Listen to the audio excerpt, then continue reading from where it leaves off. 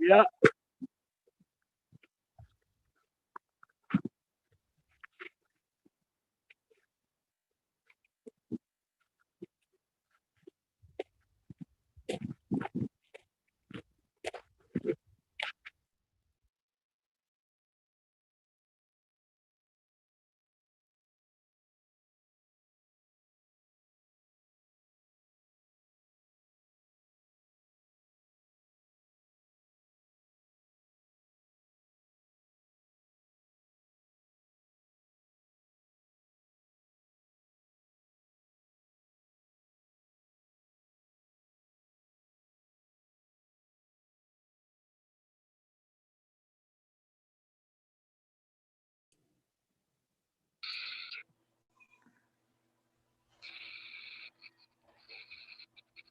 Good morning. This is a special session of the Coconino County Board of Supervisors for the purpose of our board orientation. I will now call the meeting to order. And I want to just make sure that that I can see who is participating to make sure that we are all on who needs to be on. So give me just 1 second. Supervisor, we can see everyone except Supervisor Ryan. Yes, that's what I am looking at right now. Okay, so why don't we go ahead and give Supervisor Ryan a ring, see if he's experiencing some technical difficulties. But we will go ahead and proceed and get him on the line. And so we'll have time for introductions here in just a moment, but I want to just frame the context of our meeting today. We have a full day meeting. We will need to stay on time because we have a lot of material to cover. So each of you have an agenda before you, and we will need to stick to our identified times in terms of the information that's being presented and the discussion. And I will do my best to make sure that we stay on time. But at some point, I may have to just notify everyone that we'll have to move on and we'll have to wrap up discussion on a certain topic and then go on to the next. Today, we're going to have a great deal of time this morning for a roundtable to discuss our current issues with incoming supervisors. And we will have each district supervisor discuss issues pertinent to their district. And this will be an opportunity to hand the baton over then to the incoming supervisor in terms of what are the most pressing issues that the current supervisors wish to share about their district. Each of us, of course, were elected by district. So it's very important that we represent our district. And it's also very important that we recognize that we are a governing body as a board of supervisors. So while we are elected by our district, we act as a single governing body. And so our motto that we like to say is county first, meaning that we are making decisions every day about the entire county. And that's very important because there is a lot of discussion about, yes, what individual districts might need, but recognition that we are here for the entirety of the county. And you'll hear more about that as we get into our strategic plan and as we work with one another. This is obviously a very high level type of orientation this morning. This is not, of course, the only orientation we're going to have. We have another orientation scheduled for December 10th, but then we will have a board retreat where we are going to talk more in depth about just some of the perhaps rules of engagement in terms of what are the expectations of one another, how we treat one another, how we treat our staff, how we go about doing our business, decorum in the boardroom, expectations of one another, etc. And so we will have some in-depth conversation about that, not at this meeting, but at a future board retreat. So let's start first with, and then this afternoon, which I will mention again this afternoon, the afternoon sessions will be high-level department and program overviews, as well as an introduction to open meeting law, ethics, and our budget process. So that'll be the remainder of the afternoon.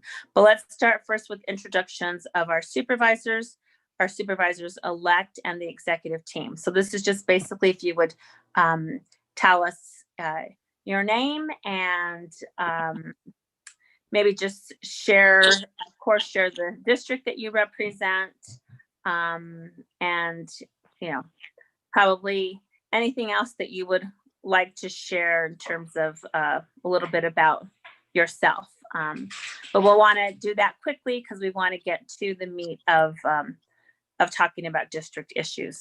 So I'm Liz Archuleta. I'm the chairwoman of the Board of Supervisors, and I represent District 2.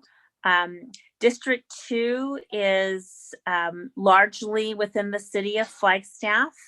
It is comprised of a large portion of the east side of Flagstaff, including the Sunnyside neighborhoods. If you're familiar with upper and lower Greenlaw neighborhoods, my district also is the south side, the area surrounding Northern Arizona University.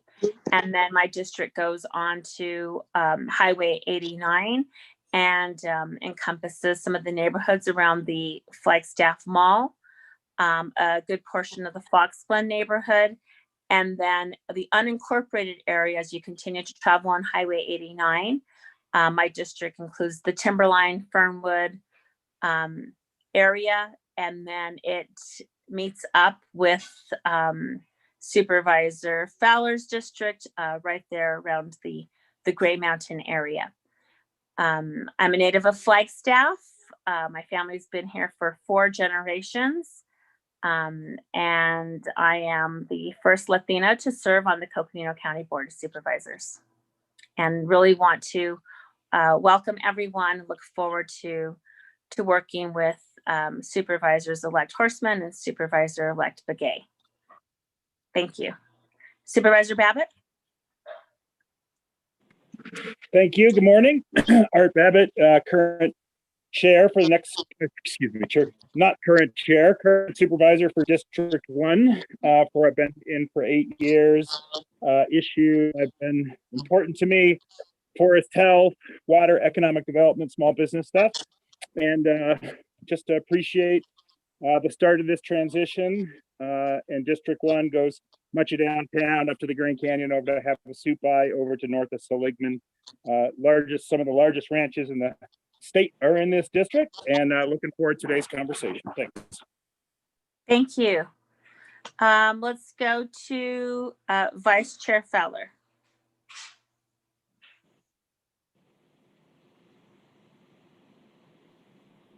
Good morning, Yate. I'm Lena Fowler.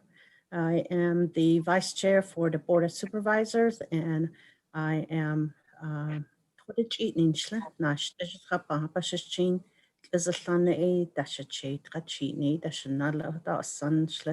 live in Tuba City, and I was elected in 2009, so I've been here for a while. My district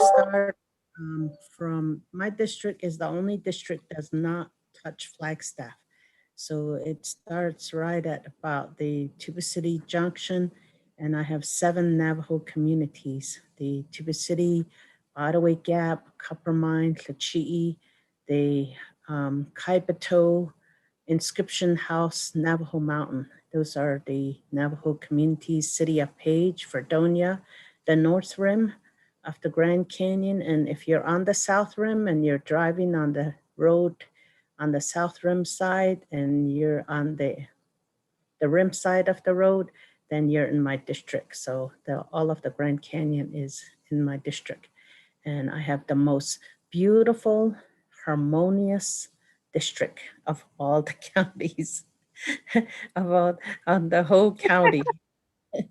And it was, if it was a standalone county, my district, it would be the 45th largest, most beautiful, harmonious county in the country. So Great. that's Thanks. Oh, go ahead. very good. Thank you. Thank you, Vice Chair Fowler. So we're going to go over to now, I think Supervisor Ryan has joined us. So I'm going to go back in order here of our agenda, and I'll go over to Supervisor Ryan, District 3. Have to unmute it there. So what did I miss? I apologize, but I got on a phone call with, if you guys don't remember, we have a public works barn that we're hoping to locate near Munns Park, and it created all kinds of consternation. People were upset, and so I was on a phone call and lost track of time there related to that. Just as you know, every once in a while, and I say this with humor, every once in a while you'll get somebody that'll call you that may not agree with what's going on. So welcome on board. You're going to have those opportunities there for it. But what did I miss, Liz? You didn't miss a lot. Basically, I just gave an overview of what we're going to accomplish today, that this morning we're going to have a roundtable. This afternoon, we'll have presentations, that we need to stay on target with our time. And that I will do my best to facilitate that. And then secondly, excuse me, I'm gonna get my glasses here. Thank you.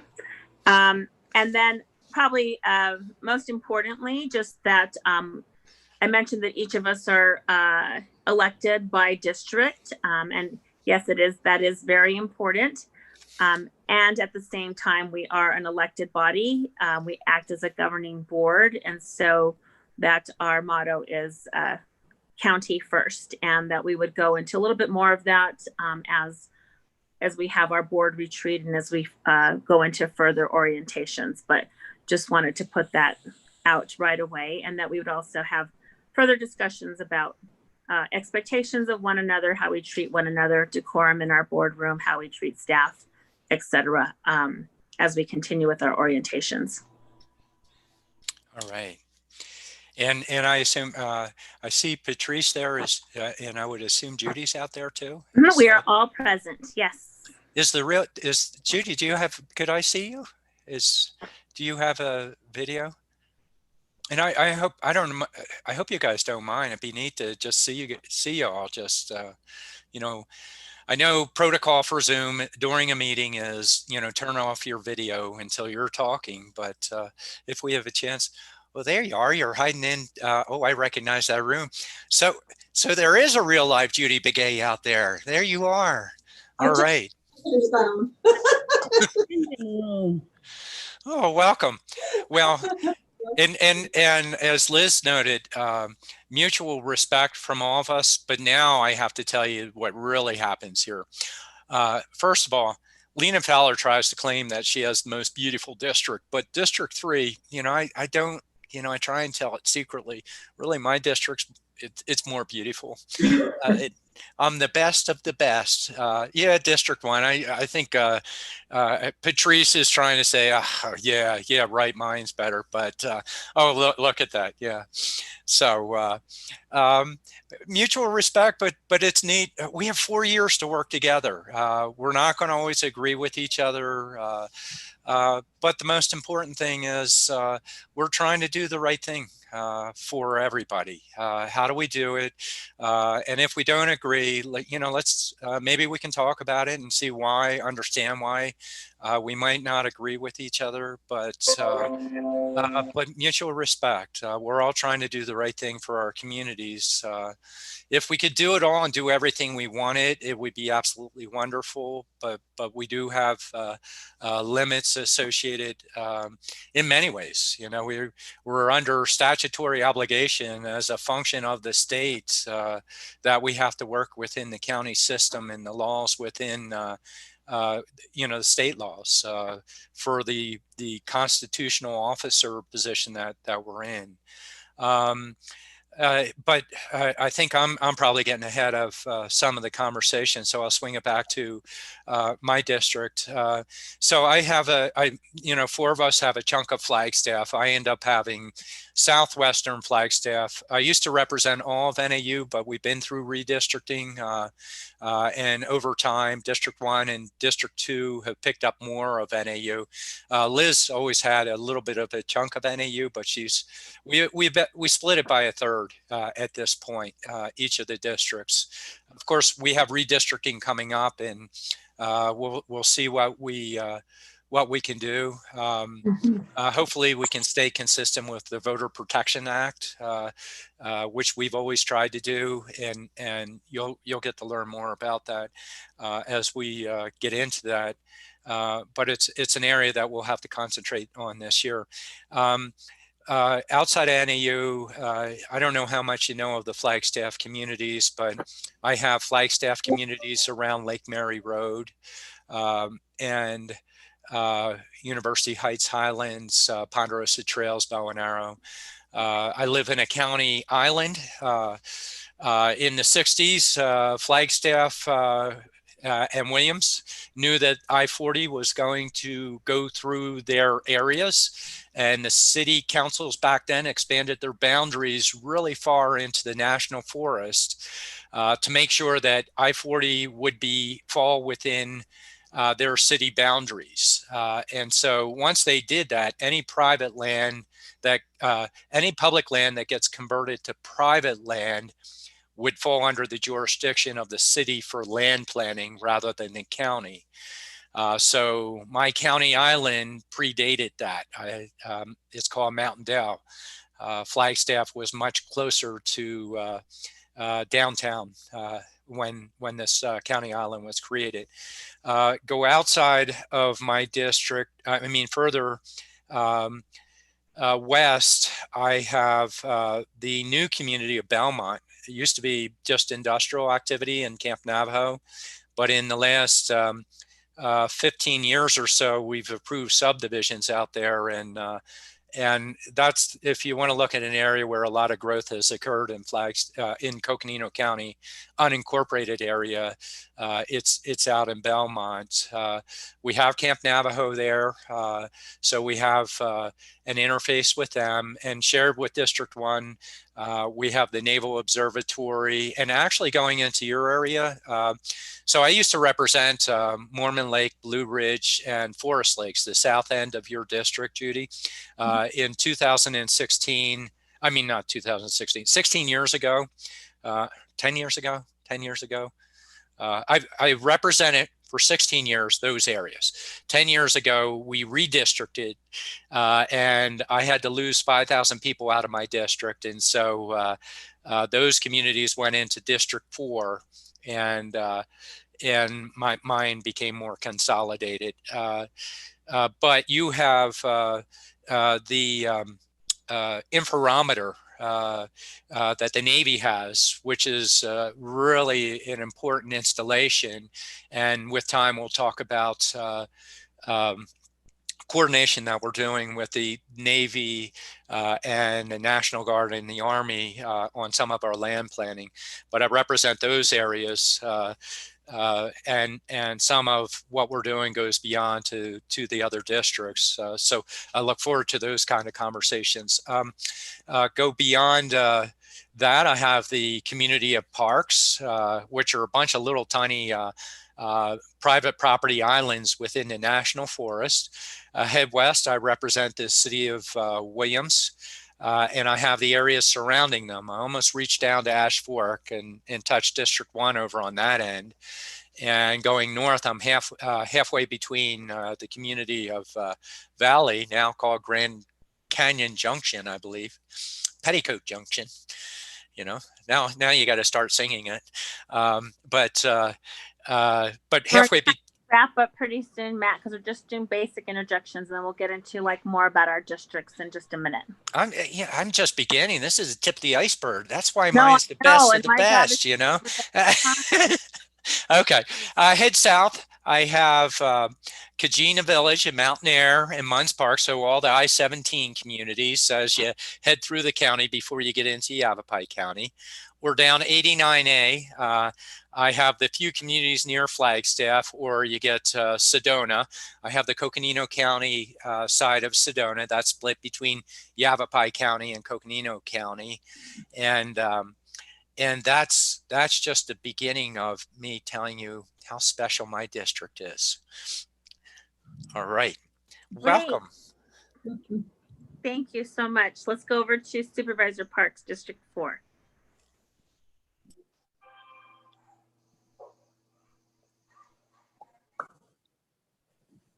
Supervisor Parks.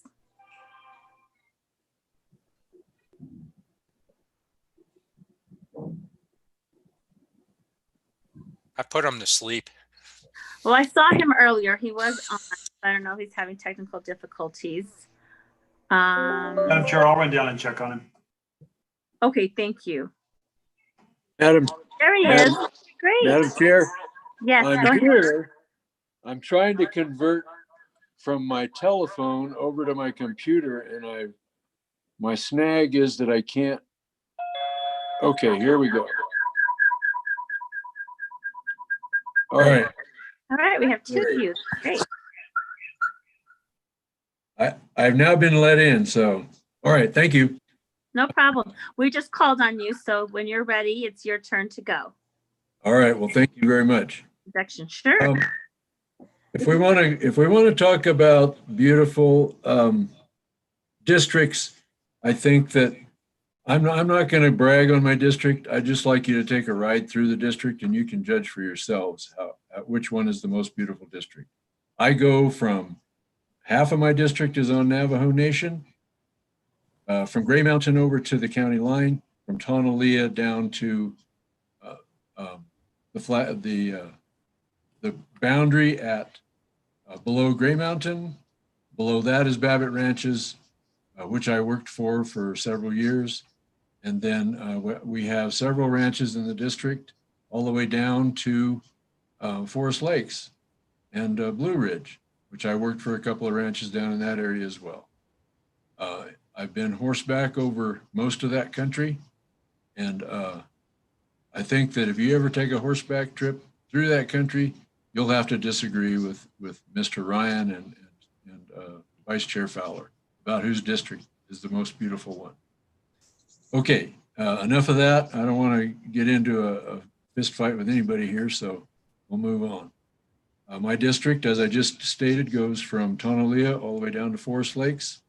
It continues from the county line back to the west, takes in part of Flagstaff, and all the way over to nearly to the Grand Canyon National Park, South Rim area. It's quite a district. Like I say, I've lived in several parts of the district, and I know a lot of folks throughout the district. Have many friends both on Navajo and off Navajo, and Judy, you'll be able to relate to all the folks on Navajo, and probably to a lot of the folks in the other areas, in the forested areas, because they're all rural areas. Like Navajo, we have quite a few rural areas in the district. Mostly everything except Flagstaff. So that being said, the issues that affect rural areas have been my most interesting and my most challenging at sometimes areas. I'm going to go ahead and let the chair move on, and I'll speak more about the district at a more opportune time. Thank you very much. Thank you very much, Supervisor Parks. We're going to go now to Supervisor-elect Horstman from District 1. Good morning, everyone. And I'll try not to filibuster this like Matt Ryan just did. So it's great to see everybody. And first, I just want to thank the staff and the supervisors for putting this orientation on. You've been great, and you're really going to make our jobs so much easier. So I really want to extend my great appreciation to the supervisors and also the staff for this. It's been really wonderful to work with you all. I have lived in this town, in this county for over 45 years. I came out from Minnesota to go to school at NAU, and like many of you, fell in love with people, the San Francisco Peaks, and of course our wonderful forests. So there was no reason for me to leave. I fell in love with all of Coconino County and all 5 districts, although I think District 1 is pretty special. I have been a lawyer here in this community for over 40 years. During that time, I've had the pleasure of being able to represent public school districts all across the state, over 40 of them, and every public school district located on Navajo and Hopi. I have a background in specialty in Indian law and healthcare law, municipal law. I've represented a number of small businesses and many, many nonprofits here across Coconino County. And it's really because of this work and my advocacy while representing these clients that I decided to hang up my law degree, not forget it, but at least hang it up, and become a full-time public service servant here for the county. And I cannot tell you how excited I am to join the board. You know, Liz and Matt and Lena, it's just going to be a pleasure working with you. And I'm looking to join the other newbie supervisor, Judy Begay, who has been a longtime colleague of mine, representing public school districts. So I'm really looking forward to working with her. And it's bittersweet to say goodbye to Jim and to Art. And I want to thank you both for the service that you've done for our community. And I hope that we'll be hearing from both of you during my term on the Board of Supervisors. I certainly would ask for your input and wisdom as I move forward in my position here representing District 1. And Art's been great in helping orient me and getting me up to speed on the issues. So thank you all. It's a pleasure to be here, and I look forward to the orientation today. Great. Thank you very much, Supervisor-elect Horstman. And now we'll go on to Supervisor-elect Begay with District 4. Good morning, everyone. Good morning. Thank you for this orientation. Shea Judy Begay, Yinishia, Ado Twitchi, Nishne, Don, Sedish, Bashichin, Don, Ashi, Dashiche, Touching, Dashanala. And I'm originally from Coal Mine Mesa, which is like 16 miles east of Tuba City. And also, I lived in Tuba City for a long time, but I currently am at Sheep Camp now. So I'm really, and so District 4 area, Jim kind of covered it, all the areas that he had represented. So that would be my district areas that I would be taking care of. I'm very excited to come on board. I think I'm able to help at this level. I've spent 45 of my years working as a public servant. And also I worked in housing, infrastructure development. I've worked in a school district environment, and then also health programs. So I think those are the very basic areas. And of the 4 jobs, I've had 45 years experience overall in that. All the way from everything, budgeting, all the way to oversight and being a board member for the school district for 16 years plus. And then also I do have my education that through NAU and University of Phoenix and business administration management. So I just want to say there are a lot of issues out there. We have housing issues, we have veteran issues, we have road issues, we have so many issues out that the people I work with would be the Navajos, the Hopis, and then everyone else that is living in District 4. And I know that there are going to be some matters that we have to speak about when we have to talk about issues that affect the whole overall county. And we're talking about being respectful and also being working together. For me, you know, I worked in a lot of areas that have organizational charts. And an organizational chart, like with the school district, we're all elected officials. We're all on the same level of, you know, representation, and that, you know, if we can respect one another and be fair with one another, and, you know, and just be mindful of one another, how we think and how we speak and stuff like that, I think that's going to take you a long ways. And to make sure that the county manager is the one that is intervening and working with the staff, and that way there's no micromanagement. I'm very careful about that, because in any job that I had, I went to the supervisor, the superintendent, I went to the executive director, or I went to, you know, people that, the managers, and I would just let them know what I'm hearing and what needs, and then just give it to them. And that's how, you know, I like to work. So with that, you know, I just want to say, you know, we just have to be fair and mindful and respectful of one another, and know that, you know, we're all going to have to be, and let it known that, you know, we're all equal. You know, none of us board members are over one another, you know, and I know board chairs and board presidents, I've been there, done that. And those people run the meetings, yes. And so that's how it is. And that's the way I would like to see the county.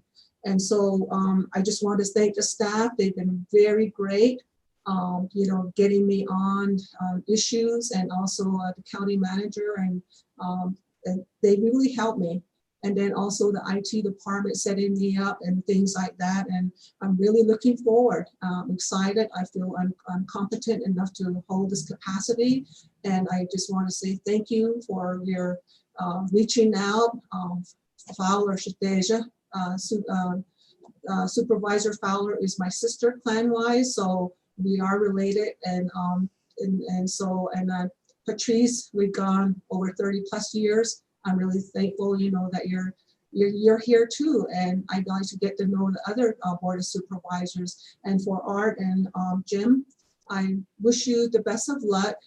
I know it's the big areas and big challenges that you may have had, but, you know, just like Patrice said, come back and, you know, talk to us and, you know, help us along, because, you know, we want to see that. And everybody's saying, oh, what about my country, this and that, you know, you got to see Coal Mine Mesa. Coal Mine Mesa is, I'm going to have a picture of that right in my office, you know, once it's set up. So I thank each and every one of you, you know, and I want to work with you, and I'm happy and excited. And overall, you know, I'm glad to be a part of this group. I just want to say that. Thank you so much.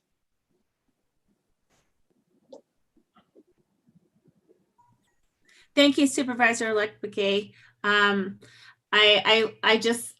I love it. I can, there is a lot of enthusiasm and energy, and this is great. All of us are very excited to work with one another. And there's going to be a lot of challenges and a lot of rewards in the position as a Board of Supervisors, and really looking forward. All of us are looking forward to working with one another. And so now I want to introduce the executive team, and we'll start out with our county manager, Jimmy Jane. Jimmy? Thank you, Madam Chair. A smile comes to my face, first of all, as I hear the introductions, but I hear the word opportunity moving forward, and excited about, as you said, the energy here with us and in our organization. So I'm Jimmy Jane. I serve as the Coconino County Manager. I joined Coconino County in August of 2017. Previously, I served 14 years as the Navajo County Manager, the county to the east. And I have 30 years in public service at the federal, state, and local level. Married to my high school sweetheart. She been my life partner, and I have four adult children. My oldest is married. I have 2 grandkids. They live in Show Low. I have a son. I have two other sons that are both here in Flagstaff, and my daughter, my youngest, graduated from Flag High in May, and she's a freshman at Coconino Community College. So proud of my family, and proud to be here, Madam Chair. Thank you.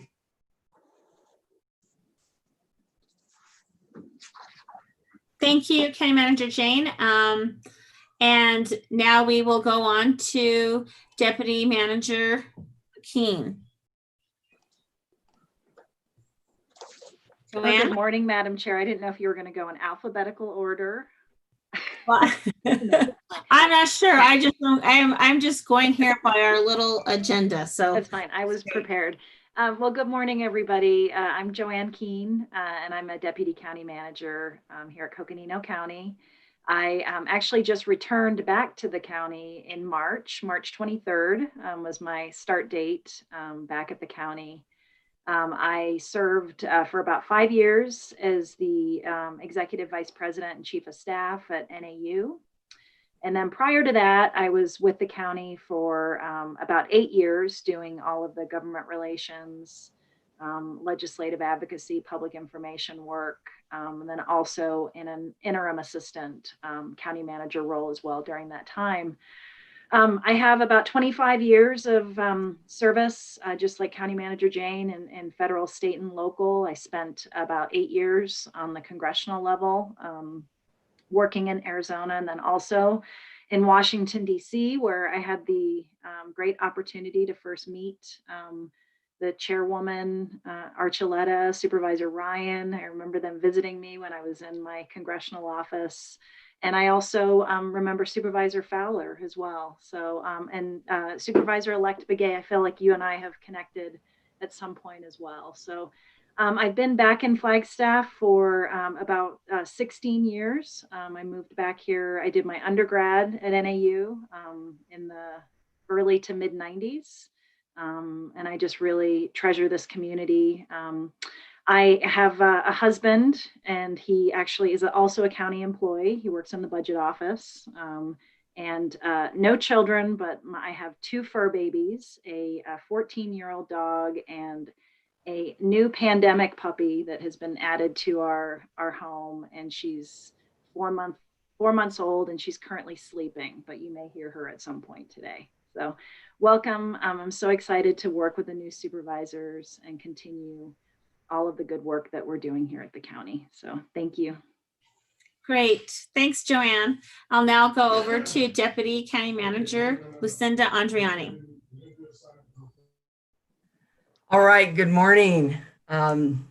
It's really an honor to be here this morning. And, you know, in March, I'll be entering my 16th year with the county, and really excited to have Supervisor-elect Begay and Horstman joining the board. I really am excited about this future for us, and look forward to working with all of the board members, and particularly supporting the 2 of you in your transition. So want to be sure to say, don't hesitate to reach out at any time if there's anything I can do to support you. So as I indicated, I've been with the county for about 16 years, and I'll go through a little bio when I do my presentation this afternoon, but you know, it's been quite a wild ride, and involved in a number of key initiatives that we took to the voters over the past 15 years successfully. I'm grateful to say the voters were very supportive of those initiatives, and probably my proudest accomplishment is the Schultz flood mitigation effort, which was the largest single project the county ever took on. And we were successful in mitigating the impacts to the Schultz flood area, and after investing over $30 million. And that came through tremendous support from Supervisor Archuleta, who really led that effort and secured those funds and had a tremendous impact in being able to move that whole effort forward. So again, very proud of that effort and what our team has done related to those efforts over the years, not only in Schultz, but Slide and now Museum. So again, look forward to working with you. In terms of my family, my wife is Carrie Bloom. Some of you know Carrie. She served as the United Way of Northern Arizona CEO for 15 years. And we came to Flagstaff in of now about 23 years ago. And with our daughter, Ellie, who is a special assistant to the State Attorney General in California, Javier Becerra. And we have a son-in-law who's active in public service right now. He's working on the Biden transition team. So we have a very public service oriented family. We have one grandson and one on the way, literally due this week. Her due date is Friday, so we're excited. We have another grandson joining the family. Again, really look forward to working with everyone. And again, if there's anything I can do to support you, I'm just a phone call away. You can call at any time. Thanks so much.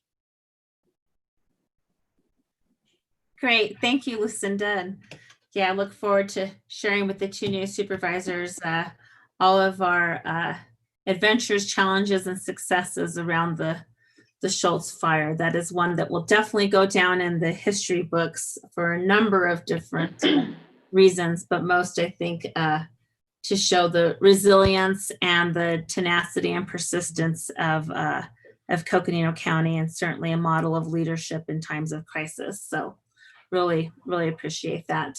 We'll now go to our Deputy County Manager, Marie Peoples. Marie? Hi, good morning, everybody. It's really good to be here.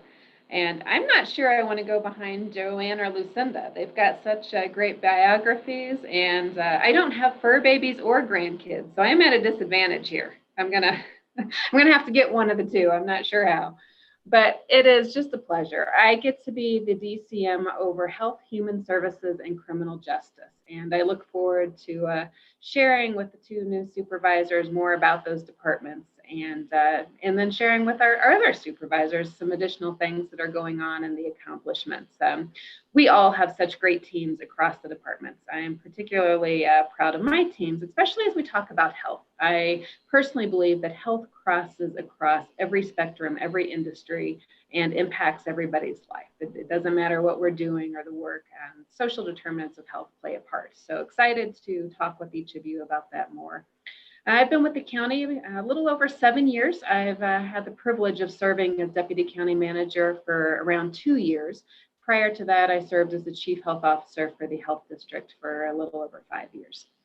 And so I will leave it at that for now. I'll share a little bit about myself. I am married. I have 2 grown sons, originally from the Missouri area.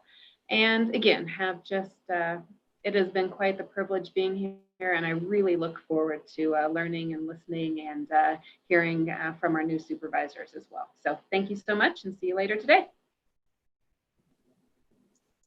Thank you, Marie. Wonderful. So now let's go to the Clerk of the Board, Lindsay Daly.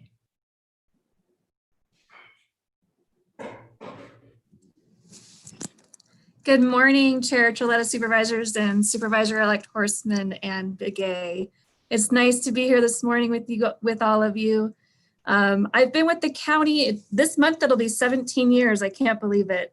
But I've been in this position for about 2 years now.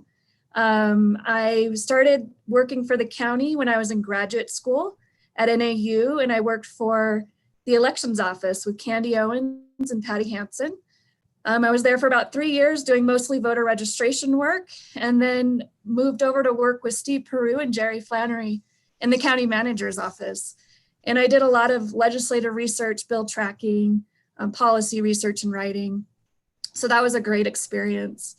And then I moved out to Public Works, and I worked with Andy Bertelson at the time. He was the director.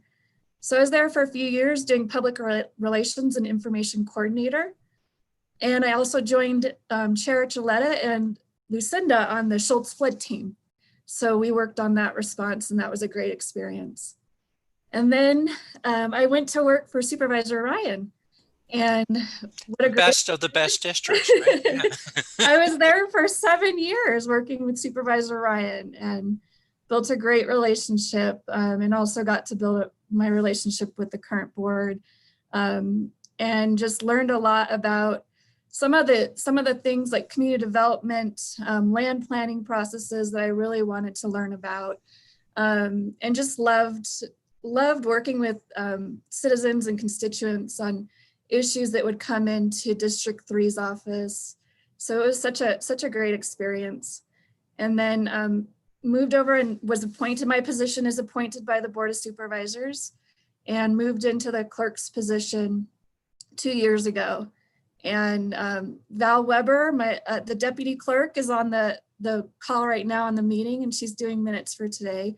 And just an absolute pleasure to work with Val. And we're currently in the process of recruiting for our admin support position. So look forward to getting that hired and just assisting the board in whatever you need, especially during this transition. So thank you.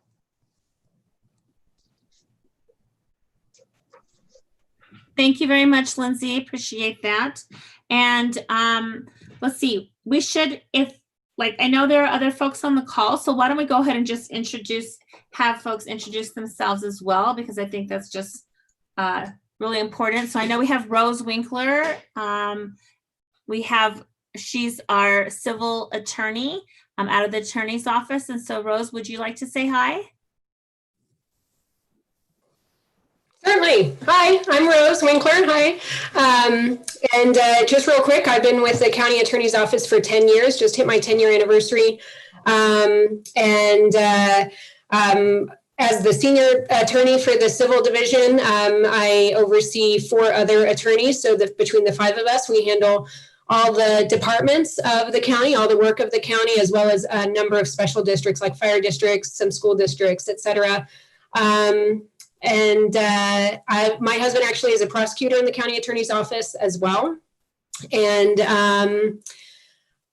that's it in trying to keep things brief. And I'm certainly always available as well for, questions, especially for the supervisors elect, as you guys come on and get familiar with things and processes and even just have specific questions. Absolutely feel free to reach out. Thanks.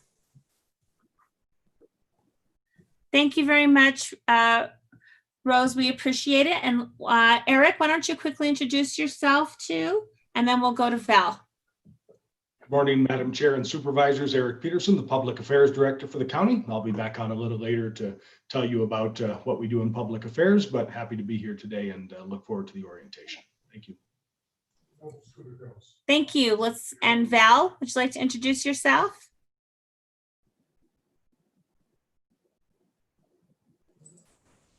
I'm sorry, Chair Archuleta, this is Val. Great. I just wanted you to be able to say hi to everybody since you were on the meeting taking minutes, and we appreciate you. Thank you, Chairwoman. Welcome Judy and Patrice. Look forward to working with you. The clerk's office is a pleasure to work for, especially the board. They're all very nice to us, and we work hard to do things for all of you. And I love working with Lindsay. She's the best, and I learn a lot from her. Actually, the county in general as a whole is awesome to work for. So it's a pleasure. I look forward to meeting everybody in person. Thank you. Great. Okay, super. Well, thank you very much. Appreciate it. So I think we have everybody. I will say that Supervisor Babbitt has been a bit detained. Unfortunately, he was coming into the office and got a flat tire. So he is changing a flat tire on the side of the road right now. So that's why I know many of you have acknowledged him during your comments, and I'm sure he would say thank you and would have made some comments back, but he has had to drop off pretty quickly. Oh, I think he's on now again, maybe. Okay, super. I think he just came on. Supervisor Babbitt, are you on? Okay, well, he might still be changing that tire on the side of the road. So that's unfortunate, but it happens to all of us at some time or another. So, I'm back on my phone and I'm getting ready to jump on my computer. Sorry for the disruption. Okay, no problem. All right, well then, you know what, Supervisor Babbitt, you were first on the list to start the roundtable, but would you like for us to go on to somebody else? I would. I'm going to need to just gather discombobulated, more than normal life here, and I'll be ready for it to go second. Okay, super. So then, according to my my outline here, we would have Supervisor Ryan next. So Supervisor Ryan, would you like to go? And let's see, we have basically there are 7 of us, and we have about 2 hours. So, please maybe do like at the most maybe 15 minutes so that we can leave enough time for discussion, and I'll let you know when you're approaching your time. Maybe I'll give you a 10-minute mark there. You don't want to filibuster, huh? No. Yeah. Actually, so what are we doing for roundtable? Give me a little bit more Just here. basically talk a little about the issues that are facing your district. Maybe some of the most, and maybe you could do like a top 3. Kind of the current issues, and anything you want to, what might be bubbling up, or just some of the maybe changes to your district, or what you see as maybe some trends, or some future projections of your district. I mean, anything you want to share about your district. And if there's not much to share about your district, I mean, you might just want to share just maybe some of your maybe some of the values and some of the perceptions that you bring to your work. Okay. And probably as the introduction piece, I guess I didn't give a little bit on my family. So I've been on the Board of Supervisors first for 24 years now. So I just won my 7th election. And I have a pretty diverse community, a lot of in terms of socio and economic pieces. I have a lot of second home ownership in the communities. And so it's a broader population, and the influences that come into those communities. There are a lot of them are unincorporated, although I have 3 different cities that I'm representing as well. Although, when we look at things, we're always looking at the broader, what's going on with the county, how do we do it, how do we work together? But we all get focused on our own areas to see what we can do and coordinate on behalf of the communities. Just quickly hop into my family real quick.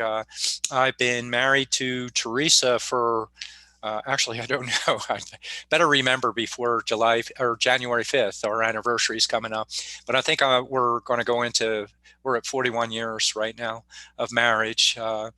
And Teresa worked at NEU for a number of years in the business school, and now she has her own website design business, working from home. So that's worked well with COVID so far, knock on wood. I have 6 grandchildren by birth and 2 by marriage. And they are just, grandkids are wonderful. You want to see everybody succeed and become better than we are, huh? So swing into the district and hot issues that are going on and/or activities of focus. As noted, I've been on the board for 24 years. And so with time, you find opportunities where you might be able to help people, but maybe you can't. But you build on concept, or at least I do. And I might see an area that a community has a need, but you really need to help them help themselves most times. And how do you empower them? Do they create a nonprofit? Is that a piece of what they need to do? Do they have a community champion? Sometimes they don't. And sometimes, like Oak Creek Task Force, that's a group that's concerned about the unique waters of Oak Creek. They took 16 years to really form as a not-for-profit or nonprofit organization. And yet we had been in discussions regionally with the city of Sedona, with National Forest, with Department of Water Resources, the State Department of Water Resources, and ADEQ, the Department of Environmental Quality. So we had multiple players there that came to the table, but it's community building. A lot of our job is networking, connecting concept, and enabling Some of it is a role of the county. Sometimes it's just getting people to work with each other. And often there are times that we try and bring people together that may not agree with each other. But how do you work through solutions? So these are some of the core values that I work with and try and work with community members. That's an important aspect. So top issues would be, I mentioned the military bases. We have the Naval Observatory, which is a pretty important strategic aspect or facet of, for the sake of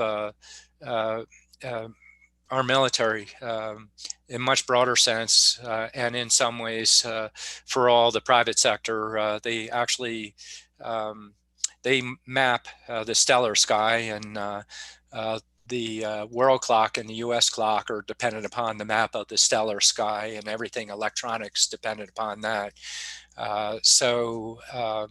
We've always tried to protect our dark skies in many ways for everybody, how much everybody, what it means to them, how it's ingrained in their own values at the base level of community, at an individual level, but up through these organizations and through the Naval Observatory and our astrophysics. A lot of astronomers work in the area. It's a soft green industry that a lot of people don't know about, that we have in a regional sense, and it crosses over to multiple districts.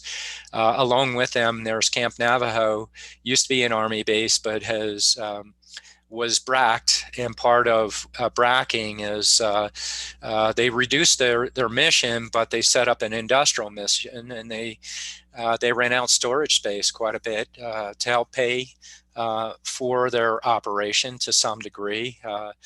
Joanne noted, she was a part of this when she was in Washington, starting with Representative Stump's office, but through the years, tracking and what happened with this. But basically, it's a National Guard training site, so it's very important for the sake of their mission. And one thing we looked at from a land planning perspective, and it took 18 years to get these federal agencies together. It takes time and patience and perseverance and setbacks, and you come back and you bring people together. But we actually eventually got a plan together. It's called a joint land use study, and now they changed the name. It's compatibility, but that's the intent of it. Is if we were to have a development happen on private property, you probably don't want to put a subdivision next to a shooting range. People move in and suddenly they want the shooting range to go, and it compromises the military mission for what they're trying to achieve. So doesn't it make sense that maybe a more appropriate, maybe it's an industrial activity, or through time we've put grants together working with the military and getting federal money to come in of protecting wildlife corridors and acquisitions of lands and coordination. So there's a big effort where we have many agencies from the federal, state, and city level that we're trying to coordinate plans. And fortunately, the county, what it's done is it also, for our sake, we're in a conveyor belt of opportunity because we have a plan, and we're developing strategy through implementation for other plans. It provides an opportunity to bring in federal money to help us achieve what we're trying to do. So a lot of times, in our roles, we might not have much money in the county when we have many more broader ideas, but sometimes we try and find money elsewhere that might come in and help us achieve what we're trying to do at the county level, but also work together at a regional level. So that's a pretty complex piece of activity that's taken many years to get together, and we're launching into it, and we're building successes associated with that. Another one would be always been involved in national forest issues, in particular, one that we've managed to coordinate to some degree with our flood control district that we sit as board of directors of in another capacity, but also within the county, working on trying to reduce the fire danger in communities and bring back a healthy forest rather than allow a lot higher densities than what would be typical for a savanna, mostly grassland, but ponderosa pine forest.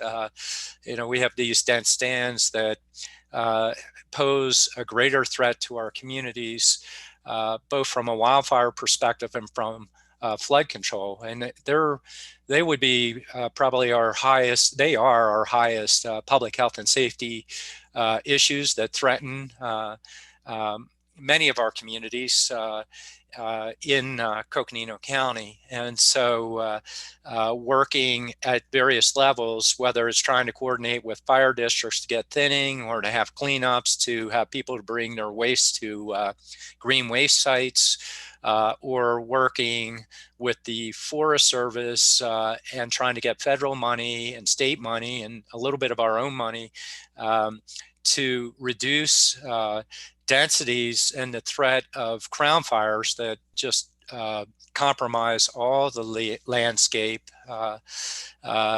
where you get impermeable soils and you get a greater threat of soils that have been taken millennia to develop, thousands of years to develop. You lose them if you have too hot a fire caused by these high densities and these very hot fires. So that's an important aspect. I think with time, go back to the community level. I have this, dream that we can bring multiple agencies to the table and get people so they're not always protecting every tree on their property, but they're thinking of how they can protect not only their property, but the community by reducing our densities in the communities and having a healthier forest. With that, we have broader issues that come in. We've become the playground for the state that many people are coming up and using the national forests, national parks, national monuments, and a lot of times they'll cross over onto private lands, not knowing they're private because they look like the national forest. We're getting such a large volume. It's a big challenge that we're all going to need to take a look at, because there's a level of education that we need to work with the community. People don't know how to take care of the forest. They leave their trash behind. They leave unattended campfires. In the Sedona area, we have such a build-up demand that it takes quite a long time to get into the community because everybody's flocking there, and there are limited ways to get into the community. And you go along Oak Creek that we're trying to protect, the waters of Oak Creek. And if you look at the families, they're beautiful families, wonderful people, just coming to have fun, but they don't know how to take care of the outdoors. And we get a lot of trash, and we get a lot of human waste that comes in, and we get a lot of trespass that's happening on private property. And that's an example. And beyond that, other communities, I would suspect that y'all, if you haven't seen it, you've heard about off-highway vehicles. They're rented, and people are buying them at such volumes, and they come up here and they saw the TV commercial, and they just feel the idea is that you have to go tear up the land in order to have fun. And so, that puts demands on our sheriff's office, where they don't even patrol anymore. They're just going from incident or accident to accident. So those are big issues that we deal with. I have what I call my top 10, which are things that are currently occurring and or these big items that you move at the right time. But my top 10 is probably 30 items that are always in play, 6 controversies in different communities. Maybe it's a new land planning issue coming in or whatever, or neighbors or neighborhoods getting upset and working together with them. Along with these broader topics that, how do we try and visit our congressional partners? How do we do it? How do we coordinate it with the county and make sure we're staying coordinated with everybody to, just small things, just helping somebody that didn't know how to use the service. Excuse me. And then I have the back 60, which are probably 400 items that I've built up over 24 years of. They're neat ideas, but they're not ripe yet. Either you don't have a champion in the community, or timing's not right, or you need to get a certain kind of legislation, but it's not ready yet.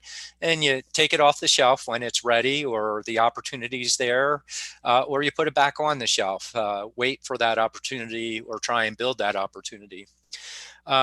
Just a general sense, what I, when I'm talking to people out in the community, describing the job generically is I'm on a journey among concept. There are many brains out there, individuals with many ideas, and they go much broader than what our mission is. We're county supervisors. We work within the laws of the state as far as counties are concerned. Now, concept goes beyond that, but we still have to work within a limited capacity of what our role is.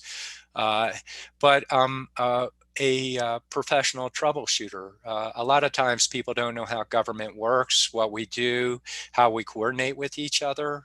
We all do that. That's a big part of our job. We're just helping people understand how the system works and guiding them and helping them understand how to use it. And then the last piece and the biggest piece of that is we're educators. And being an educator, you might not know about it, so you have to go learn about it to go help people and help them understand how things work. And so, that'll give you just, I know I have a limited time associated with it. Some of the ways that I think about things and approach things, I'm always researching, trying to find the right thing, the right way. Often our job is trying to tell people, we can't be all things for all people. And often we have to say no to people, but you try and explore the best way of doing things, explain why you can or can't do things, and help them understand. And it's a big part of what we do and how we do it, or how I approach things. And I probably ran out of my 10 minutes by now. We have one minute left, but perfect. I'll leave it. That's good. Yeah. Yeah. Okay.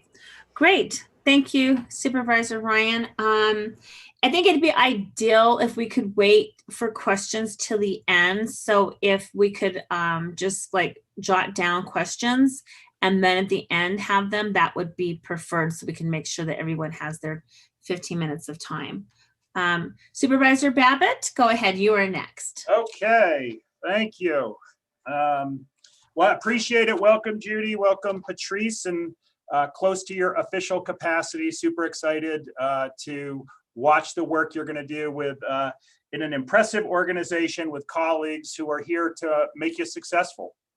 And that has been my experience for the last 8 years, that I sat with 4 other folks on a 5-member board who did their best to make me successful. And that's when we do our best work. So like all organizations, let me see, it's 10. Okay. Like all organizations, Coconino County has some wonderful things that we do incredibly well, that we should celebrate, and that we should recognize. And then we have challenges like all other organizations in terms of how you build an organizational culture that engenders a diversity of perspectives, that engenders not just celebrating success, but also learning from our challenges. And and making sure we have honest dialogue that is based on ultimate respect of each other and understanding that productive discord is part of a healthy organization. And I think, so there's some great stories to tell that you will be telling and writing your own stories about those successes. And then I hope you always remember that we need to go the extra mile to make sure that this organization models what we ask of our employees. All of us model that as individual board members, as members of this organization, because it's really, really important. People need to feel safe. We should not confuse good policy and good conversations with agreement.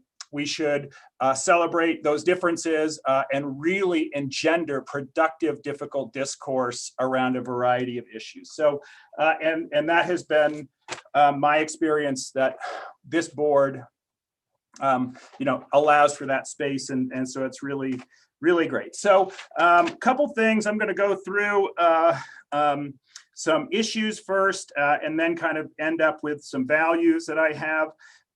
So you've heard it, forest health, the threat of catastrophic wildfire and post-fire flooding is our #1 public health and safety issue. We have shown over and over again what the costs of cleaning up messes are. We've seen that at Schultz, we're seeing that at Museum, we've seen that at the Tinder Fire, we've seen that at Slide Fire.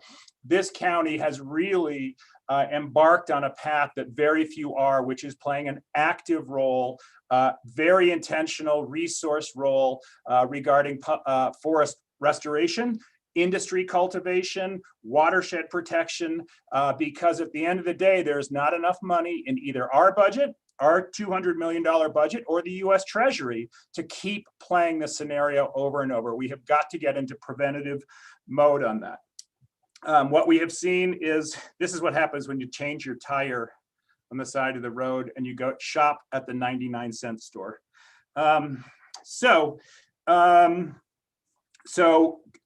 Part of the urgency around forest restoration, whether it's at Bill Williams Mountain that you'll learn all about, or work up on the peaks, or at Four Fry, which Supervisor Parks and I have played an active role in, is the reality is climate change and 20 years of drought have changed the game in terms of urgency. Oh, hey, Jim Parks, look at that. Change the game in terms of urgency of getting these efforts moving forward. The county has done a great job of going places few go, and that's because this board has supported it. And I got to say, there is no better money that you can spend than doing preventative money. So from a topical piece, I want to say one of the things the county has done really well over the years is being very fiscally disciplined. We get to do things here because we make difficult decisions. It's no secret, I have some concerns about how clear we are on that fiscal discipline. It is something that you have to actively and intentionally manage with management and the organization to make difficult decisions that allow us bandwidth in other areas.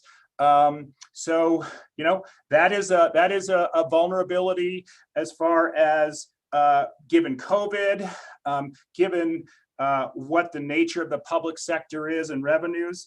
Boy, I really want to encourage the new members to implement strong fiscal conservative policies that shouldn't be conserved with not spending money, but asking very difficult questions on how we allocate that money and what are the outcomes, and being open to other alternatives.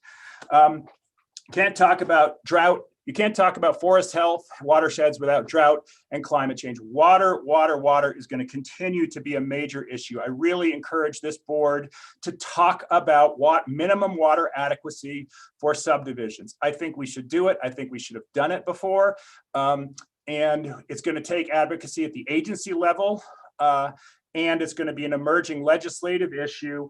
Representative Blackman is a co-sponsor of the Rural Water Adequacy last year. That is something we should be an active player on. That landscape has significantly changed. We need to allow for vehicles, for regions to better manage, understand, and impact their subbasins, their groundwater basins, and watersheds. So we're House Bill 2896 last session was a good one. You've heard public lands. Public lands are our golden goose. They're also the source of, they're the golden goose of our economy. They're the source of why so many of us who weren't born here or come from generations here moved here. And that is also, so it's a huge economic source, but it's also the source of much of our conflict. You know, I spent an hour and a half at Happy Jack meeting with residents and walking in an area that is showing some pretty high levels of intensity of public lands use. That is all over this county. Looking at issues with the sheriff on enforcement with OHV is a really important piece. So those are some of the pieces of specific things that are going to poke their heads up. I want to talk about a few others here before I close. The flood control district. It's really important that we have all these external relationships with jurisdictions and partners around Northern Arizona. It's very, very important that we remember, I believe, our role in productive, healthy relationships with our jurisdictions. There have been some hurdles. The flood control district with our jurisdictions around the county has been a big deal.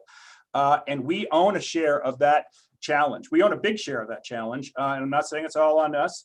But we have some healing to do. We have to be intentional about including those partners who did not feel like they were included. Those are the city of Flagstaff, our other jurisdictions.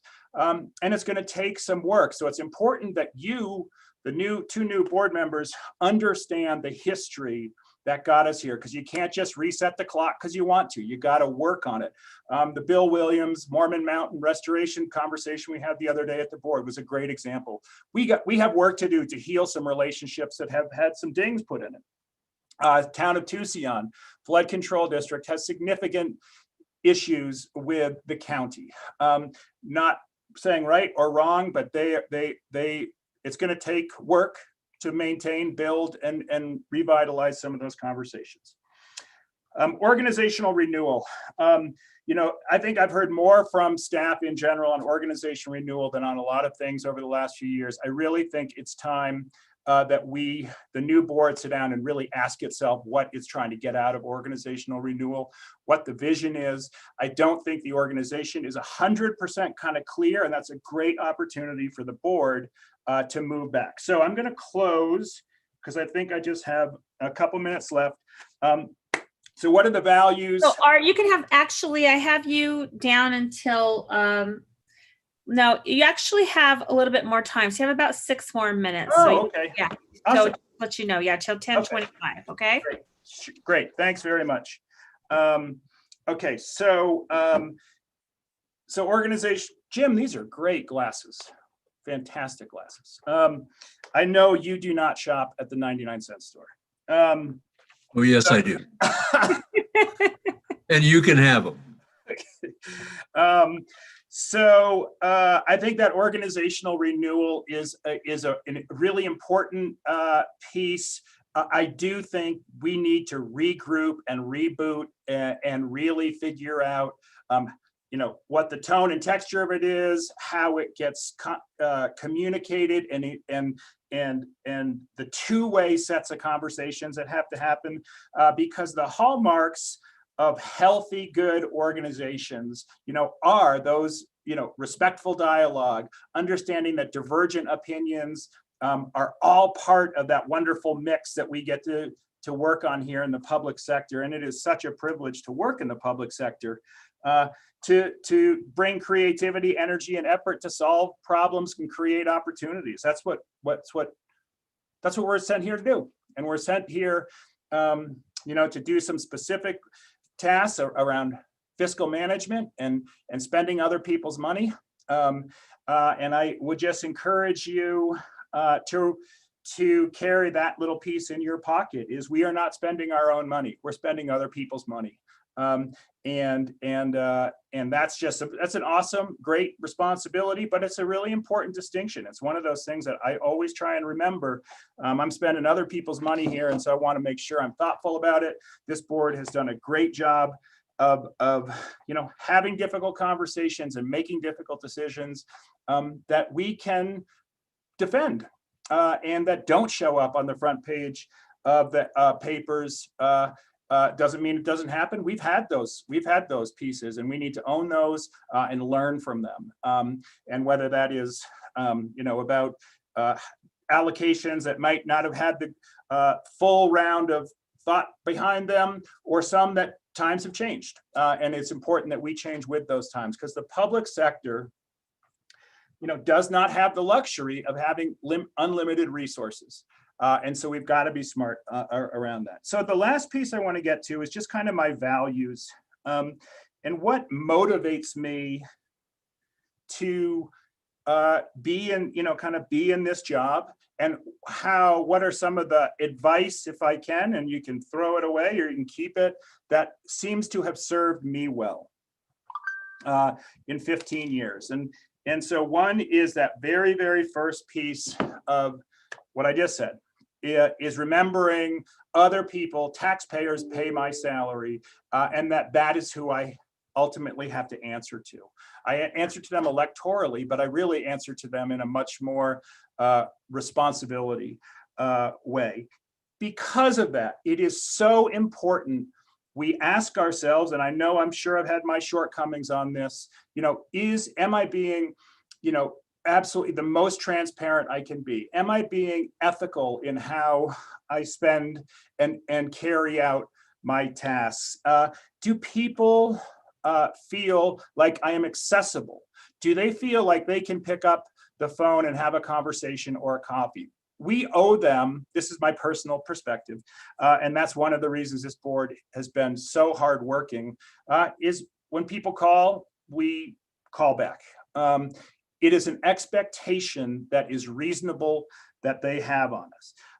My personal perspective is we should be reaching out and talking with people who disagree with us more than we should talk with people who agree with us. The last thing we need is to sit in a bunch of room with people who think just like I do, and think that I'm going to broaden my perspectives or be educated or be impacted. You know, one of the things that I really learned is that we can talk policy, these high level pieces, but it's in the regulations, it is in the regulatory environment where so much of this plays out. So the regulatory matters. We need to always remember that the city of Flagstaff is not the totality of Coconino County. So we are trying to balance very different, very rural to pretty urban, high socioeconomic discrepancies between communities and areas here. And so it's, you know, you can't pick and choose, say, oh, this regulation works for that person and it works for there. You have got to figure out that common denominator that allows us to serve really diverse populations. And so you know, I spend a lot of time in the regulatory side of the world because that's where things either happen or they don't happen. Let's see, last couple things are, you know, one of the things we do is making sure our organization has good communication with management. The county manager, we don't hire and have responsibility for many people in the organization. Having a highly communicative relationship with the county manager is really, really important. And we have to help work together to make sure that the leadership team here, they're the right people on the right chairs for the right tasks, is really, it is a group discussion, and the board needs to, and the board has, and really I hope continues to lead having that as a conversation, because that's really important. So with that, I think I'm going to pass. I see Liz come on, so that's my hook across my neck to pull me out of here, but appreciate the opportunity to share a few words and perspectives on issues and values, and thanks for, you know, thanks to my colleagues, my gosh, for allowing me this space to work, and really looking forward to the work that Judy and Patrice are going to be bringing on. Thanks. Great, thank you, Art. And again, we'll keep questions to the end. And so we'll now go to Jim, Supervisor Parks. You have until now until 10:40. So everybody has 15 minutes. Go ahead. All right, thank you, Madam Chair. And As you all know, I am not as versed in expounding upon matters as some of the other folks on this board. As we know, Supervisor Ryan has the ability to be like the Energizer Bunny. He can go on and on and on, but I don't. So my batteries run out pretty fast. It won't take that long. No offense, Matt. That's just teasing. Hopefully you absorbed that. No problem, Jim. I know you are. Okay. Some of the major things in my district are the major things in everybody else's district. Much ground has been covered on economic development, on roads, on the forest areas, on the expenditure of money, taxpayer money. You're going to have to be very careful of that. We are in a bad economic time right now, I believe, and that is because we have depended on the federal government for so much that keeps this county running right now. The federal government continues to print money, and that has consequences in the future. I know that our national credit card is about maxed out, and there is going to come a day of reckoning, and hopefully it will be a time when we are more ready for it than we are now. As far as issues on Navajo, much of my complaint traffic there is about roads. In fact, most of it is about roads. On Navajo, we have a third of Navajo Nation and a good portion of Hopi that still in the 21st century does not have electricity or access to running water or sometimes even clean water. So those are going to be major issues, and Judy, you're going to be dealing with those immediately. And I'm sure that you already know, and I'm sure that that's part of your plan, Judy, because you live out on Navajo and you understand the issues there. As far as the other rural areas, much of the rest of my district is forested area, which means the folks that are out there are either ranchers or have something to do with the logging industry, which is coming back with Forfry, with this with the programs that we have going, FWPP and our Forfry programs. That's been well covered by Art, who is a major player with Forfry, and Matt also. And I don't need to go into it much more. They have pretty well covered the subject. Both of those young men, and I say young men because I'm the old man of the crew here. The OHV issue is a big. It's going to be one of the gorillas in the room because the people in Phoenix far outnumber us up here, and they sometimes feel that because we up here have a lot of public land, that gives them the right to abuse the public land, which both of our other supervisors covered. We don't need abuse of our public land. We need to ask those people to take care of our public land. The problem is that a lot of it is going to be about enforcement, as Art said. The problem with enforcement is we, as a county, our sheriff's department does not have the personnel to scatter them out through all of our forested lands on the Coconino. We have 3 forests in Coconino County. We have the Kaibab, which is in Matt and District 1 and District 2 primarily, although some of it's splashes over into District 4. We have the Coconino National Forest, which comprises most of our forested lands. And we have a small portion of it down near Forest Lakes, which is Black Mesa district of this Apache Sitgreaves Forest.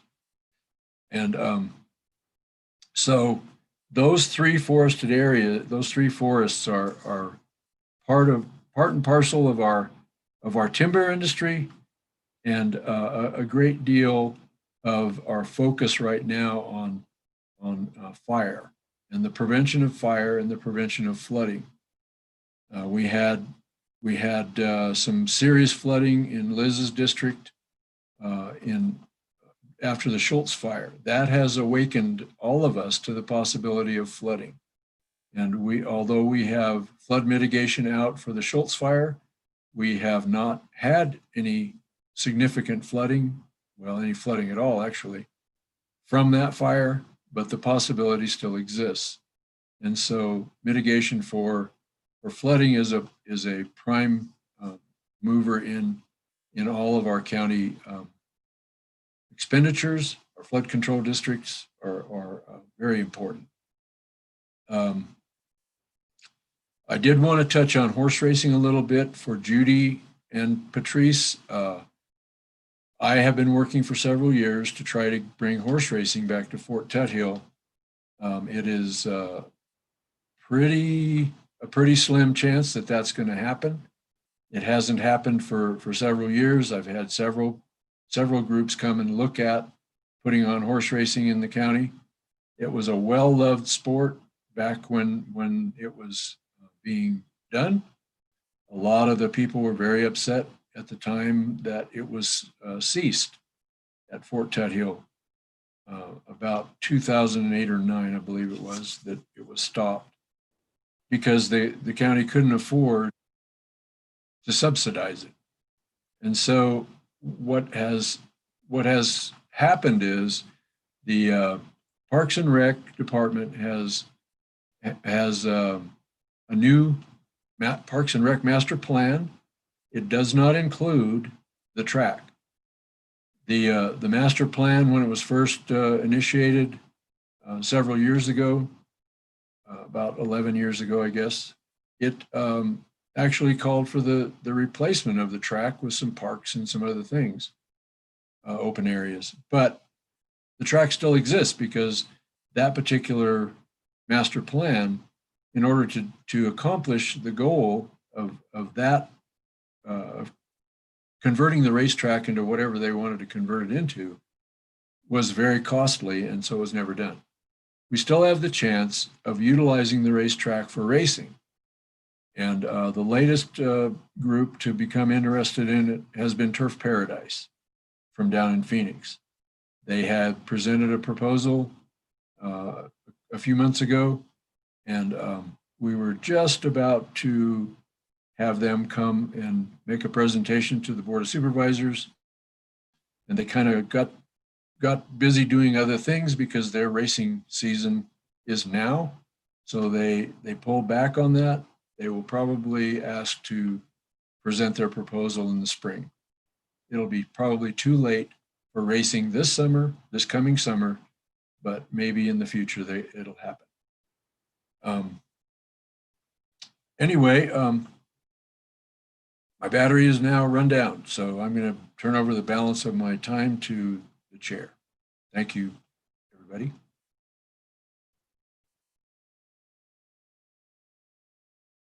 Thank you, Supervisor Parks. So great. We're now going to go over to Vice Chair Fowler, and Vice Chair Fowler, you will have until 10:50. Great, thank you. Yatehnana. Yes, I am Lena Fowler, Coconino County Supervisor for District 5. Coconino County is the second largest county in the country. It's one of the most diverse, but it's also one of the most rural counties. In 2017, we had a community assessment done, and it revealed that 22.7% of the county residents were below the poverty rate. And so we have great needs across the county. Now it's even more. And in one of our major employers in my district has shut down, has really caused a great stress and really a huge impact on our residents in Coconino County, as well as the taxing districts. So NGS shutdown was closed in November this 2019, stopped all operations. It's going through a decommissioning process.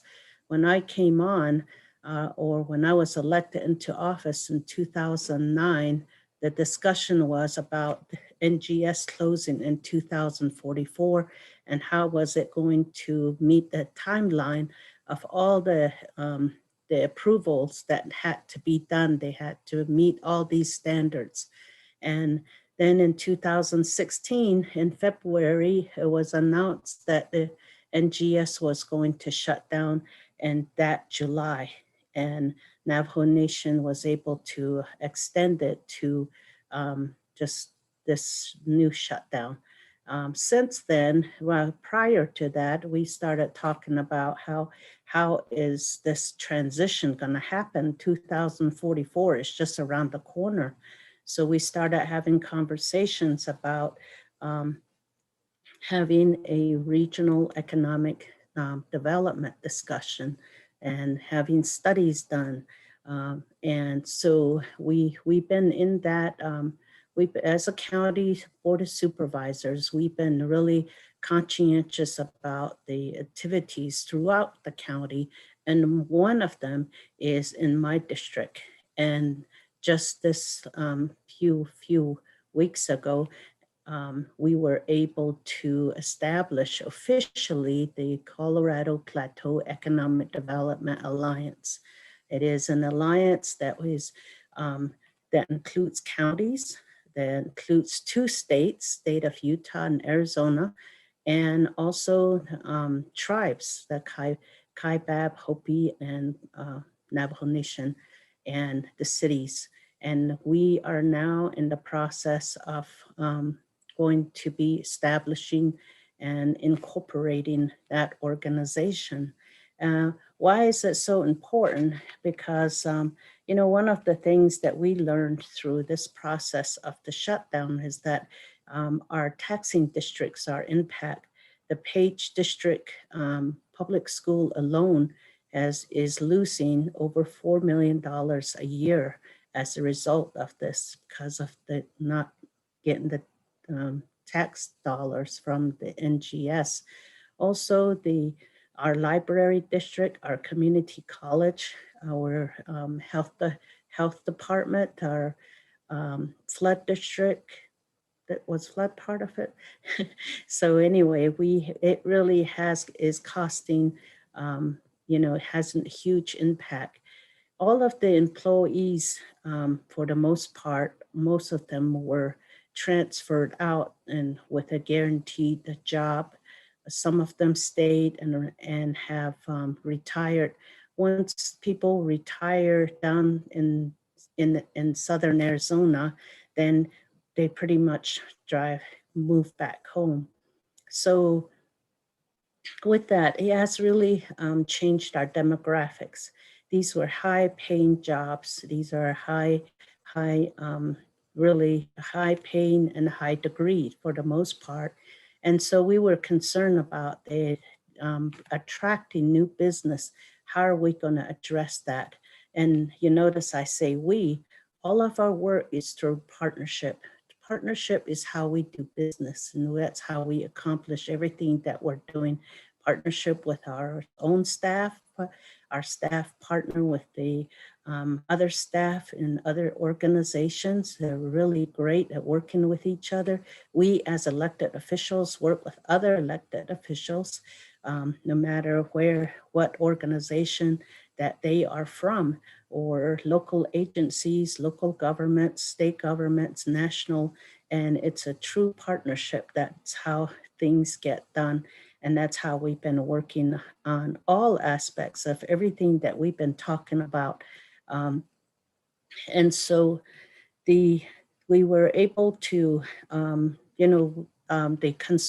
we formed the Northern Arizona College Connection as a result of this loss of high, the people that were going to be, were concerned about the demographic picture when it comes to education. When a business wants to relocate somewhere or start somewhere, they look at the demographics and the community and the amenities that are being offered there. And we started the economic development, we also started the Trails Alliance as a result of that. We started the Workforce Development Network. We also were able to work with Congressman Tom O'Halloran to introduce the Promise Act in Congress, because NGS is the only federally approved power plant in the country. As a result of that, we asked Congress to allocate dollars very much like what they did with the military bases when they shut down these military bases. And so that's the approach that we took on that. We are still tracking that. It's not going anywhere right now. It's still sitting in Congress. It was introduced, and we would like to move that along.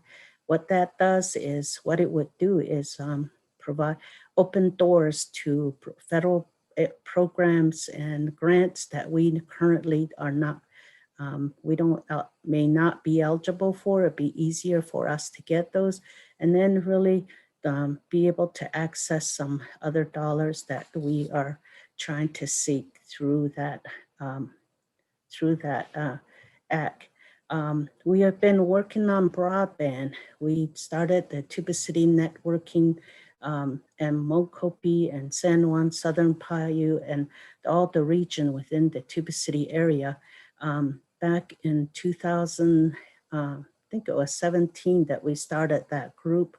And then we recently reactivated this discussion, and now NTUA is putting in some fiber right through Tuba City, and we'll be able to have better access to internet out here. The IT department, Matt Fowler and his department has also just completed a study on the middle mile that was presented to the board from Flagstaff all the way to the Four Corners along 160 and also 89. So that's another one that we're really looking at and making sure that a grant is written for that. And now we're working with Navajo Nation and all the other partners to be able to get support letters and be able to get those right-of-ways taken care of. We have, and when you're thinking about economic development, you got to really think about what do you have right now and how can you build upon that. What we have is dark skies. We started the Navajo Bridge Star Party. We are working on astrotourism and also the Dark Sky Reserve, because much of my district is in public lands, in the hands of public lands, and we've been working together on that. We are really working to look at and working with NAU. We asked NAU to do a couple of studies. One of it was the impact of the shutdown of NGS. When you talk about NGS, you can't just think about NGS. It's really with Black Kayenta Mine also, because they both shut down. And many of those people live in Coconino County that were working up on the mine. So we had NAU in partnership with NAU do a study on the North Rim year-round opening. So we're still working on that.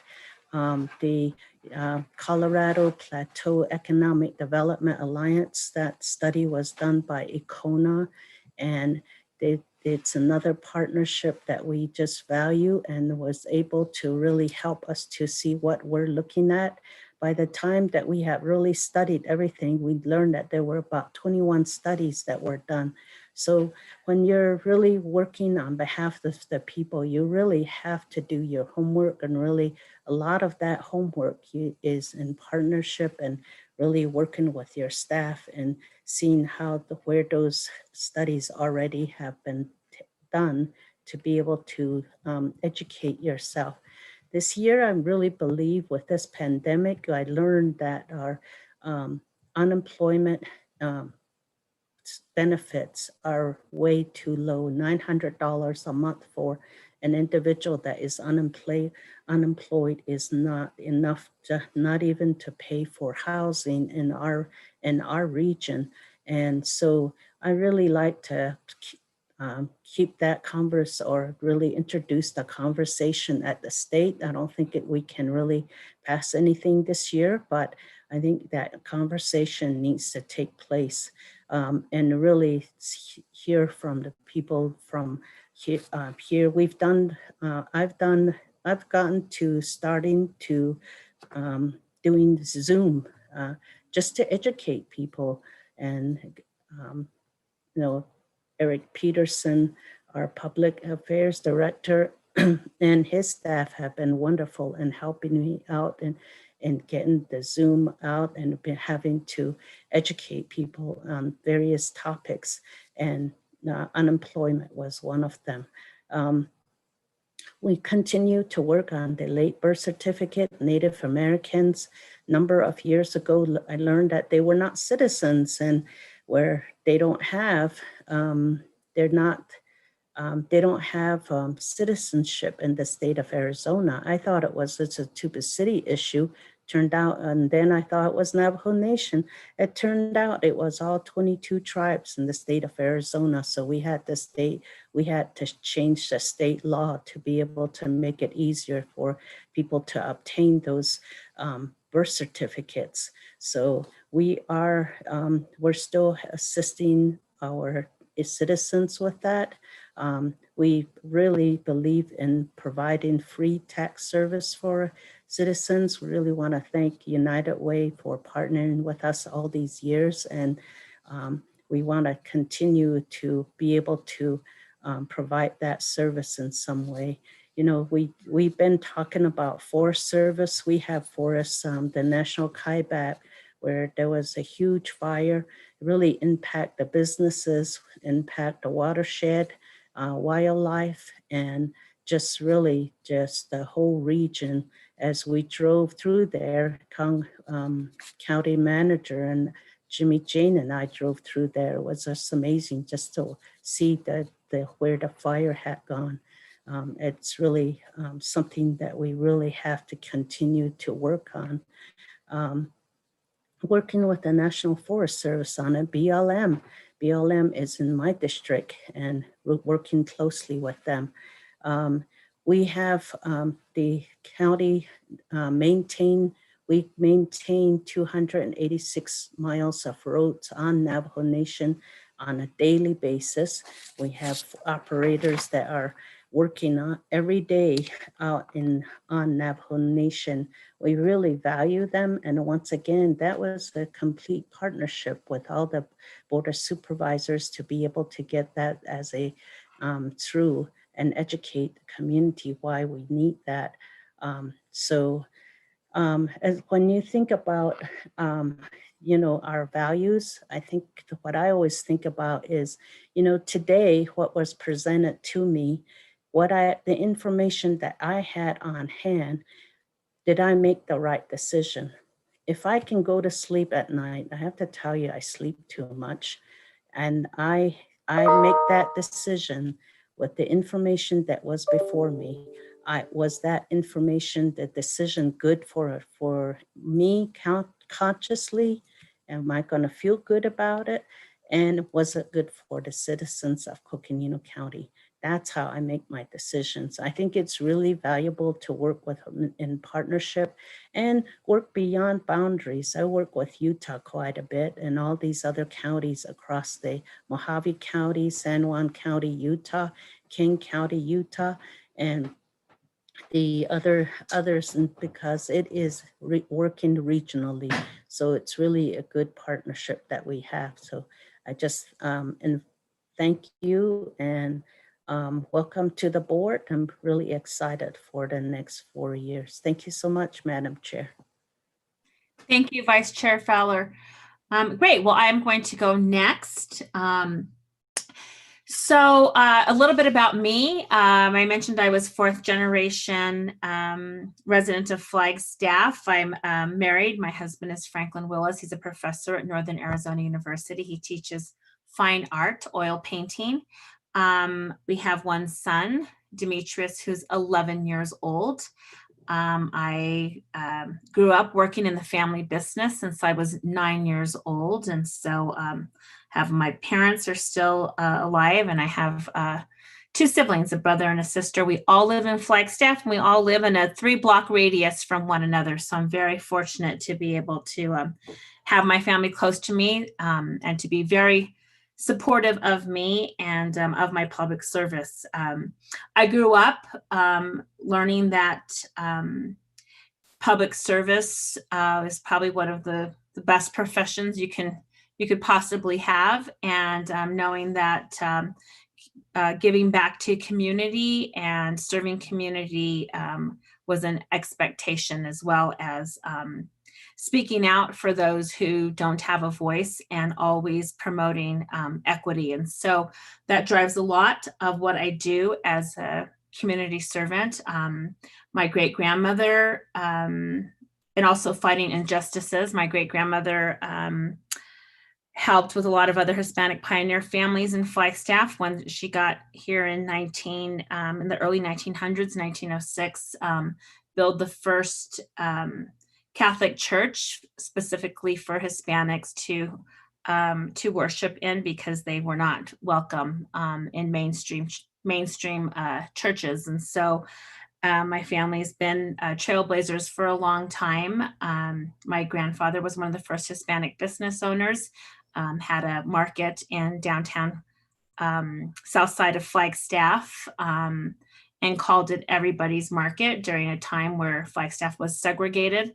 And he welcomed everyone to shop in his store. And so bring a lot of those values. I'll talk a little bit about that, about what drives me, the values that drive me, but a little bit about District 2. I mentioned that it includes a large portion of the city of Flagstaff. And with that, I constantly strive to educate people in the district about local government being people who live in the city. Their local government is the city of Flagstaff, basically the city council and the mayor of Flagstaff.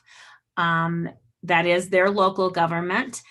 People do get confused often about what are city functions and what are county functions. And they often see us as one and don't see the division of services. So I do a lot of education around that.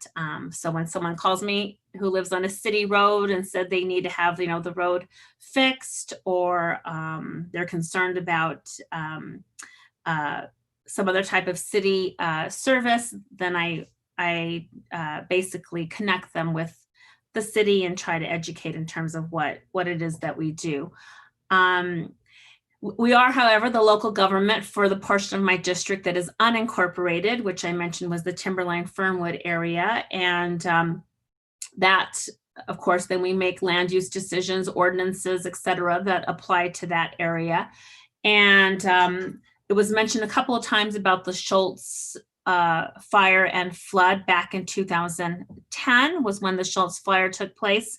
And then right after that, subsequently for a number of years and continuing to this day, some flooding. However, we immediately, the county was all hands on deck to address the largest crisis in the history of Flagstaff, and also I'll probably say natural resource crisis or natural disaster, because obviously we are right now in the pandemic, probably the largest crisis that we've seen in our most recent history. And so with that, the county immediately began to address the issue of flooding.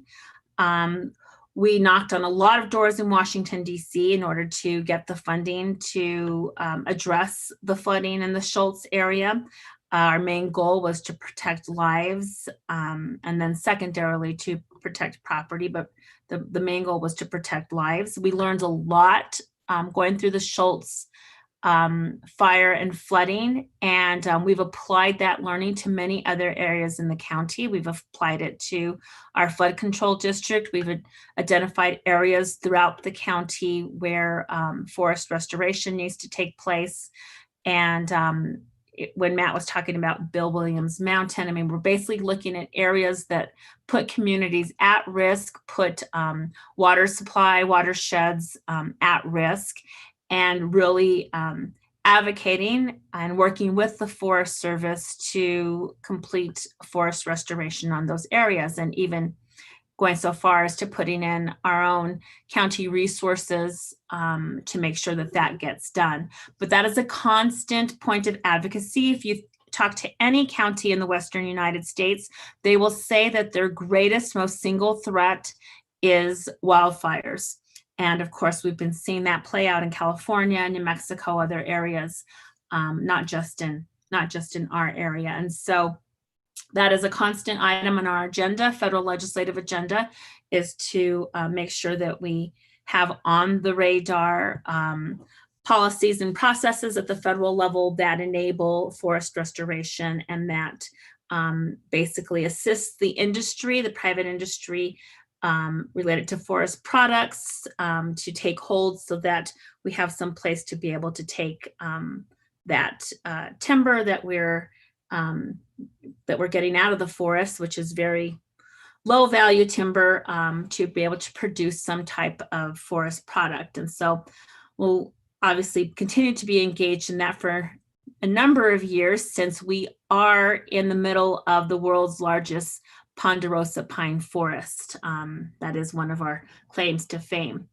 Our number one responsibility as a Board of Supervisors is our fiscal responsibility. We need to ensure that the county is fiscally viable, not only for today, but far into the future. So this afternoon, you will learn about what measures we've put in place to ensure that. Our 10-year financial plan, which very few organizations do. You'll learn more about that, but that is our number one responsibility.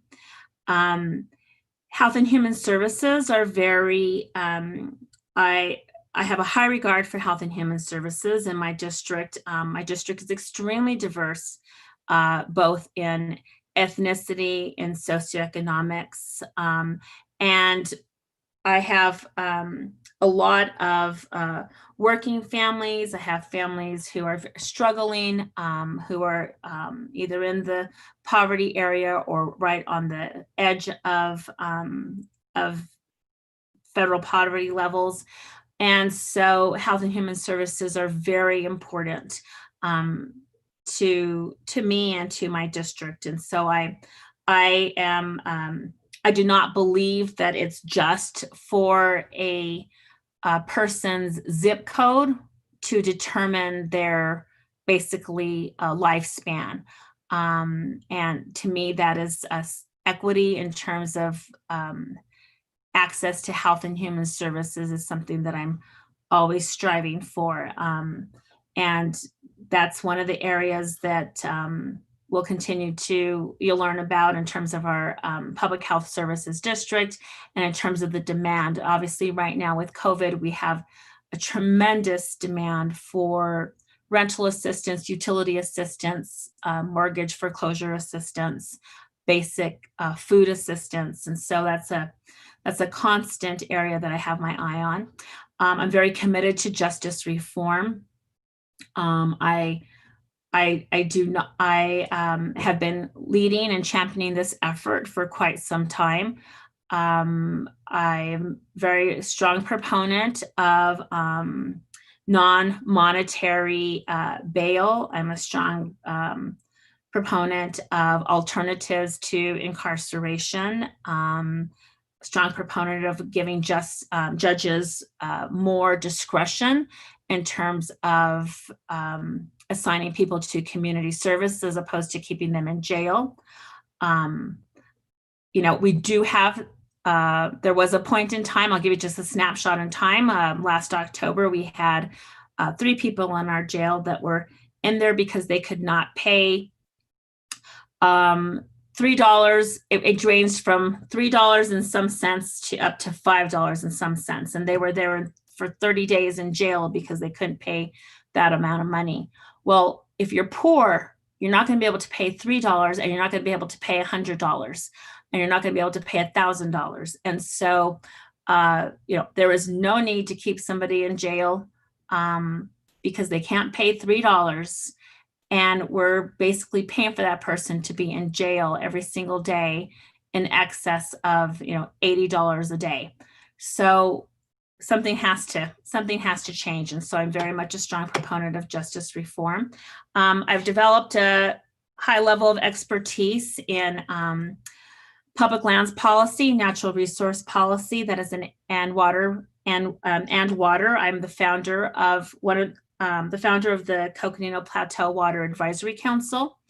I do a lot of the advocacy work, as all of us, on public lands and natural resources. I have been a leader in public lands with the National Association of Counties for a number of years. And so I've developed that expertise. And that is an area that continues to interest me a great deal. I also recognize that in terms of gender and in terms of ethnicity, that often female voices and Latino voices are not represented in these issues and public lands and natural resource issues. And so there's a space there to be able to create more representation in that area. I'm highly committed to organizational renewal, developing our human capital at the county. That is one of our greatest resources. I strongly believe we need to enable our team members, the county's employees, to be able to be the best that they can be, to bring their best selves to work so that they in turn can serve the public.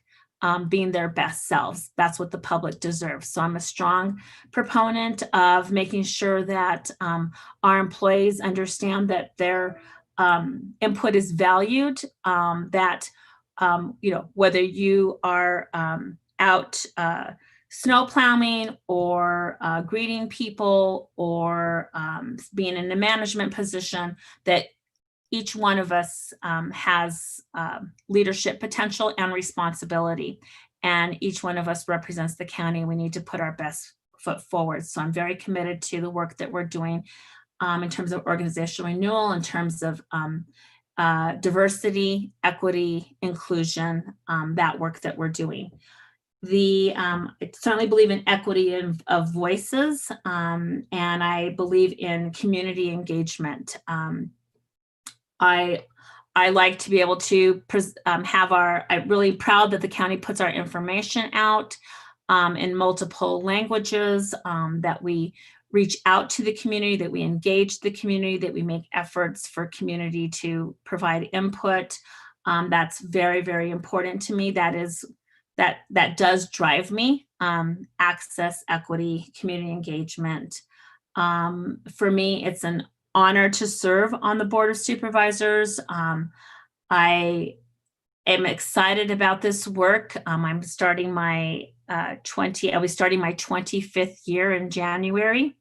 And I am just as excited as I was on day one when I took my very first oath of office. There's so much to do. I mean, we have such a breadth and scope of work that we can get engaged in.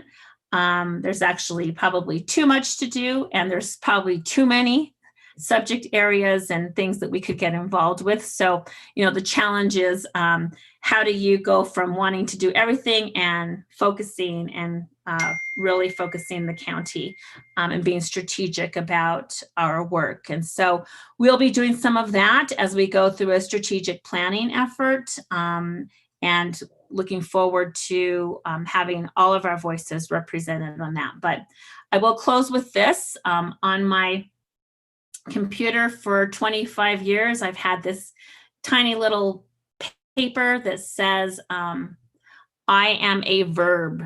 And that basically means that, you know, verb is an action word. So that's what I am. I like to take action. Sometimes I have to remind myself that sometimes action takes a long time. I try to have patience for that. Learning more and more about, as you go on, you learn to have more and more patience for things, but I do like to get things done. That's probably me in a nutshell. I like to get things done. All right, thanks so much. And we'll go to Supervisor-elect Patrice Horstman. Thank you. I am unmuted now. So, and I guess just to ask some questions, is that right, Chairwoman Archuleta? Sure. You know what? I think we can, if you would like, I would love for you and Judy to maybe both, if you want to talk a little bit about just like maybe what drives you and maybe some of your values. I mean, that'd be great. And then we'll just open it up to questions. All right. Very good. Well, thank you all. And it's great to hear from you all, learn from you all.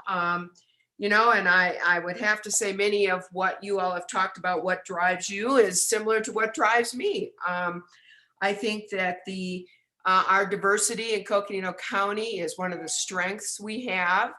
And certainly it is one of the motivators for me is diversity all across the board and cultures and people and thinking our thoughts, our policies. I think diversity is really a strength, and it is something that I am and will continue to promote as a Board of Supervisor. And I agree that fiscal responsibility is definitely our number one responsibility as a Board of Supervisors, but I also acknowledge that the purpose and reason for government is to provide essential services to the people that we serve. And I can tell you that one of the concerns I have, and I'd love to hear more from the existing supervisors, my concern is right now, when I first was running for the board, what I thought would be the priorities and what I thought were going to be the things I was going to be able to work on are very different. And it's because of COVID. And we have an economic downturn. And I know that Coconino County has, unlike many municipalities, a 10-year budget plan, including for recession years or a recession year within that 10 years. But this has exceeded our expectations, unfortunately. And so I'd really like to hear, because I do think economic development and the challenges that we're going to face as the Board of Supervisors in trying to make sure we provide essential services for those that are most vulnerable and most in need in our community. So I'd really like to hear more on some thoughts from all of you on that. Secondly, one of the things that motivates me is we live in one of, well, except for maybe Matt Ryan and his district, but the rest of our districts are equally as beautiful. And we have a responsibility, quite frankly, to preserve and protect our public lands. Such a large part of Coconino County encompasses public lands. And yet we're also dealing, and as part of our, somebody said the golden goose, and truthfully it is, it's our economic engine is our public lands. And as Supervisor Fowler correctly noted, in economic development, you build on your strengths. So one of our strengths happens to be these wonderful public lands, Grand Canyon right down the street, and is part of in my district and part of in Superintendent Fowler's district. So, or supervisor, I'm sorry, Fowler's district, you can see I represent school districts. And yet our public lands are being loved to death. And so I would love to talk more about how we balance that struggle and stewardship, and also maintain economic development and utilize our public lands appropriately for that economic development. And then I guess forest health is part of that, and watershed management. I have talked a lot with Art on this. I have attended the 4Fry meetings by Zoom to listen in. These are truly partnerships I think one of the strengths I can bring to the Board of Supervisors is my collaboration and cooperation and building of partnerships with other agencies, City of Flagstaff, the Department of Interior, the State Lands Department, and I am like to build bridges and I like to build partnerships. And I know that that's a big part of what we need to be doing here on the Board of Supervisors. And then last and not least, because I don't want to go on forever, but last but not least, I really believe in justice and criminal justice reform. I probably wouldn't have spent 40 years as a lawyer unless I believed in justice and criminal justice reform. And so I'm really anxious to learn from Liz Archuleta's, Supervisor Archuleta's background and experience in this area, and really jump in that area as well. So my values, I believe in collaboration, communication, and cooperation. I agree with everything that Supervisor-elect Judy Begay has said. You know, we are all, in fact, equal members and important members here for the Board of Supervisors, but we all have much to learn from each other. And I acknowledge I have much to learn from those supervisors that have really dedicated a great part of the last decades in advocating and representing our county. So that is in a nutshell what my priorities are and a little bit of what my by the way, truth and truthfulness and being direct with each other and following the facts are very important to me as well. So thank you very much. Thank you, Supervisor-elect Horstman. And now we'll go to Supervisor-elect Begay. Thank you, Chair, for allowing me this time again. I guess I'm sitting here. Oh, let me move this here. I'm using the face mask all the time because everybody says, wear your mask, wear your mask. So I'm so stuck with that. But anyway, again, I want to thank all the presentations that were done. I'm learning a lot. And I just feel that, you know, we're going to have 4 good years. And I think a lot of us have the same values and a lot of us have the same intentions of, you know, running as a board and wanting to help our people. Because you have to be committed, you have to communicate, you have to be able to, you know, have partnerships and maybe establish MOUs, MOAs, and whatever it may be to get your job done. And I think that that's the only way it's going to work, and people will buy in. Because if people don't buy in, then you know you're not going to get the support that you really need to get things done as far as your projects that you're going to be doing. I'm sitting here as a new board elect, and I'm sitting here thinking about all the issues that we have on the reservation. And as you know, we have a lot of broadband issues, we have road issues, we have infrastructure issues, we don't have no running water, we have no electricity in a lot of areas. We have housing issues. We don't have a concrete veteran services. We don't have, you know, a lot of things. And so it's really trying to, because of the people saying the county should be able to help us in certain ways. Yeah, they help with some roads and this and that, but they're wanting more. I'm talking for the northern portion of it, which is the Hopis and the Navajos. But I don't want to say or anything because it affects all the county overall. But anyway, all these issues, and then of course the pandemic issue is a big thing now. So I'm trying to think, how can we better provide services within all the counties and all the services, all the people that we serve.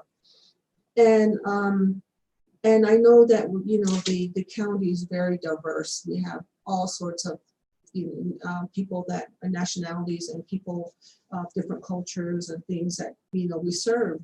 And so I'm just thinking, sitting here, how that's going to happen, because when I ran for the position, the feeling, since we're going to be honest, the feeling was that we're not really helping certain areas of the county.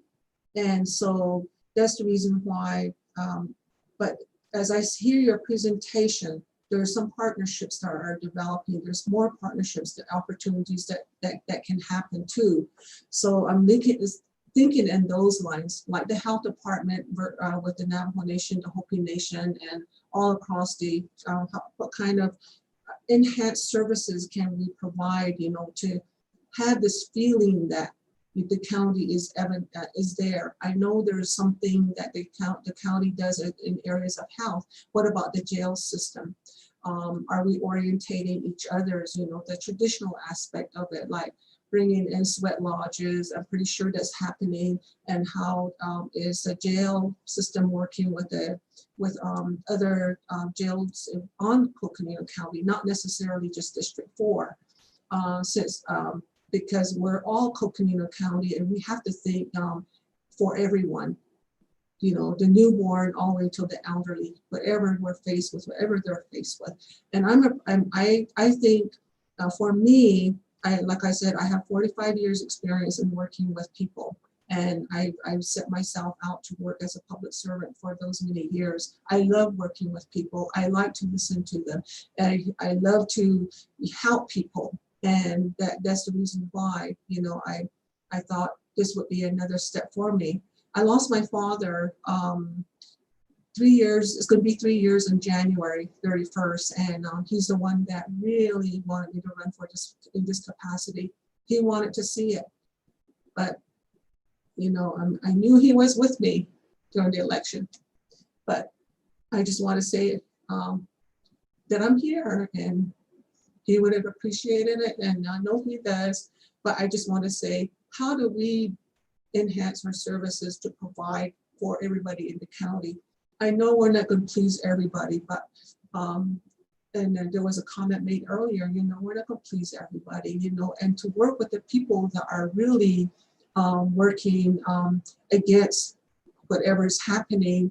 Those are the people we need to educate. We need to be in an educational mode. We need to be in a prevention mode, not until something happens, then we're going over there. So I just wanted to say, again, you know, I thank everybody. But that's what I bring to the board is just my love for helping people. I've always been brought up that way through my traditional. And my dad always says, you know, we're all five-fingered people. No matter what color, we're all five-fingered. We all have needs. We all have, you know, things that we need to address, things that we need help with. We're all going to have to be there with one another in order to survive and succeed in life. And so that's why that happened. I'm going to share a story with you. We haven't had Christmas in our family for over 30 years. Every year we devote one whole day. All my brothers, my sisters, my nieces, my nephews, and our kids, they feed the family into the city for various small communities, and we feed anywhere from 350 to 400 people on that day. And lo and behold, you know, we have help from the county, which is the Toys for Tots program.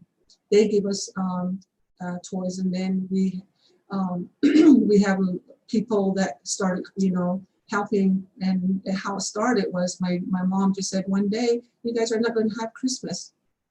We're going to help the people in need. And so that's what happened. So for over 30 years, that's what we've been doing. And right now we're just like, how do we help this year? So we're still kind of pondering on that to see about how we can do that. But there's a lot of things. My mom would give the last penny to anybody that would need it. And that's how we were raised. We were raised in the Hogan. There was 10 of us, my mom, my dad. Even to this day, I still live in a Hogan. We have to build a farm. We have to haul water. We have to haul wood. We have to burn wood and stuff like that.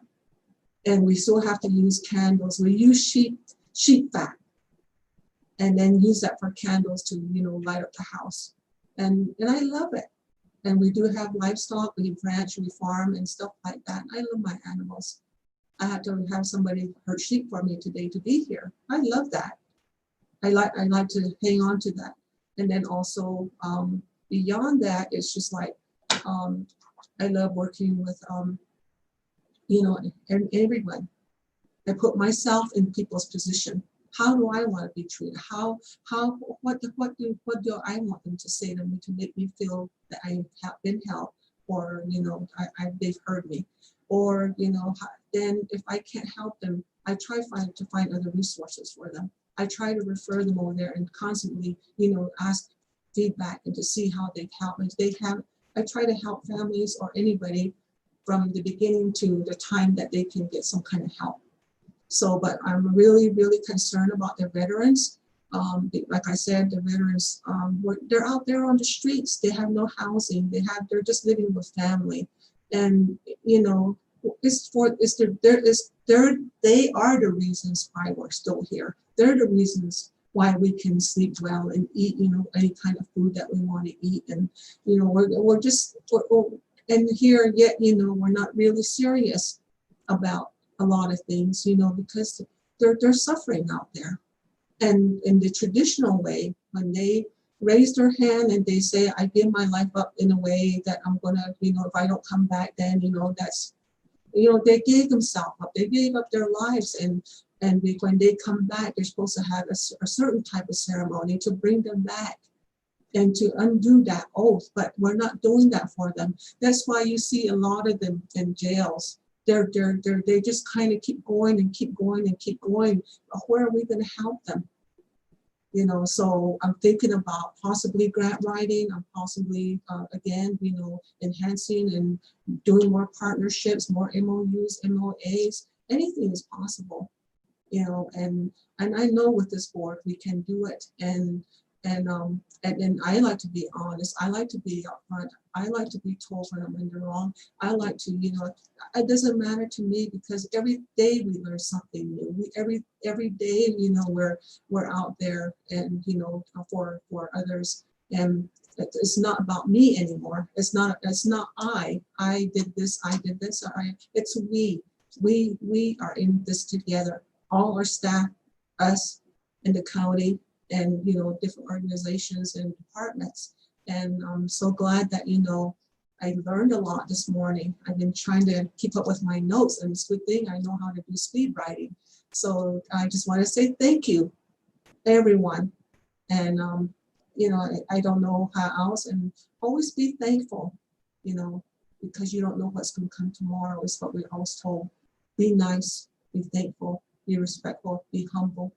And that's what I go by, and that's what I bring to this board. And I want to say thank you again to everyone that's listening here. And yeah.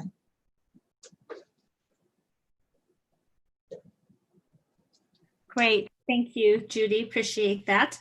And so now we'll engage in a discussion. We have, which is great. We have at least 35 minutes, and we can go over that a little bit because we do have a break that's scheduled. So if we need to kind of go into our break, that's fine as well. Hey, Liz, Yeah. like a 2-minute bio break would be kind of nifty. Sure. You want to do that now? Yeah. Sure. I Okay. drank coffee this morning. It has to come out. No problem. Let's do that. Let's get a refill of coffee, go to the restroom, get yourself some water, whatever is a stretch. And why don't we come back and let's do 3 minutes. Okay. Thank you.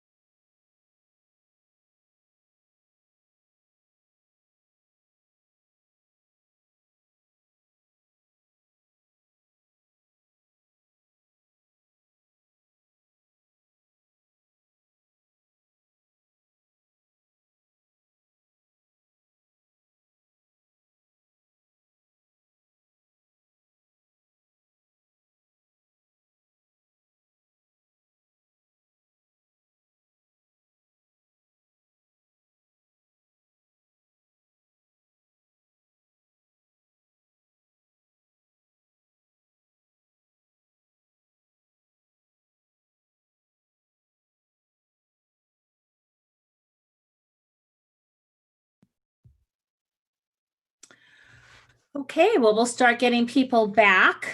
And we have an opportunity now to enter into a discussion. And in people's presentations, there were questions in there as well. So I really would love to dive into some of those questions, but let's just turn it over though first to both Supervisors-elect Horstman and Begay. And I think it would be great to get your questions out first. And then each of us we can, kind of each answer the question, or if it's district specific, then that supervisor can offer his perspective. And of course, we can always weigh in on that as well.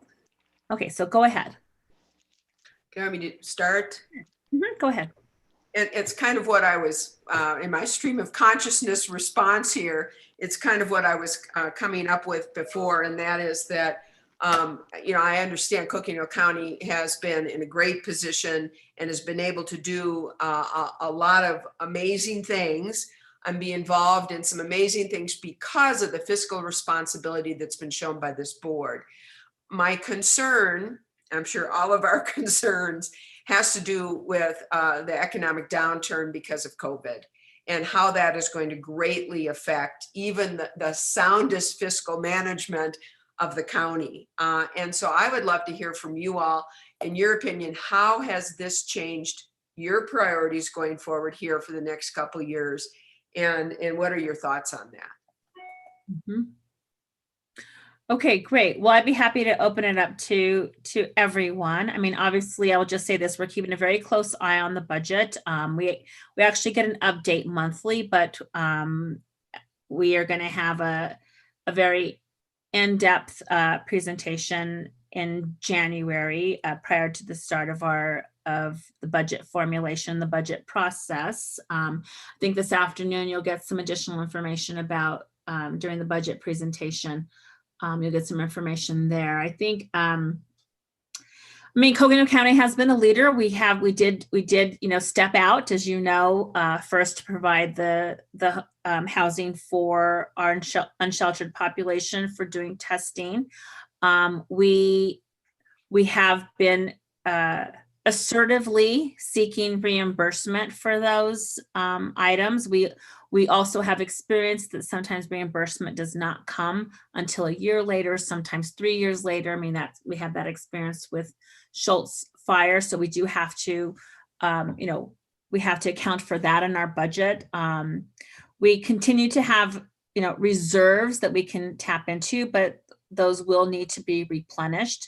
I'll have Jimmy talk a little bit about some of the measures that we put in place, which you're probably very familiar with in terms of, cutting travel, some operations, vacancies now going before vacancy review board to determine whether those vacancies can still be held vacant. And there can be some other alternatives to that, or if the vacancy absolutely needs to be filled. Obviously that was a group effort amongst us on the Board of Supervisors, and then of course other elected officials and department heads really kicking in there. But you're right. We don't have an endless amount of money. So at some point we will need to see if priorities shift. Part of that is also, seeing if there are other local governments, cities within our counties that might be willing to, participate as we continue with testing and with contact tracing, and seeing if they would be willing to utilize some of the CARES funding for that. But definitely you need to know, the CARES funding that we received is not revenue replacement. We do not have revenue replacement. Any CARES funding, any funding that we're receiving is going directly to services around addressing the pandemic. And so, the actual figures and projections I'll leave to Jimmy and Siri to talk about in terms of what our reserves look like, and when would we get to, what are the different decision points that we use in order to make sure that we're not exhausting them. But yeah, that will be a reality that we'll have to deal with in this next budget cycle. Any other board members that want to chime in on that? And then I can also let the county manager and his team chime in. Supervisor Ryan? Yeah, if I could. Thank you, Liz. And, really important question right now, Patrice. And, our presentation, what we're doing, what we do is very complex. There are many services that we cover. And first and foremost, what are our statutory obligations? What are those services, the essential services, as you noted, you were calling them? First and foremost, that's our job, is to provide those services. So all these great things that we want to do, we may not have money to be able to do them. And how do you get creative and figure out how to do them? But as noted by Liz, we're proud. We're very conservative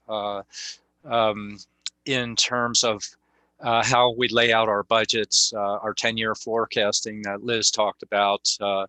Also, we took a look at recessions and pulled our reoccurring services, in other words, manpower, down to what an average, and even after the deep recession, pulled it back even further on they need reoccurring costs associated with it.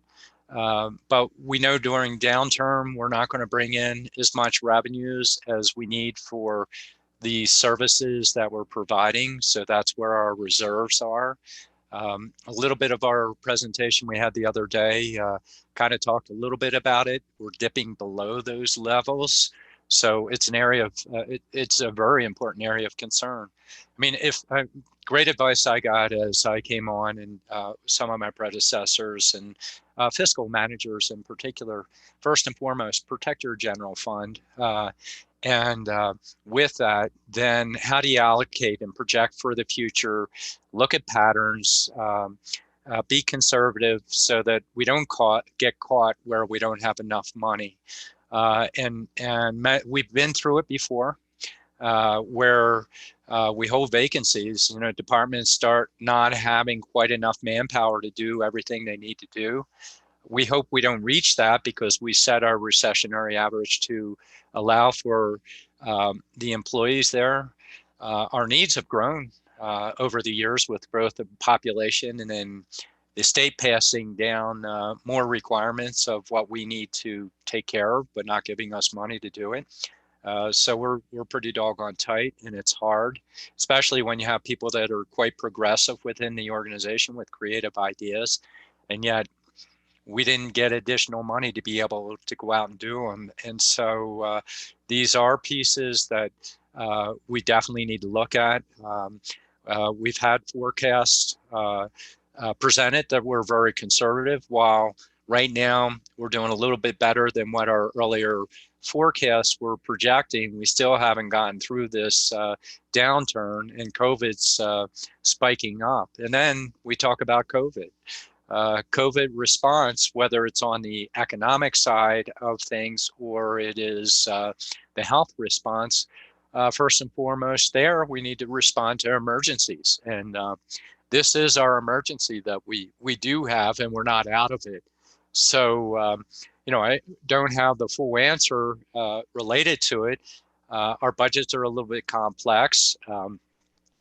Jimmy and Siri and everybody else are working toward a January presentation of, okay, here's where we are and here's what we've done. And Liz noted some of the measures that they've already implemented associated with that. Thanks. Any others that wish to speak to this item?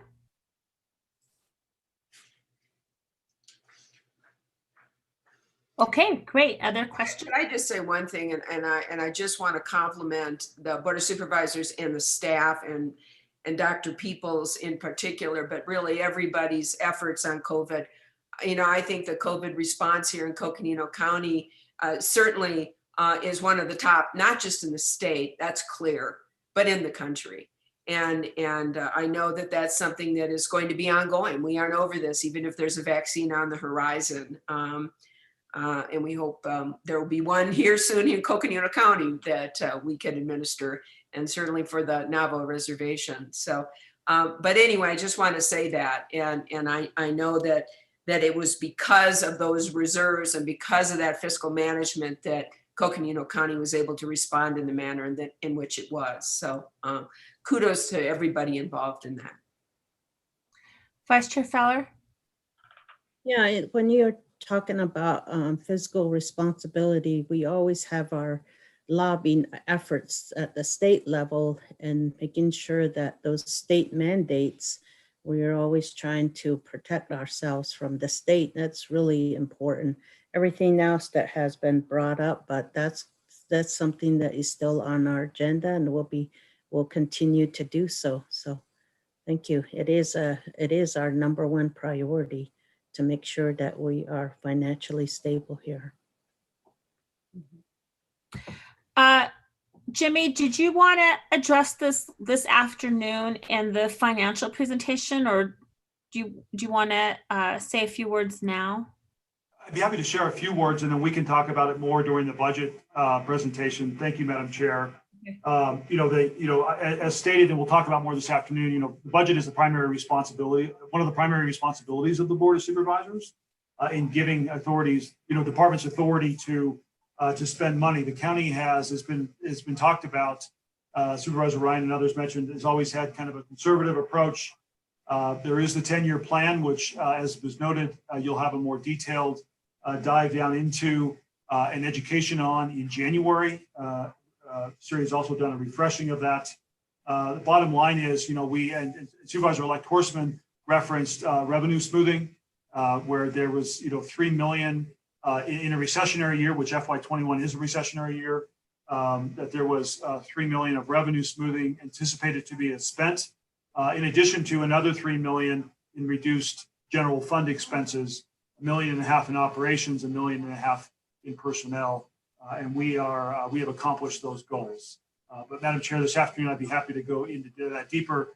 And we have Siri on as well to answer any other further questions as you have them this afternoon regarding the budget. Thank you. Okay, great. Well, then we will talk about that then in further detail during our budget presentation this afternoon. And then, of course, it'll be ongoing, that conversation. Okay, go ahead. What else?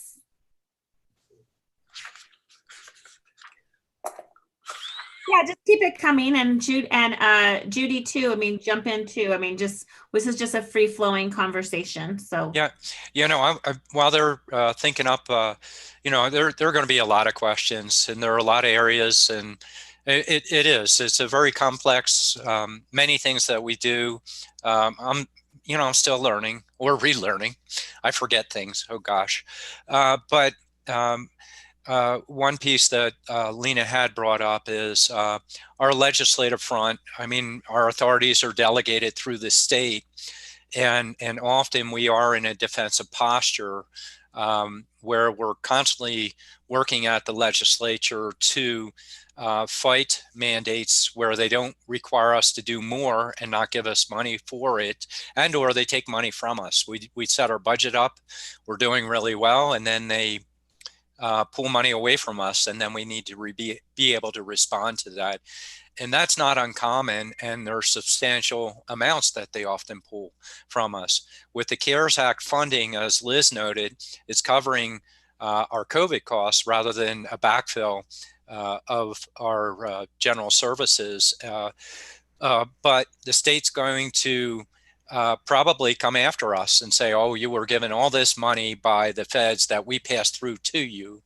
You should be using that, while they might also cloak it in a way that they're also going to pull money from us somewhere. So we definitely unify together with other counties, along with our own objectives to educate our legislators and try and counteract those type of approaches. Others?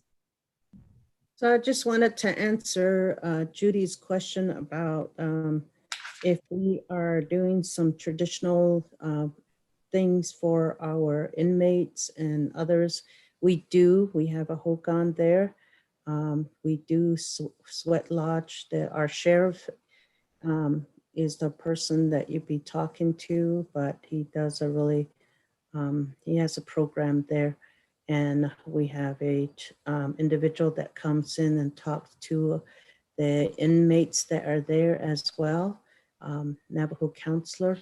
And if there is, and Sue, and I don't see Sue here, but our county manager makes sure if there is a building that has been struck by lightning, that is also, there's a cleansing that happens, and in other ways. I think there's quite a bit, and we even did a prayer for the as a board for the museum fire, and that we brought a medicine man in for that. So I think that the board is very sensitive, and of course our county manager knows quite a bit about Navajo and other ways of really thinking about how people's beliefs and practices, very sensitive to that.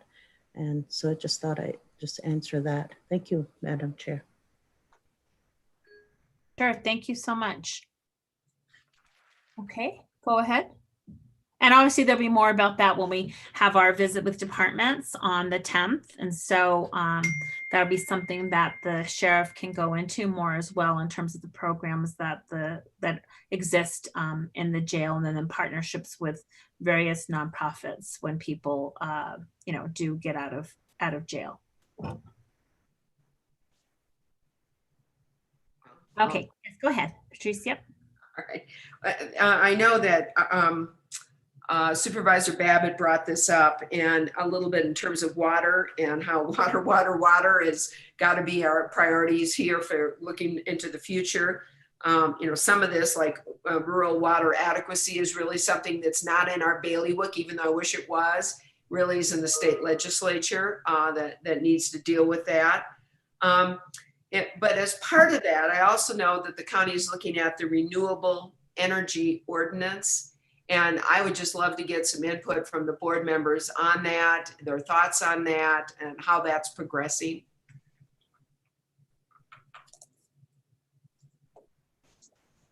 Okay, who would like to take that piece? Excuse me. I'll start. Would you like to speak to that item? Sure. So, and Patrice, you and I have chatted a little bit on this, but this is one of those opportunities that comes along that lets us serve a whole bunch of seemingly disconnected policy objectives at the same time, and that doesn't always happen. But as I mentioned in my other comments, it only gets engendered or inhibited when our regulatory culture says so. So we can want renewable energy systems all day long. We can want to address climate change. We can want to discourage wildcat lot subdivisions. We can want to make sure those large landscape scale tracts of ranches get held together. But unless we do that intentionally, I just believe if you want to get something, you had better be willing to give something up. This notion we can just get stuff without giving it's not kind of how I look at the world.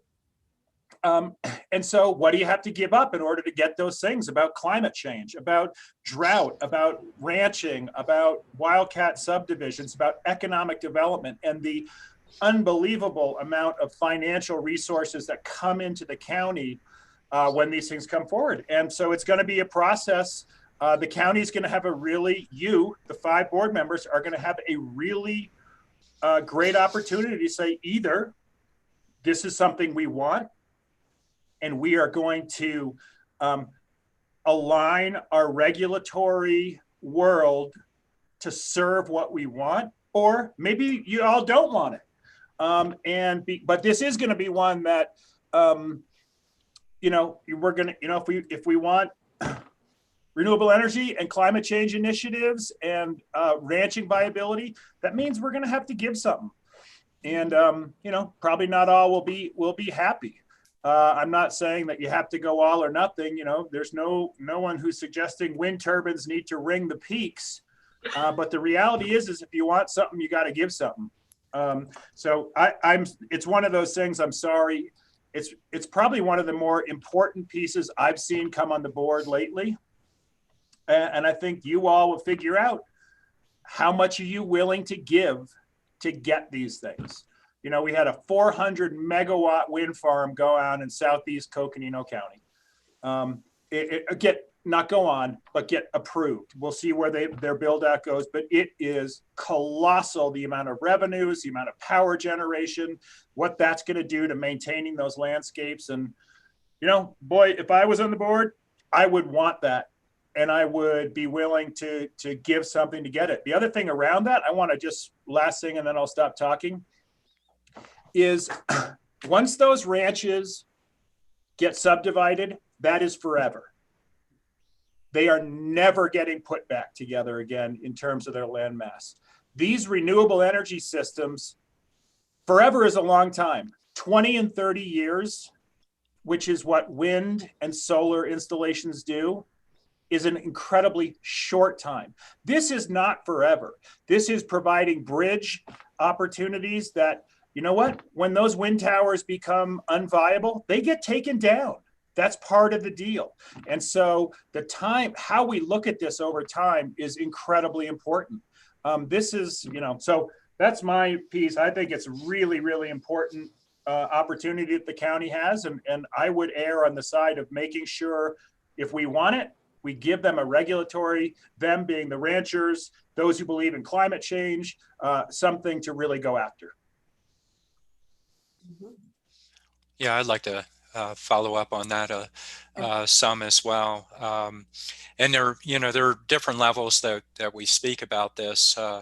Our comprehensive plans become friendly to that. We're supporting it, but you're asking about the ordinance, and we'll have a little bit of an update on the earthen piece, more specific to straw bale type of designs that have been happening in New Mexico for the past 30 years. And it's taking us, that's the regulatory barrier that I think Art's talking about. Sometimes we get we have rules associated with private land, and the intent is good. We definitely want to protect public health and safety. As a regulatory agency, sometimes we get so aggressive that we inhibit areas that might be very helpful. And so that one we need to continue to monitor with our community development department, trying to implement under their building division appropriate codes for safety, but where's the balance associated with it? At the landscape level, we do have tools there, but is it friendly enough? We have rural planning areas. We did one with the Diablo Canyon rural planning area with Diablo Trust, Barty Bar, and the Flying M Ranch, which were huge areas. And it was looking at, we have 11 primary property owners, which are ranchers that have a business that they're trying to run that might not be making ends meet. But if the dynamic of the business is built into the plan, as they did with the Diablo Canyon area plan, rural planning area, there's opportunity. But we need to, whether we use rural planning area directly, or we look at our regulatory pieces and make sure we're not inhibiting, we need to be listening to that. Even beyond that, and speaking to what Lena was speaking about with the Navajo generating station, and Judy was speaking about for opportunity, it really does beg the question of, we don't have jurisdiction over Navajo Nation or Hopi. By the same token, we have the opportunity of developing relationships and promoting and fostering when we can to support respectfully opportunities that might be made available. The loss of Navajo Generating Station, there's a loss of a lot of energy production in the area, but we still have transmission lines out there. And is there another opportunity for maybe wind farms or solar farms or other energy sources that we can have out there? I know Babbitt Ranches are contemplating the idea of a huge energy farm, solar energy farm. How do we foster that and provide for that? That's another area. So the regulatory piece, I'm going to swing back and just bring it back to land planning. And Patrice, you know this, and Judy, you probably know about a lot of this, or maybe you don't. But a big part of what we get a lot of reading. Oh my gosh, we get so much reading in our job. Nobody ever tells you about all that. Excuse me. And we have expertise that we can tap, which is really good to help us understand what's going on with our reading and what we're trying to decide. But we do the land planning for the private lands that are outside of cities that aren't on tribal lands, excuse me, or Navajo Nation. And so that is kind of complex and it's regulatory, but we're going to have land cases that are coming up pretty quick. And so starting to look at our ordinances and our plans, there will be a learning curve associated with it, but we're going to be asked about that quite a bit. And it fits right into what Patrice was talking about. And I think I'm talking too much, so I'll stop. Okay, other questions?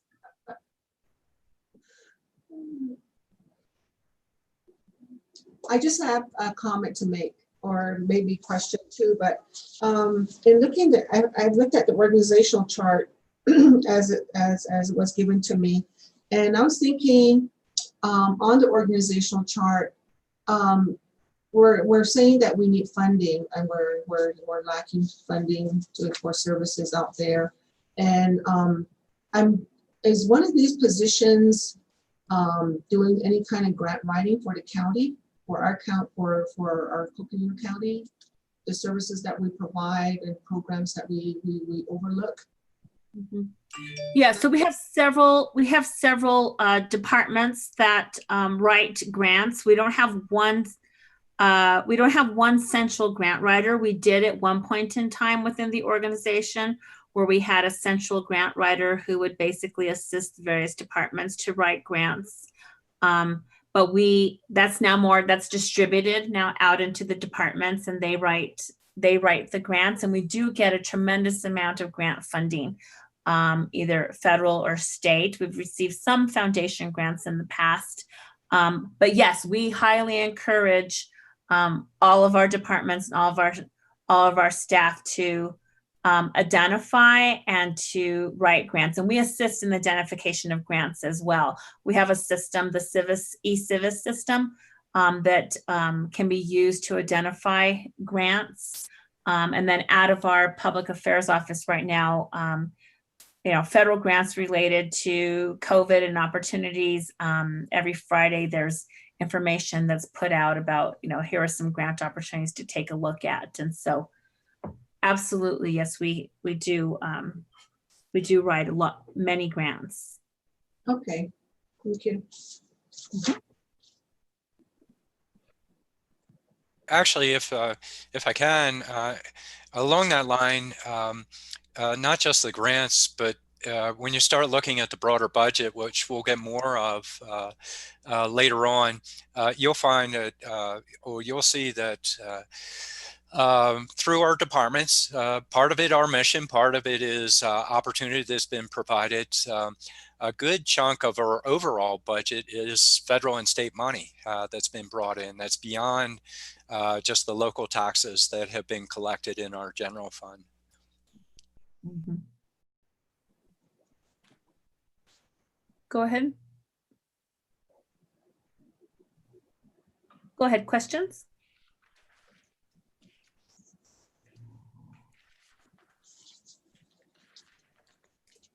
Well, I'll continue to ask questions, but because this is a great opportunity. And I know Supervisor Parks mentioned this, the OHV issue.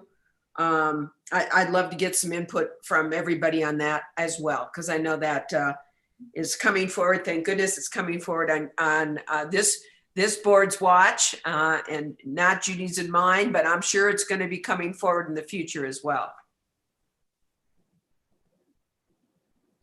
Supervisor Parks, did you want to start? And then I can certainly add to that. Thank you, Madam Chair. Yes, I would. Actually, the OHV issue is not coming up before us, but what is coming next Tuesday is a hearing on Happy Jack Lodge. And at the center of that controversy is the OHV issue, because there are so many of the OHVs being used in the woods now in our county that it's become a real problem actually for the Sheriff's Department and for the Forest Service, as well as for a huge impact on the residents in our forested areas, primarily the areas such as Clear Creek Pines and the Blue Ridge area. That's one of the closest areas to Phoenix where people can get into the woods. Gila County has its own problems with that as well, because they're even closer. But it is going to be a huge issue in the future, as it already is becoming a huge issue in some areas. And not that I'm trying to shove things off on you, but you'll see more of it than this board will see, because in the future it's going to compound and be more important as an issue. So I would suggest that you pay attention to the hearing next Tuesday, and you and Supervisor-elect Begay, because it'll give you an insight into what we're dealing with, what the potential is that the Sheriff's Department is going to deal with, and hopefully some insight on what we can do about it. My opinion, and this is strictly my opinion, is that we're going to have to approach the legislative folks in Phoenix to have it become some regulation that we deal with legislatively. But ultimately, it's going to be a question of education, because even if we deal with it legislatively, it's still going to throw it back onto enforcement to make things happen. So as we of my generation know, when there started to be a large impact from on the highways from trash, they came up, the federal government came up with the litter bug campaign, and that pretty much changed the paradigm for what people did with their trash over those few years. The most successful education campaign, of course, has always been the Smokey the Bear campaign about forest fires. The Forest Service has a lot of experience with those types of education campaigns. Woodsy the Owl is another one. Woodsy the Owl, he kind of went away here within the recent past, but what we could do is maybe resurrect Woodsy the Owl or another type of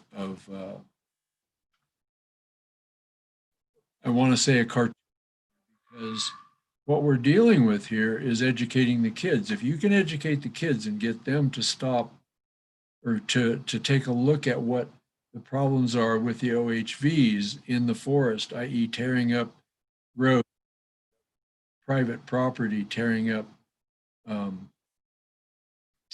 the forest itself, pounding the forested areas practically into submission from the traffic that's going through there. it's huge. And if you venture into the woods in the summertime, you'll see exactly what we mean. The traffic has increased exponentially since the 70s, as it has with the population increase has exploded since the 70s. When I went into the Navy, we had 1 million people in Arizona. 500,000 of them approximately were in Phoenix, and the other 500,000 were scattered around through the rest of the state. We now have 7 million people in Phoenix. That's the problem. And it manifests itself with us in that we are seeing that traffic. Supervisor Babbitt dealt with it with gridlock on Highway 180. You're completely familiar with that, I'm sure. He had some successful programs going on there to try to alleviate the traffic problems on 180. And the gridlock there has not gone away, but with the efforts of Supervisor Babbitt and others on this board, it has diminished quite a bit. So I hope that I answered part of that question. Just look forward to seeing it in your own tenure as a county supervisor. Thank you. Thank you, Supervisor Parks. So yeah, I would like to chime in on this one. So yeah, this is an issue also in my district, but again, how we approach it and what we can do about it as a county obviously needs to be in unison with, the Forest Service and other federal public land management agencies. This is one of those things where, we live in a beautiful area. We have tremendous public land around us. It is a major economic driver. So how do we balance that, right? Impacts to communities, and the fact that this is a recreational choice that people are making right now and love to do. So I think a good percentage of it is education, and that I think could be that could happen with. I've been putting some thought into this, maybe a task force, where we have like the hoteliers and we have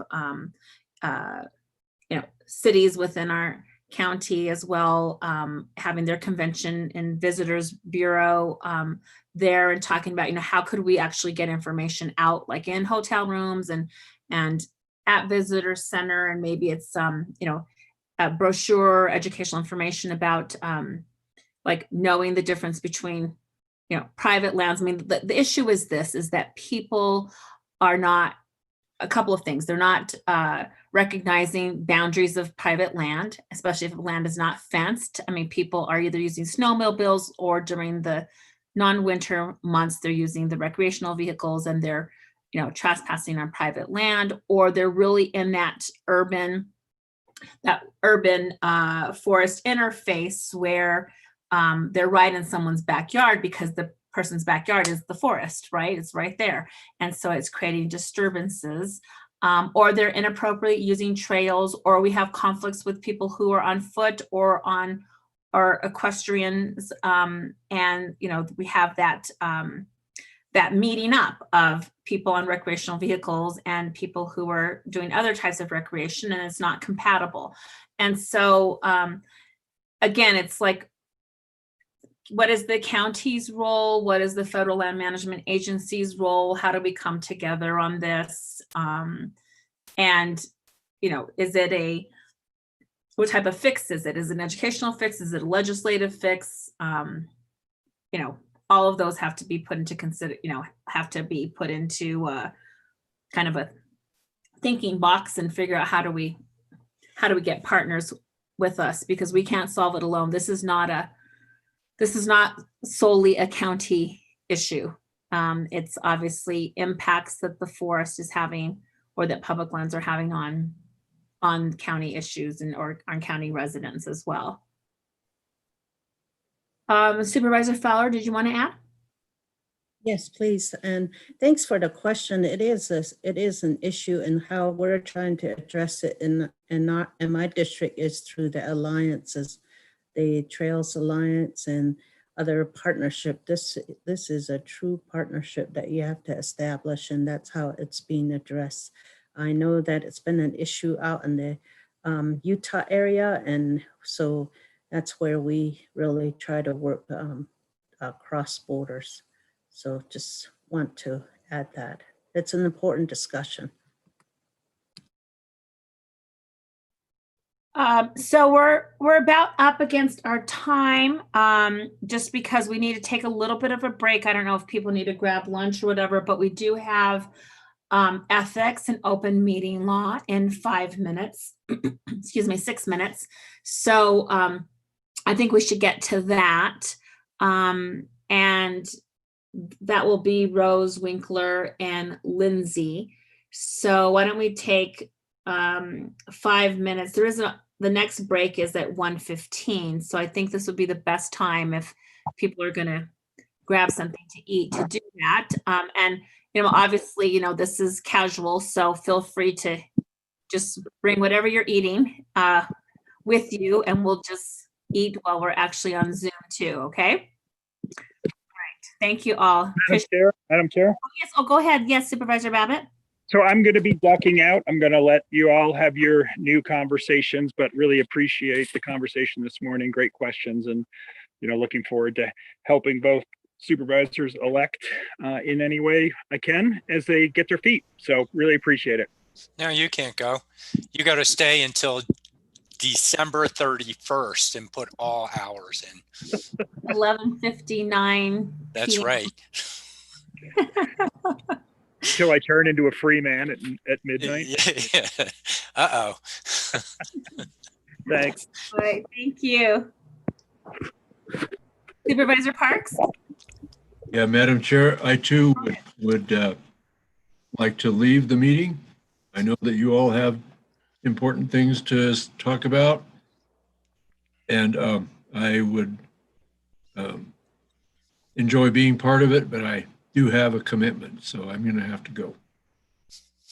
Okay, super. Well, we thank you very much and appreciate that.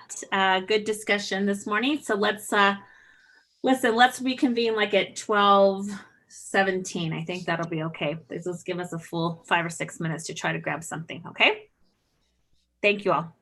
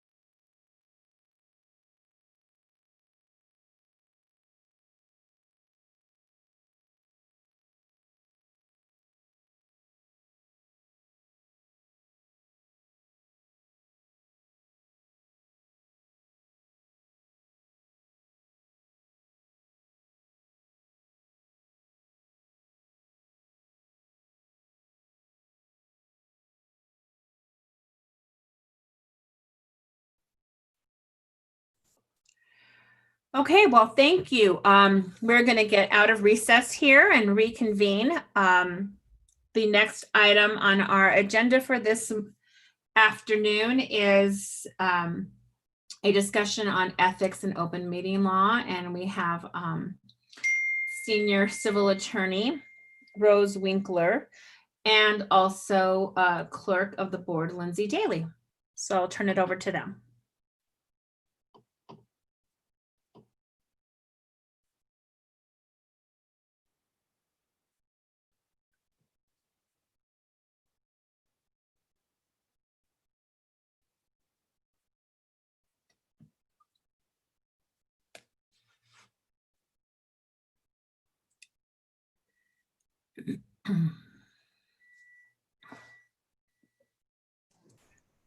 Lindsay? I'm here, Chair Choletta. Sorry, I got caught with Supervisor Parks. No problem. I'm here as well. I apologize. I had to exit and rejoin, and so I was just an observer for the first few minutes there. Yeah, no problem. That's fine. I know we're trying to, get a little lunch and multitask and all of that. So no problem at all. Rose, are you starting or is Lindsay starting?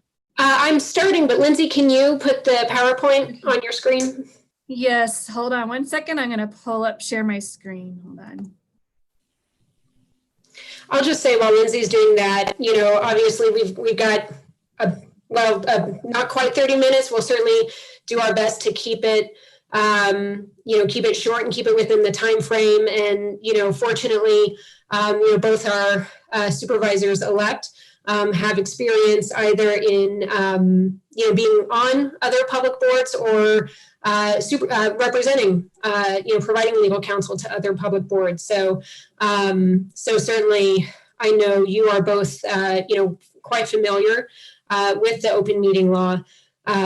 So we'll keep this, fairly brief and I can just say, going forward, when these issues come up, certainly they are issues that we try to, work out through myself or one of the other attorneys and, Lindsay as clerk and Jimmy as county manager. We try to, get together and work out whatever issues we may need to address. So Lindsay, until, I don't know, can you move forward? Yes. Okay. Let me so yeah, you just wanna, thanks. So, we have the open meeting law to provide transparency in government, to make it apparent and accessible to members of the public, what their elected officials, at least as to the governing bodies, are doing. And so it's really for transparency, for openness, and the default when we have an open meeting law question or a question about whether what we're doing is a meeting or how we should put something on the agenda, the default is always to lean towards more transparency. So that's certainly the perspective I'm going to come with in any sort of legal question is, we've got to lean towards transparency rather than the other way. What constitutes a meeting? Obviously, the most obvious, definition in terms of the majority or a quorum of the board in some kind of communication, whether that's present in a meeting in person, obviously through technological means such as this, present and discussing, matters that could come before the board. So this also, because we include, technological access, this also could include phone calls. If 3 members of the board were on a phone call together, discussing issues that could come before the board or have come or are in front of the board, then that would be a meeting. And that also includes emails, that involve that, whether it's through, straightforward, including all members or including 3 or more members, or even through like a reply all, where members get added, and any kind of iteration, if there are 3 or more members and the issues involve matters that can come before the board, that itself would constitute a meeting.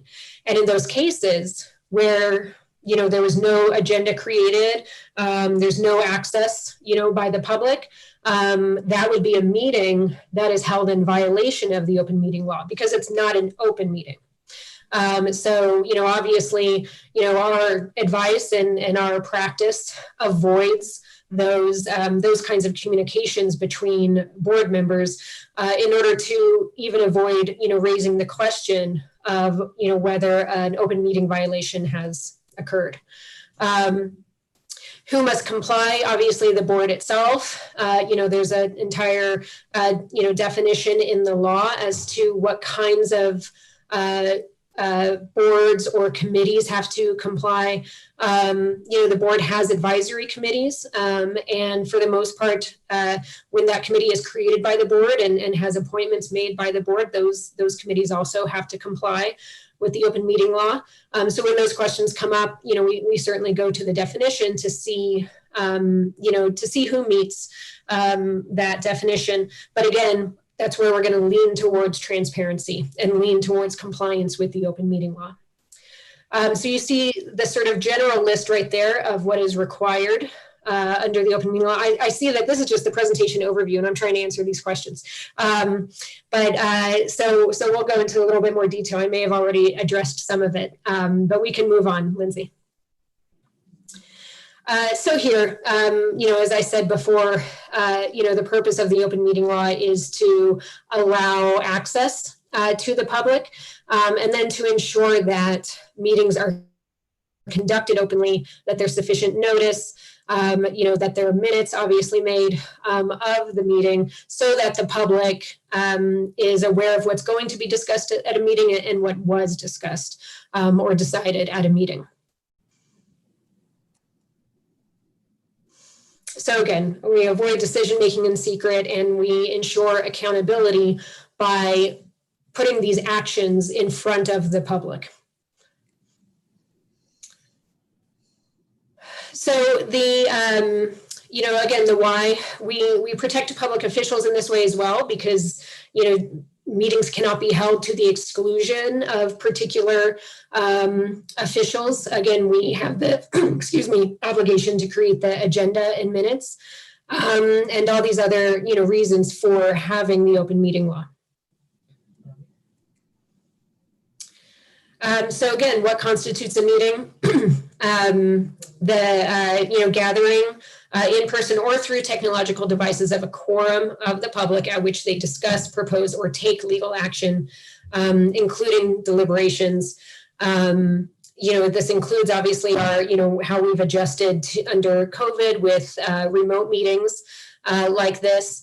You know, when it comes to public accessibility, you know, when we're having an in-person meeting, the public has to be able to fit, you know, into the space, or if they can't, you know, we've got to be able to provide some other access, such as streaming, which we do at the county, even when we are meeting in person.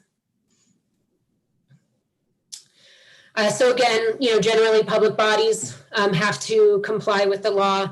And, you know, as that applies to the board, you know, it's the board itself. And then depending on how the advisory or subcommittees are created, those may also have to comply. So again, you know, anytime the discussion of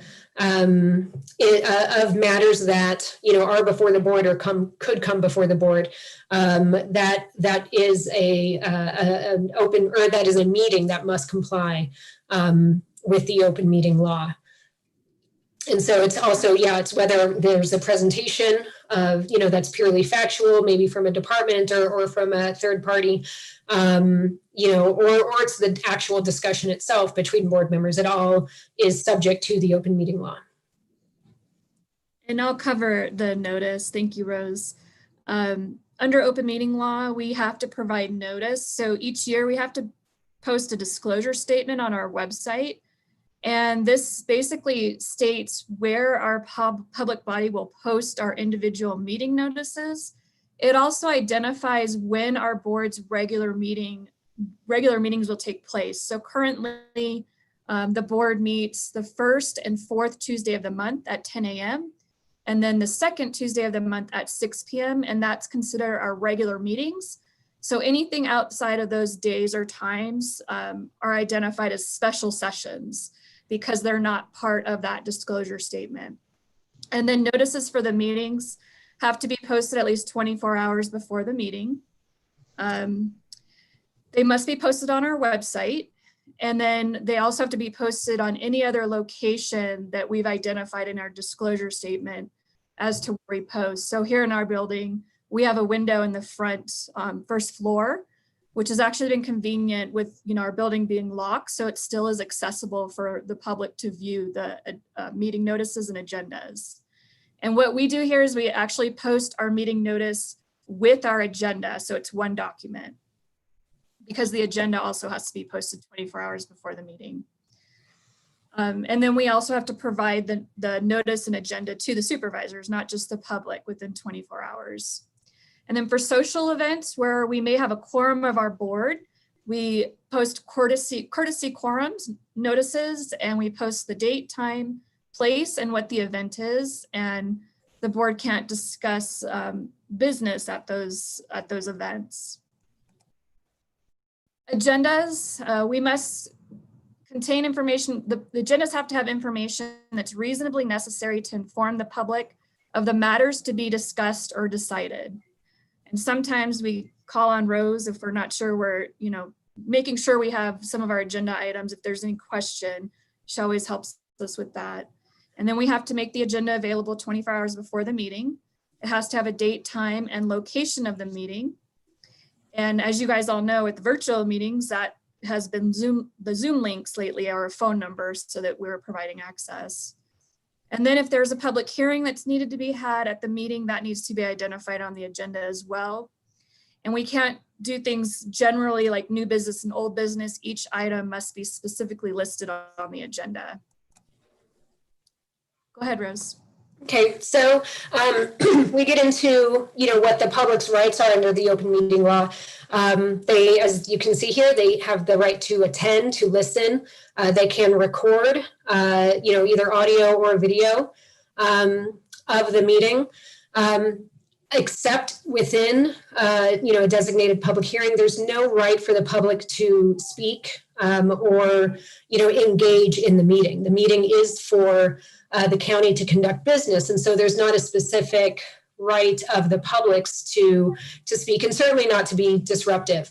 Even within public hearings or times when the board may accept public comment, we have the ability to set, neutral restrictions like, 3 minutes, 5 minutes, certain things so that the meeting itself, ideally does not get railed, it can stay on task. And, if you've got a great number of people needing or intending to make a public comment, you certainly want to keep the length of the meeting reasonable. And so we can certainly limit timeframes.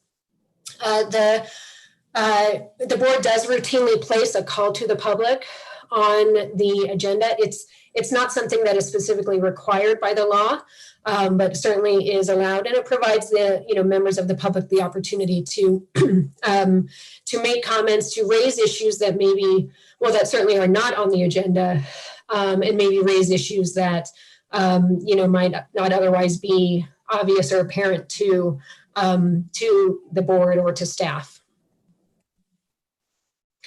So in terms of when there is public comment, the board is restricted in how it responds.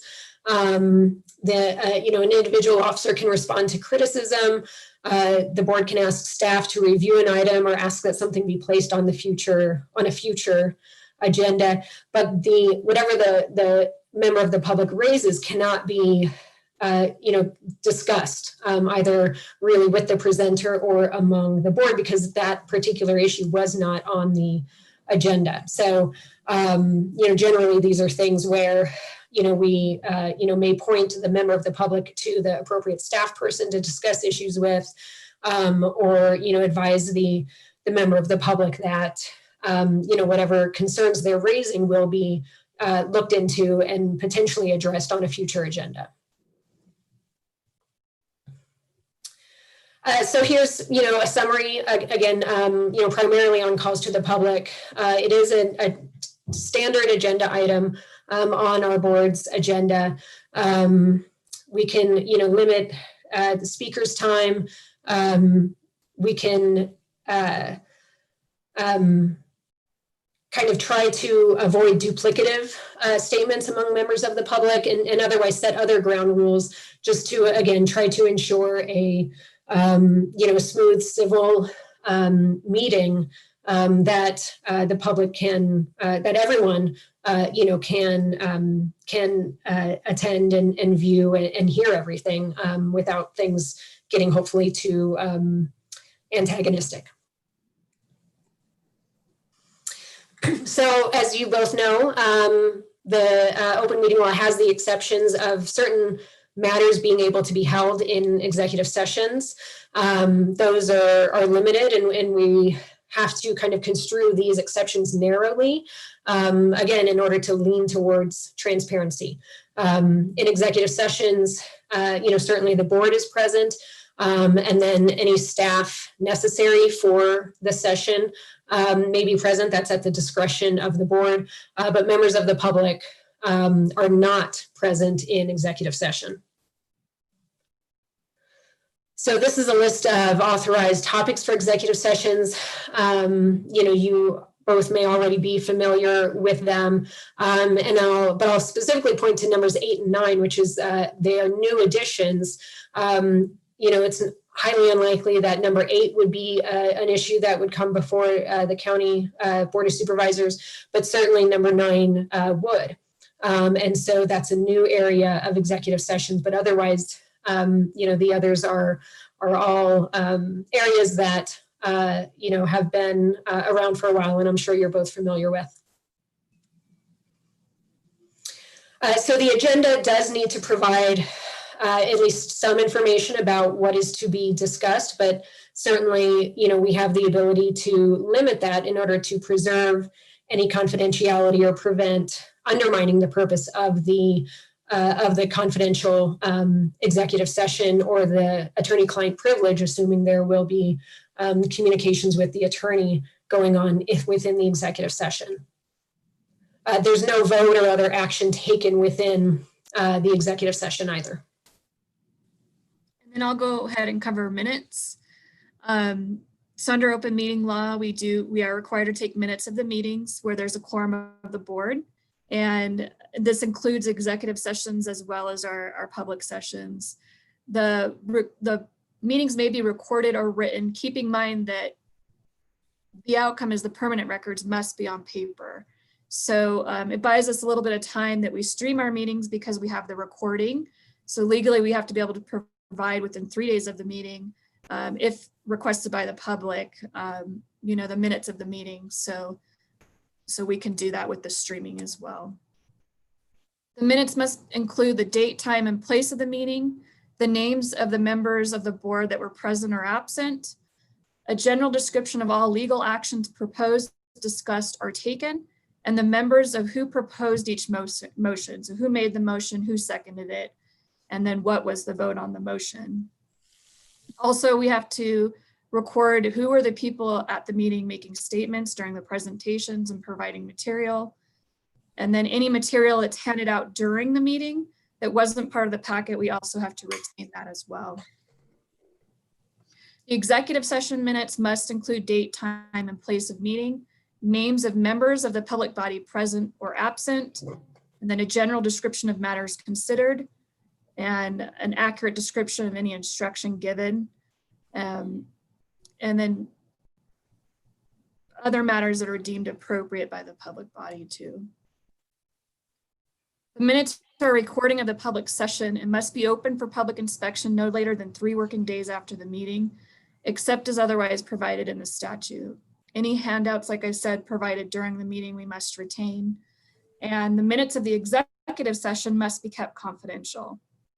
And the minutes for the open session meetings are permanent record, and the executive session minutes must be retained for 7 years. So I'll just briefly go over the, sort of broad view of the ethical requirements. And I believe there's information, more detailed information in the packets you've received. Certainly as you know, the elected officials and deputies take an oath of allegiance to uphold the laws of the Constitution, both federal and state, and the laws of Arizona. There's an obligation to perform duties independent of any personal or special interests. Statutes certainly address, that the position, cannot be used to obtain benefits that, that are not just a part of the position itself. There's an obligation to maintain confidentiality, certainly of the information in executive session, and then, maintaining sensitive information. There's a fiduciary obligation to ensure that, decisions are made with the thought of protecting public funds and to make appropriate decisions with regard to the expenditure of public funds. And then a broad direction in statute that public resources cannot be used to influence the outcome of elections, and that resources certainly can mean funding. It can mean any a fairly broad definition as well. Conflict of interest is addressed specifically in statute. If you haven't already, you will have a form, and I don't know if I think Lindsay may have said there's a copy of that in your packet, that you'll complete in order to, make sure any conflicts are disclosed and on file with the county. And so that's part of your obligation in avoiding a conflict of interest, is that disclosure. And then also, to the extent that any potential conflicts come up before the board that the board would need to make a decision on, it is the responsibility of the supervisors to indicate that there is a conflict and to step away from that discussion and not participate in the discussion and certainly not vote on the action. The law specifically defines what is a conflict of interest, and so certainly when you have those questions, you can reach out to me or to my office to work through those. But a number of interests are also remote and would not require that the board members step away. But there's also just a consideration of things that might appear to be conflicting, even if they don't meet the definition in the statute. So we can, if we have time, which we've only got a couple minutes, and if the chair would like, we can certainly take questions. But obviously we can certainly address questions, anytime outside of this presentation as well. Sure. Well, let's go ahead and take some time. I'll take us to about, we'll go to 12:50. So that gives us about 7 minutes for any questions. Questions at this time? There is a lot of detailed information provided in the reference book as well.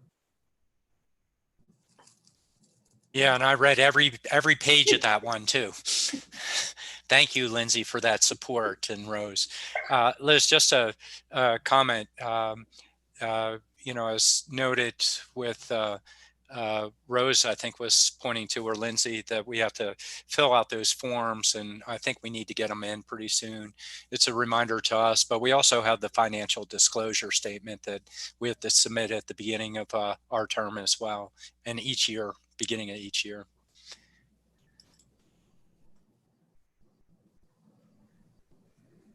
Thank you, Matt, for that reminder. Yes. Okay. Questions? I have no questions, just thank you. I know this is a complicated area and great job explaining it. Thank you. Thank you. Becky, we're both pros in this. Excellent. Patrice and I. Questions? All right, super. Well, that's what Lindsay is for, to answer questions about postings and questions that she'll answer in her capacity as clerk. And then, of course, Rose is always our go-to person if we have any questions at all on multiple matters. So we appreciate that. Thank you all for the presentation. And that keeps us right on time. So we're going to go to County Manager Jane and Public Affairs Director Eric Peterson to provide us an overview of county history and roles. Well, thank you, Madam Chair. I get to follow Deputy County Attorney Winkler and Clerk Daly. Thank you both for your presentation. Just good afternoon to the supervisors and to supervisors-elect. I just appreciate the opportunity to be with you this afternoon. So over the next half hour or so, Public Affairs Director Eric Peterson and I are going to tag team. I'm excited about sharing a little information and background and context about county history and county government in general. So you'll find later on that Mr. Peterson is our resident expert in the history of county government in the U.S.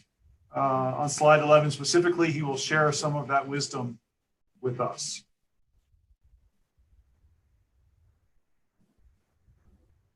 There we go. So Coconino County is, as we know, the second largest county in the continental U.S., the lower 48 states. Of the 18,618 square miles in the county, 13% of our land mass is in private ownership. At 18,618 square miles, Coconino County is the second largest county only to San Bernardino, California, which is about 1,500 square miles larger than our county. If you look at across the United States, just to give some perspective of the magnitude of the size of our counties, we know we only have 15. Most states have substantially more than 15, especially in the Midwest and the East. Out of the 10 largest counties in the United States, Arizona has 3 of them. And if you look at the largest 21 counties geographically in the United States, Arizona has 7 of them. So a third of the largest 21 counties in the U.S. are in Arizona. Coconino County was established in 1891. Prior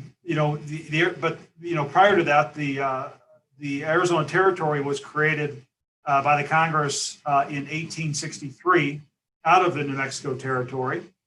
And then the Arizona's first 4 counties were created by the territorial legislature in 1864. And that's Mojave. You see 5 counties on there. I'll get to that. But the first 4 counties were Mojave, Pima, Yuma, and Yavapai. And Yavapai is that big green. And for Mr. Ryan, it's that big blob on the top right of that Arizona slide. But Yavapai, that large county up on the right, was 65,000 square miles at the time it was created, that original Yavapai County. And it is believed to be the largest county ever created in the lower 48 states. So again, not counting boroughs in Alaska, 65,000 square miles when Yavapai County was created. The top left, that yellow county that you see was Paiute County. It is known as Arizona's Lost County. It was created out of Mojave County in 1865. It was very short-lived in the way you see it right now, because in 1866, a portion of the Paiute County that you see west of the Colorado River is what we now know today as modern-day Clark County or Las Vegas. Became part of the new state of Nevada.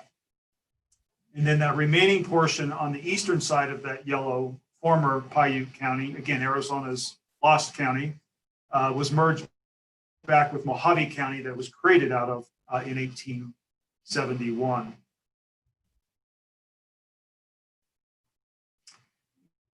So this is a map of the 15 counties in Arizona that we are, Madam Chair, members of the board, very familiar with today.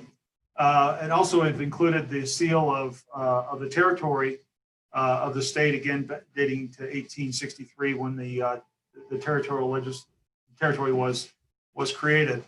14 of these 15 counties were created prior to statehood.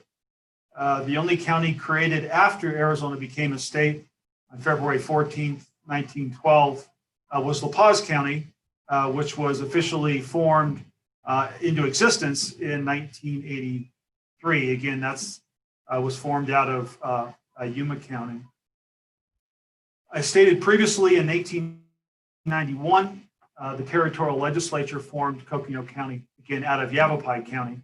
And again, out of that huge county, that what was originally Yavapai County, came what we know today in different versions. Some became other things prior, but Apache, Coconino, Gila, Maricopa, and Navajo were all created out of the former Yavapai County, along with parts of Greenlee, Graham, Mojave, and Pinal. So at the right there, you see a picture of the original territorial courthouse, along with the jail that's off to the right. Obviously, both those buildings still exist. And on the picture on the left is our courthouse today, which has obviously been, added onto and expanded, but is obviously still in use today. But that's the original picture there on the right, back from territorial days. We have and are proud to have 6 tribal nations in Coconino County, a reflection of our diversity in a very diverse population. We have all or portions of the Navajo Nation, which is we have about 27% of the nation. We have a portion of the Hopi tribe, Kaibab Paiute. We have San Carlos Southern Paiute, which is outside of Tuba City, Wallapai, and the Havasupai tribe. Great, thanks, Jimmy. I'm going to just briefly, for chairwoman and members of the board and supervisors-elect, go over some demographic information before we get into authorities, roles, and functions. These are census facts from the census estimates in July of 2019, unless otherwise noted. But as you can see, our population, according to the Census Bureau, is at about 143,000 in 2019. We are, of course, waiting with bated breath to see what 2020 census numbers will be. That'll be very important to the county. Roughly about 20% of the population under 18 years old, 13% over the age of 65. We are slightly more female than male in our gender identity here in the county. So sense of the population, race and Hispanic origin, again, according to the Census Bureau, 27% American Indian, 14% Hispanic or Latino, 1.5% Black or African American, and then 54% white, not Hispanic or Latino. Supervisor Ryan, did you have Yeah, I just want to note that proportion of male-female on the board is slightly skewed these days. I just want to note that, okay? Noted. Thank you, Mr. Ryan. Couple things just about our business economy, incomes, poverty levels.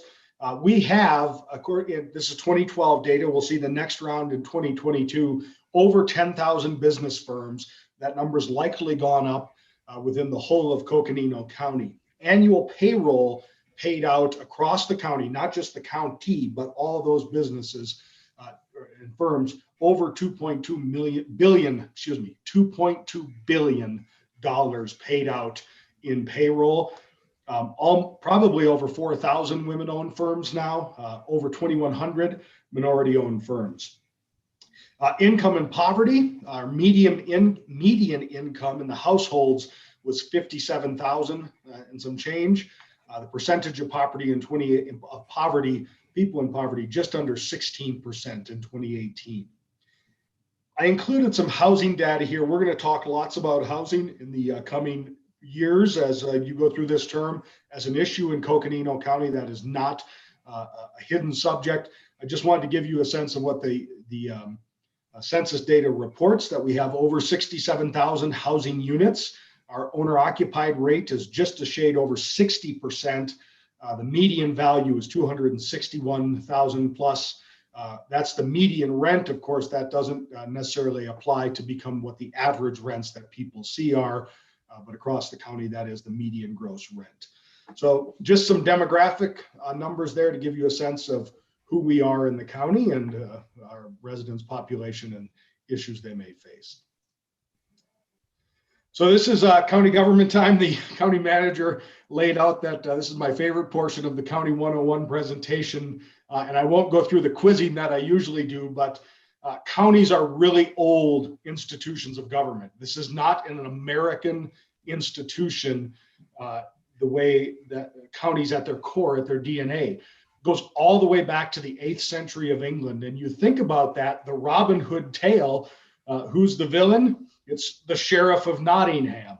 And so that shows how old English customs have come forward through the revolutionary period and into the American system of governance.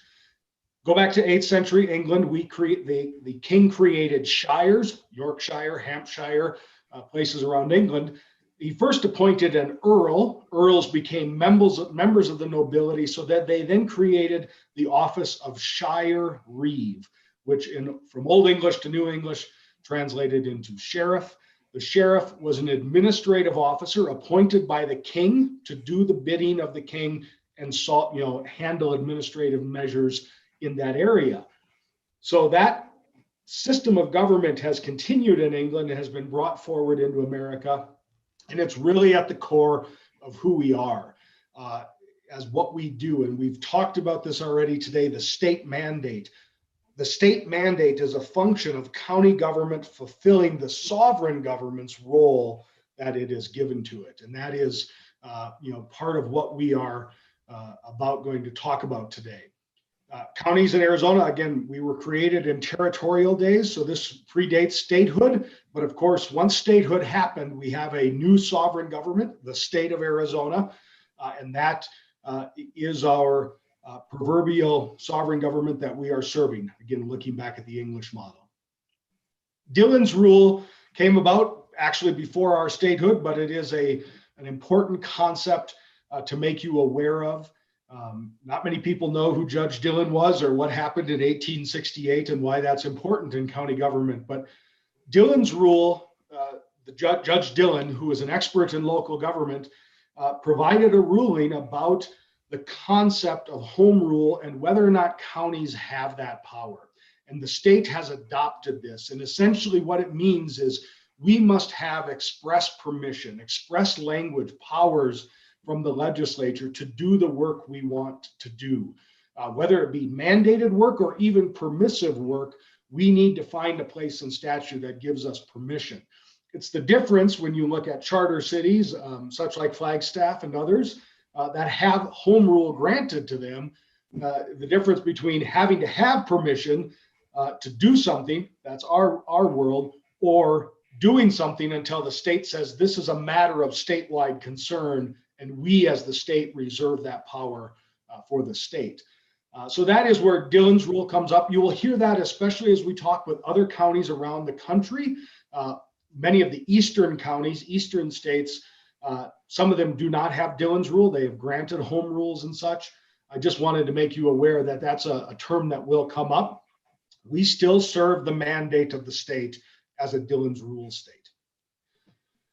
So that mandate, and we've talked about this, I've heard some comments already, is very broad, it's very big, and you can see some examples here. This is not an exhaustive list. Obviously, the concepts of justice and all the offices that need to go with that is part of the mandate from the state. It is not Coconino County versus the defendant in a criminal case, even though it's happening at our courthouse in front of our judges and such. It's the state of Arizona versus the defendant. Supervisor-elect Horstman knows that well. It's a state function that we are mandated to do. Elections, public health, road work, collecting of taxes, our zoning and permitting, all of that arises out of the state statutes, which expressly grant us the power to do these things and also the mandate to do them. One of the things I'll bring up about mandates is oftentimes in state statutes, as you look at it, there will be a mandate to do something, but the level by which we do it is still a local decision. You as the Board of Supervisors would have that. Often one that we can look at is healthcare. What level of services must be provided in a healthcare function you are mandated to provide? That can be a local decision within a mandated program. There's no written rule on each one. So these will need to be taken case by case, but those do exist. Before I give it back to Jimmy, I just wanted to go back to the 15 counties and let you know that you have 61 total folks that are county supervisors. 5 of you here in Coconino County joined with 7 other counties. So 8 total with 5 supervisors. The large counties have 5 generally. There are some counties that have 3 supervisors. 7 counties have 3 supervisors each. Coconino County, I believe in the early 1980s, made that decision to go to 5 supervisors. If I remember my history correct, listed them out there for you. And then each county has at least 7 other elected officials: the treasurer, assessor, recorder, clerk of courts, county attorney, sheriff, and superintendent of schools. So there are a lot of county elected officials. And then we have constables, a number of them that are assigned to each judicial justice precinct, a justice court precinct in counties. We have 4 precincts in Coconino County, only 2 constables. 2 of those have not had anyone run for election, so they are vacant openings. So that number fluctuates in counties depending on those who run for those offices. So I appreciate the time. It's a little bit about counties and our mandate. I know it's quick to breeze through, but the mandate's really important. And as we talk about advocacy measures later on and then through our conversations going forward in the year ahead, you'll hear much more about mandates and how the state uses us as a tool to accomplish its purpose, but also then the advocacy we do to help inform the state's decisions on the mandate. I'll turn it over to the county manager. Thank you, Eric. The only thing I would add is that you mentioned the difference between 3 and 5 board members. Statute does require when counties get to 250,000 that they have to go to 5. Counties like Navajo and Coconino have voluntarily, by vote of the people, chosen to go to 5 prior to the population threshold. And thank you for your history lesson, Eric. So this is, Madam Chair, Supervisor-elect Horstman referenced this. I'm sorry, Madam Chair. Nope, go ahead. I'm sorry. I was going to see if there were any questions, but you have more slides, so no problem. Keep going. Okay, thank you. Supervisor-elect Begay earlier referenced the org chart. This is in your briefing material. But looking at the authorities of the board, they are vast, as really the chief policy and budgeting body of the entity. But as a member of the board, you are the policymakers. You set the policy for the county. You also set the budget. As I mentioned earlier this morning, as part of your primary responsibility as a member of the board and as a board of supervisors.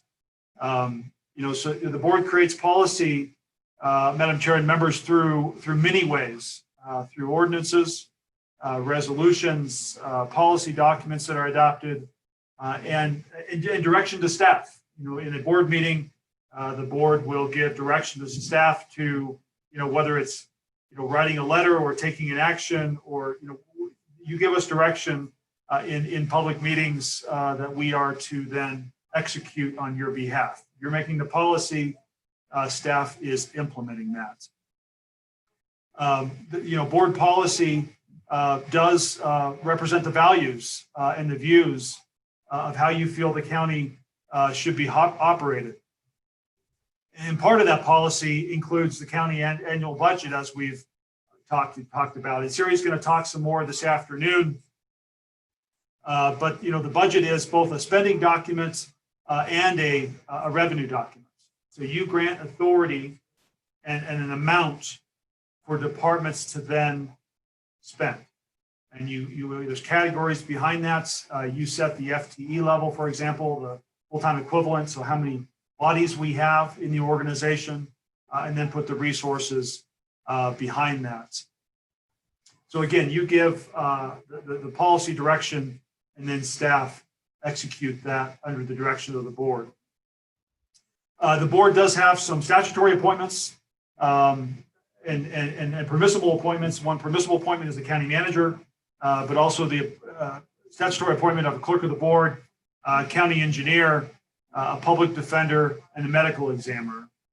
There's other department directors that are confirmed by the board, including departments like the chief health officer, which in HHS, and the chief financial officer or our finance director, and the other department directors, Madam Chair, as well. In your responsibility, you also have you also make appointments to several county boards and commissions, and this is set up and meant to be an opportunity to bring really the residents' voices from your districts into advising you in your policy making. And like, for example, planning and zoning, they met last night, so they're making a recommendation on a case then that will come to the Board of Supervisors for action using their recommendation in consideration for the decisions that you all make as the policy making body.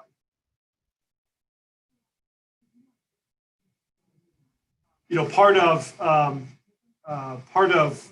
the way that we are able to be successful and to serve, communities throughout Coconino County is through our partnerships. We know that we cannot accomplish everything alone. And I think the COVID pandemic response has been an example of how through partnerships, we're able to get the work done. Partnership does work. And I think Coconino County is a model example of how we can partner with, with entities. And this is just a partial list of some of our primary partners. We work with our tribal nations, federal, state, and local government partners, along with our nonprofit communities throughout throughout Coconino County to serve people in community.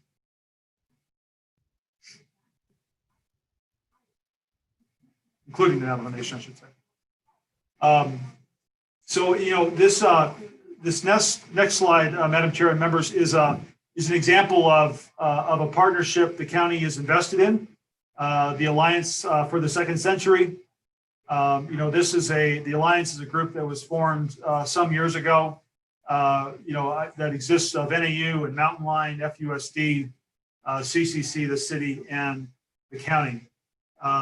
This group typically meets every other month with the board and the county manager sitting as part of this group, joined by other members of our leadership team. Currently, we take turns. The city is currently coordinating this group and anticipates their next meeting in January. It's been several months since this group has met. And in January, they'll be focusing on legislative priorities and budget outlooks of the various entities that make up the Alliance. Another recent example, congratulations to Vice Chair Feller, of regional partner. Another recent, example of regional partnership, is the formation of the Colorado Plateau Economic Development Alliance, which is a partnership between the city of Page, the nation, CCC, and Coconino County. Again, partnership works, and that's an example of a partnership that has been newly formed in the northern part of the county that Vice Chair Feller has spoke about recently. And Madam Chair and Supervisors, I'm going to take this one, but this is one of our major areas of partnership, which we in Public Affairs help to manage.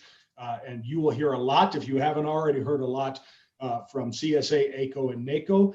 We are a very involved county in advocacy, but also working with our fellow counties. It is very much our DNA and our culture to be heavily involved in these associations. So these are 3 county intergovernmental associations that represent the interests of counties. The County Supervisors Association, which is our main state entity that we work with and are involved in. CSA meets monthly for board meetings. You are all a member of the board at CSA because of your membership as a member of the Board of Supervisors here for the county. Craig Sullivan is their executive director. We'll give you lots more on CSA and sort of what we do with them. But again, state advocacy, research, resources, wonderful group. And Mr. Ryan is our medium county caucus, which is a caucus of the medium-sized counties at CSA. He is the chair. The Managers Association and the finance directors also have meetings that CSA helps to coordinate and facilitate going forward. We also have the Arizona Association of Counties, which is a county organization that represents all county entities. It's very much the constitutional officers have a large involvement in this association as well. Much where CSA is supervisor driven, this is much more open to across the breadth of all of the elected officials. Their annual conference is usually in December. They do advocacy as well. We work with them in public affairs and will keep a connective tissue between both of these organizations for you. And then the National Association of Counties is the national group that represents America's 3,069 counties. Some people will say there's 3,072. I'm not sure where those 3 are, but we seem to have a different number that floats around America at times. But this is a very important group for our work federally. We spend a lot of time. I'm proud to say many of my friends work at NACO, and Coconino County is one of the most involved counties in all of America in NACO, if not the most involved county. Almost every steering committee at NACO we have a seat on or are involved in. Both obviously Chairwoman Archuleta is on the board at NACO, the national board, but Vice Chair Fowler is on the steering committee for the Rural Action Caucus. Mr. Ryan is on the Transportation Committee. Supervisors Babbitt and Parks have both been active. We have lots of involvement at NACO, and so very important 3 associations. We will keep you up to date and up to speed. We'll come back a little bit later and talk about some of the appointments and issues with these groups that we will be bringing up to you from public affairs. But these are very important partnerships to our county and to our culture here. Thank you, Eric. In the last slide, Madam Chair, members of this part of the presentation today, and it's been referenced by several of you already throughout our conversations today, in what matters most. That is us working together in our various roles, whether elected, appointed, or line staff, working together to serve people. Under the direction of the Board of Supervisors, we have a dedicated and amazing 1,100-ish member team who work together to serve people and communities throughout Coconino County. And I am proud to be the county manager and proud to be part of that team. Thank you, Madam Chair. Great. Thank you, Jimmy. Thank you, Eric. Great overview. You can see lots of areas that counties are involved in and a lot of ways that supervisors can be involved. Let me see if there are any questions at this time regarding the presentation. No questions for me. Oh, no questions. Okay. Liz, just quickly, and we'll come to it later, but for Patrice and Judy, but for all of us, the discussion related to some of the different committees that we serve on, we probably want to start thinking about that desired committees now, so that when we get into our first meeting in January, we can work our way through most of that. And so, as questions evolve about which committees we do have and that kind of thing, you know, it provides the opportunity to answer questions and then see where our interests are and where we all might want to focus, so we can, you know, be between all of us, how do we help the county, you know, in different areas. Thanks, Madam Chair.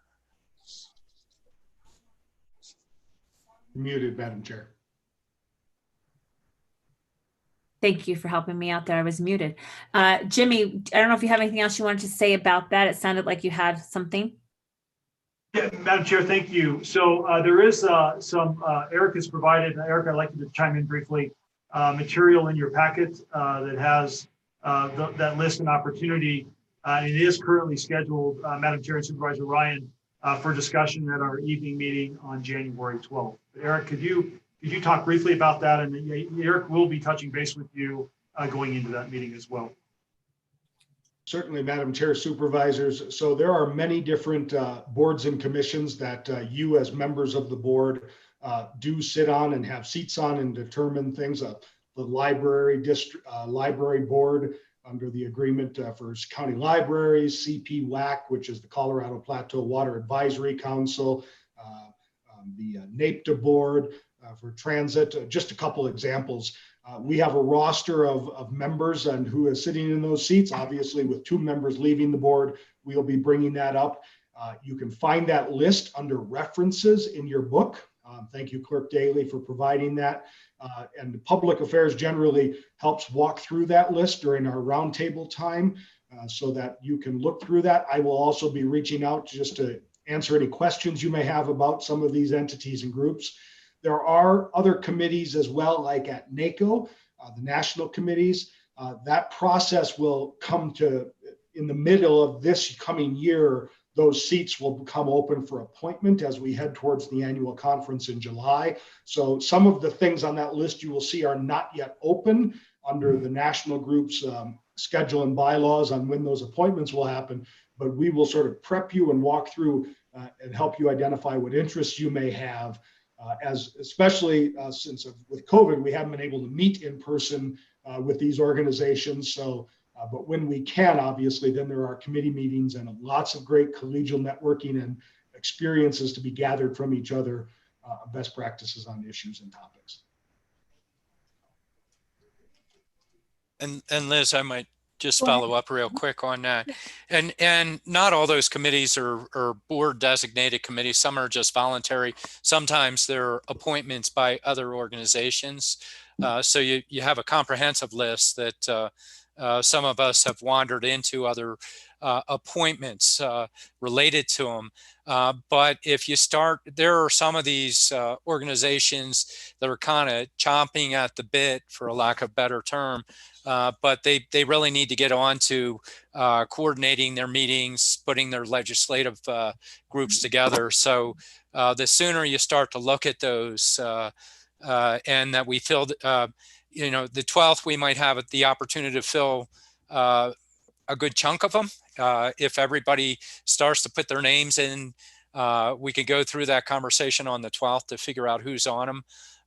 And maybe there's 1 or 2 that linger, or maybe we can resolve it pretty quickly. But it would be good to see if you start looking at them and proposing where your interest might be. Thanks, Madam Chair. Great, thank you, I appreciate it. Yes, and I'll just chime in just on the committees too, and that is that we do want to make sure that we are distributing the responsibilities of serving on committees across the board members. That is a responsibility that each of us have there are certain committees and efforts that the county is involved with, and so supervisors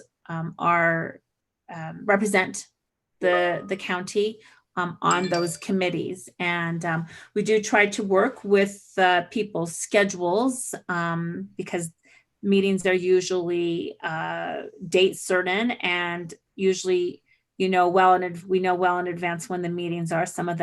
Most of them have standing meetings, same day of the week, every single month. And so we do try to work with that, but just please know that we don't want any one supervisor to bear the weight of, most of the committees or all of the committees. We do distribute that responsibility across everyone, which is great. And it allows you the opportunity to not only go where you have interest, but also go to committees where you want to maybe develop, that interest.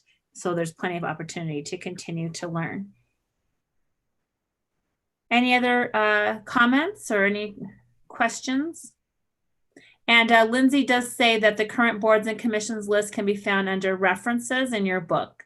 She wrote that in the chat. So the section that says that's tabbed references, that's where you can find the current boards and commissions list. And Lindsay, I think you might be referring to, I don't know if you're referring to this list or to the list where county supervisors appoint people to certain boards and commissions, because I know that Jimmy referenced also that in his presentation. But nonetheless, look under the reference list and you will find the information that you need. Yes, Chair Choletta, both of them are under there. Okay, super. That's what I thought. Thank you. Okay. Well, then if there are no further questions on this particular topic, we will have a 10-minute break and then we will come back to the department overview. I know that Jimmy has a quick meeting he needs to get to, so we'll let him go to that. We will go do a 10-minute break ourselves, and then we will reconvene at 1:30. Thanks.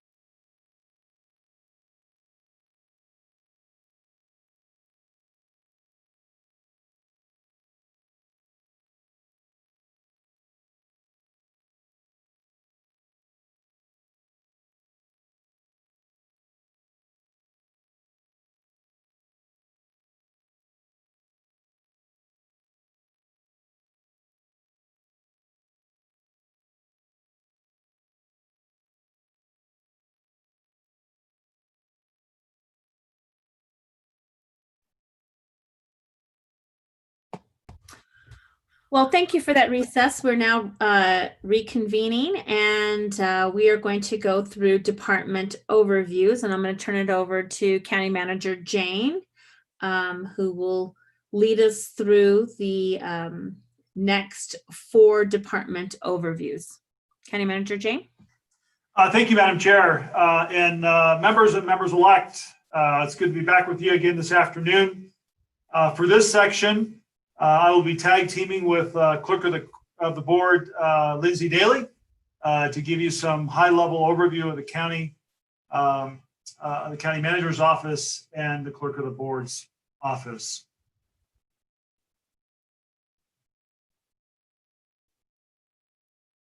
So the county manager's office and the team here is comprised of obviously the county manager, and we currently have 3 deputy county managers who you will hear from, Madam Chair and members this afternoon. DCM Lucinda Andriani, who also serves as the Public Works Director and the Floodplain Administrator. Lucinda will talk about her departments that she has. DCM Joanne Keene, who introduced herself earlier today as well. Joanne currently has some internal service departments, including IT, finance, and HR. And then DCM Dr. Marie Peoples, who has had primary responsibility for the Justice HHS space. Again, you'll hear from her this afternoon. And I think, as all of you know, Marie will be leading us for a new season in life the end of this month. Also part of our team here is her primary role has been as a Special Initiatives Director, Kim Musselman. Kim is currently on almost 6 months now, has been serving as the interim Health and Human Services Director, role she still is filling currently. And we also have 3 other team members as part of the county manager's team. Colleen Naggs, who is the new executive assistant to the county manager's office. Most of you have met Colleen or know Colleen. She started this past Monday here on the 2nd floor.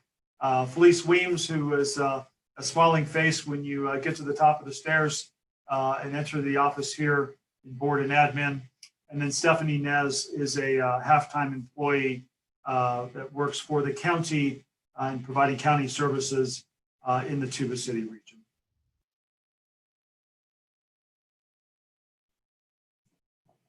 So under the county manager's office, specifically also we work together as we talked about earlier, Madam Chair, on instituting and executing the policy set by the board. We also have really kind of the daily oversight of departments. That's part of our role and responsibility, and also the county manager and the DCMs working in partnership in conjunction with our constitutional officers and judiciary and the other elected officials in the county. Our team does work closely with the clerk. And so Lindsay and I work a lot about she does all the work and her and Val putting the agenda together, but we consult on items and let each other know what's coming up or if we need to maybe change something. But we work hand in glove with Lindsay and Val in putting that in the agenda development and planning calendar moving forward in partnership also with the chair of the board, who ultimately approves that. I work the county manager works directly with finance director Suri Mullaney, who you will hear from later this afternoon, and she's going to talk about our budget process and our finances. And part of finance's responsibility, they also are responsible for our audit, our annual financial audit that you all are familiar with. Grant management, Supervisor-elect Begay had mentioned grants earlier, and also overseeing our purchasing processes, P cards, payroll, et cetera, for the county. So Siri has a large book of business, her and her team. Public Affairs Director Eric Peterson, and our Public Affairs and Community Relations team. I work directly with them along with the DCMs and the board. And all of you, your returning board members know this, and the two incoming board members, I know that we work a lot with Eric and his team, not only on like legislative type items, but the relations with our entities in the county, but also our state and federal and tribal relations as well. So, and you'll hear more from Eric. Five of the major focuses of public affairs, obviously the governmental affairs that we've talked about, community relations, communications, economic development. Chris Pastris is our economic development manager that works as part of Eric's team. And now under the restructure of the workforce board and function, the workforce board and the workforce manager work with Eric now as well. So Public Affairs Director Peterson is now going to take a few minutes to kind of give you a further update into the public affairs world. Eric? Thank you, Mr. Manager, excuse me, and Chairwoman and Supervisors. This is just a couple things that you need to have on your radar for as you head into the new term from Public Affairs. We will talk a lot to the new supervisors-elect. We are going to be inviting you to our Public Affairs staff meeting to sort of learn about us and just to be a dialogue as we go forward. So look forward to that invitation. But on communications, as you prepare your office and set up things, our world includes the Senior Communications Manager, Alexandra Fisher. We are here to help you get your website, any social media you wish to do as a county supervisor to help create those sites and get them ready to go. And also for obviously our existing supervisors and continuing supervisors want to help you in any way with that. I'm going to highlight quickly, we have 3 diversity councils that the board has created that we help staff and coordinate their work. Part of that, this past year, we've gone through a bylaws project where we now have a geographic representation goal. So we are going to lean heavily on our supervisors to help us find people to fill out those groups and to appoint to the bodies to help provide some geographic representation. We'll provide the numbers on where the current members live and reside shortly to you, but just want to make sure to highlight that. Supervisor-elect Horstman has brought this up along with many others, but economic development, the impacts of COVID-19 and what is happening in the world. Chris Pastors and Cindy Wilson, our workforce development manager, they've done great jobs as businesses and people come to them in connection, but that is a resource for you as you have constituents who are businesses or have a business concern, especially with the COVID-19 pandemic. Connect them to us. We are happy to talk to them and provide them resources. Supervisor-elect Begay asked about grants. We do publish every week a list of all the available grants, and it's not just published to us in the organization. We make it publicly available on the county website. Every week we update it so that nonprofits, groups in the community can find that grant information. It's an easy and very effective tool from our world at the county to provide value to the public and to those organizations. And then in government affairs, a couple things that you should be aware of. December 16th, we'll have a state legislative roundtable with LD 6 and 7 legislators. That would include for the 2 new supervisors, the supervisors-elect. Please join us. We'll connect with you and give you more details this week, so you'll have that information. There also, we talked about this, early in January, we'll be doing boards and commissions appointments. We've had that conversation. And then I just want to bring out probably one of the biggest pieces of your mandate that this year will need to be done is redistricting. So there are two efforts on redistricting. One is an advocacy effort that we will be a part of, advocating with the Independent Redistricting Commission on the legislative and congressional boundaries of districts. That is an independent process through the state. But then also we have a process for redistricting the 5 supervisors districts in the county that we must undertake. You as the board undertake that, determine the policy and the process and the outcomes of those maps.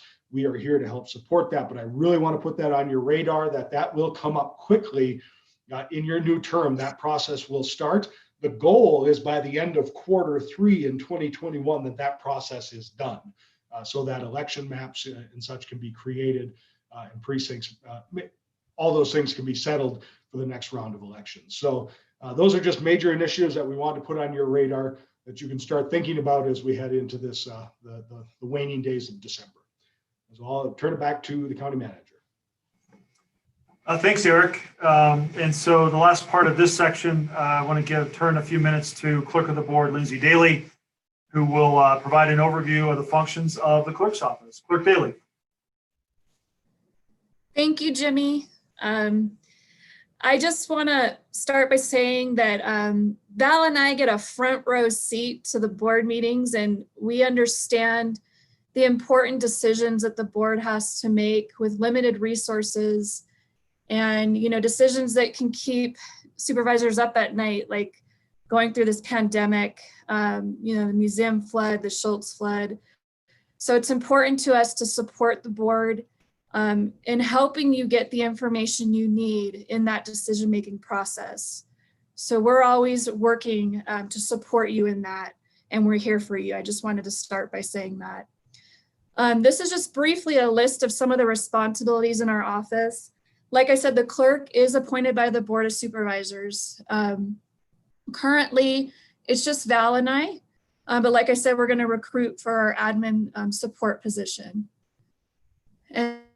And the main responsibility in our office, I feel like the first two bullets are really what a majority of our time is currently spent on, is making sure that the board meeting notices are posted and the agendas are posted within the requirements set forth by statute. Just making sure we're following all the requirements that need to occur. And then during the board meetings, taking the minutes and making sure that we're capturing everything that's going on in the meetings, making sure that they're posted on the website once approved and accessible to the public. A lot of the time with agenda management, there's a lot of time that goes into what goes on, what it takes for the meeting to run smoothly. So some of what we do is have an agenda review meeting every Wednesday before the Tuesday meeting. And it's an opportunity, like Jimmy said, we work very closely with the manager's office and the departments.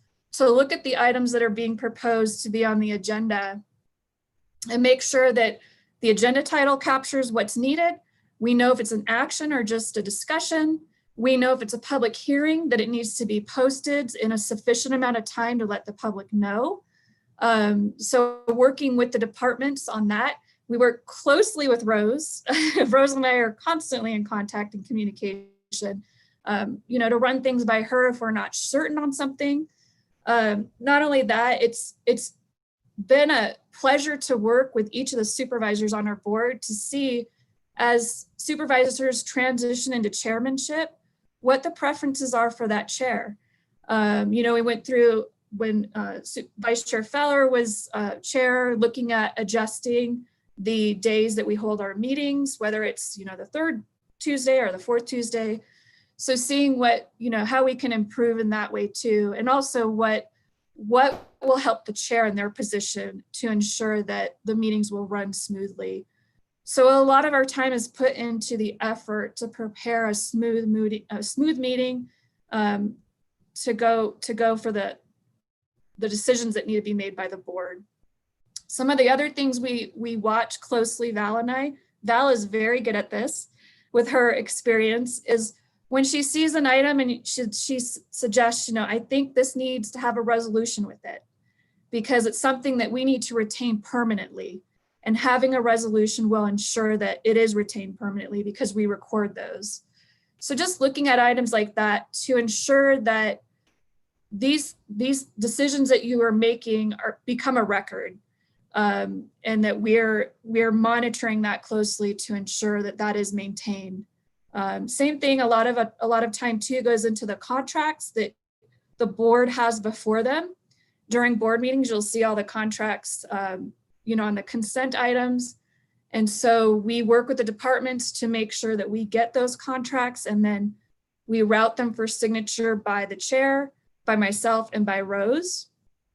And what we've done More recently, as I've come onto the position, a lot of this was done by our admin support position, is looking at the contracts that we currently have in the office physically and going through those to identify what are actual current contracts that are active, what are contracts that are expired but are still in retention period, and what contracts we can destroy. So a lot of our time in the last 2 years has been, devoted at looking at that, and then also looking at changing our process to scan the contracts that are active so that we have that, and then also have a tracking sheet, because when you're routing contracts for signature, when they come into us and we get the signatures that we need internally, the department is then responsible to get the outside signature with the third party. So they are the ones communicating with that vendor, and they are the ones that are getting the signature from the outside party. But we're tracking that to make sure, like, hey, did that contract hasn't come back to us yet, fully executed, and it's been 3 months, so we can keep contact with the department, follow up on that, and ensure that we get a copy of that for retention purposes. And also just to keep a running list of how many active contracts we have, and then look at where they might be expiring, that they need to be renewed, so that the departments can be aware of that and determine if they need to bring it forth again to the board or if it's just going to expire. So a lot of that has been, we're trying to improve that process moving forward. And then also we ensure that the resolutions get recorded and retained, and keeping a tracking sheet for that, as well as the ordinances. Ordinances a lot of times are required to have public hearings. So the departments are responsible for publishing that in the paper to notify the public that there is going to be a public hearing regarding an ordinance. And then once the board approves it, our office publishes the ordinance in the paper. So that is a requirement by law. So like I said, those 2 items are the majority of our time spent making sure that those statutory requirements are done. We also have statutory requirements in relation to special districts. A lot of our communication is mostly with fire districts. We have about 17 fire districts in the county. And then we have a few DWIDs, domestic water improvement districts. But there is statutory requirements that I feel like we're kind of the middle people on between the districts and the state. So the districts once a year have to send their annual report to the county clerk's office. And then as well as once a year, send a copy of their budget to the county clerk's office. So that's some statute that they have to provide that to us. And we have to then send a report to the state saying which districts did provide that, which did not, and were they sufficient. There's certain things we have to look at to say, did they provide the names of their board members? Did they provide a disclosure statement for when and where they hold their meetings? So we're kind of a middle person for that. There's also some unique things that come up with the special districts that require some of our time that, for example, we just had in June, there was a DWID, a domestic water improvement district, that wanted to be formed by, I think it was the Blue Ridge community. So that when they want to do that and they send a proposal into the clerk's office for the Board of Supervisors, there's certain requirements by statute that the board has to follow. For example, the board has to hold a hearing for that within 40 days. We have to publish it in the newspaper, the hearing for it. We have to send out notice to all of these property owners that are that will be in the boundary of the district. And other departments are involved in that as well. The assessor's office, the elections office, the treasurer's office. So that's a unique scenario that may come up that does require statutes of the board that we are working to ensure are met. Some of the other things, like a unique year like this year with an election, there's some things that, the special districts, we had 3 that had something on the ballot for board members, electing board members. So you'll see on Tuesday's board meeting, in statute, the district has to canvass their election results that Patty provides, and then they have to provide it to the clerk's office and the Board of Supervisors, and then it has to go on the Board of Supervisors agenda to just accept and acknowledge for filing the canvass of their election. So these are some examples of some of the unique situations that we also are involved in special district statutes and maintaining and ensuring that the board is doing what is statutorily required. Administrative appeals. So there's two different kind of appeals for property owners. One is classification appeals, and those are appeals to the Board of Supervisors. Classification appeals are the assessor, the county assessor, once every term, so once every 4 years, they're statutorily required to send out a notice to all property owners, just basically saying, like, we believe the classification of your property is your primary residence or your secondary residence. And so when they do that, and we just went through this process last year, which is my first year as clerk, so it was quite a learning experience for me. But in the process, I learned quite a bit about it with the help of the assessor's office. So they have an opportunity to appeal to the Board of Supervisors and say, hey, this isn't my secondary property, this is my primary property. And it makes a difference in the property tax rate. So that's why you'll see folks say, hey, I want to get this corrected. The assessor's office is not correct.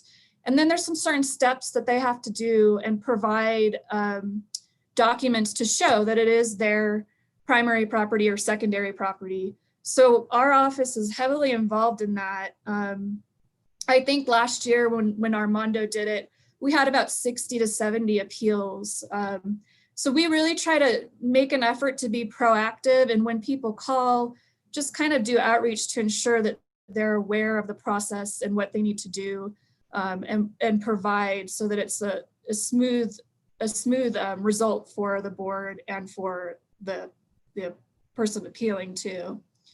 The other form of appeals is Board of Equalization appeals. So the Board of Supervisors, and I don't think I need to explain this to Supervisor-elect Horstman because I learned a lot from her on this. So Board of Equalization appeals, the Board of Supervisors is the Board of Equalization. And our board has designated having a Board of Equalization hearing officer rather than the board itself being the hearing officer for appeals. So property owners get the opportunity to appeal the property valuation of their properties. And usually this time frame that this takes place, there's 3 windows of appeal processes. One is for when the assessor's office sends out a notice of value to the property owners.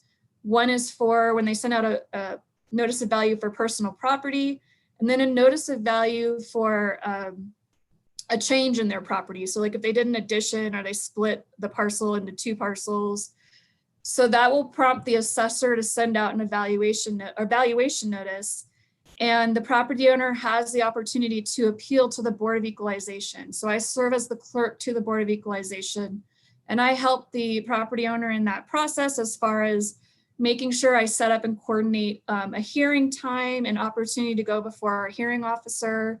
I work closely with the assessor's office on this process to ensure that I get the documents that are needed from them, and provide that information also to our hearing officer, the appeal paperwork and the assessor paperwork, work up for the case. And then we go through the hearing process, we take minutes. I send out a notice of hearing, I send out a final decision from the hearing officer, make them aware of when it will go on the board's agenda. And so that process, usually those 3 processes together run between June and mid-November. And there's very specific timelines and deadlines that we're statutorily required to follow. So we're ensuring that we're following that. We're also ensuring we get into the Tyler system, so we're knowledgeable of the assessor system to make sure all the documents are uploaded in there so that they can see them on their side of things for the assessor's office. And when the hearing officer decides to make a change in valuation, we're putting that information into the assessor's software system. Also, I just wanted to mention too, for agendas and meetings, there's things that the board is required to do statutorily. So our office works with departments to ensure that those items get onto the board's agenda as they are required by statute. So for example, setting the tax rate and adopting the budget, there's certain things like that that the board is statutorily required to do by certain timelines or deadlines. So we work with departments to make sure those get on the agenda in a timely manner. Our office also handles liquor licenses. So a lot of them come, obviously with the liquor licenses, the process is the state's process. So the state liquor licensing control. And they send us the application for liquor license that are permanent. And so once we get that from the state, we are required by statute to have a public hearing of our board. We have certain statutes we have to follow and timelines.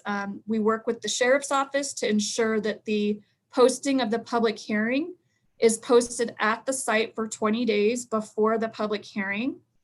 There's paperwork that we do to ensure that we're doing what the state is requiring us to do. You'll see me come before you and bring those liquor licenses for public hearing before the board.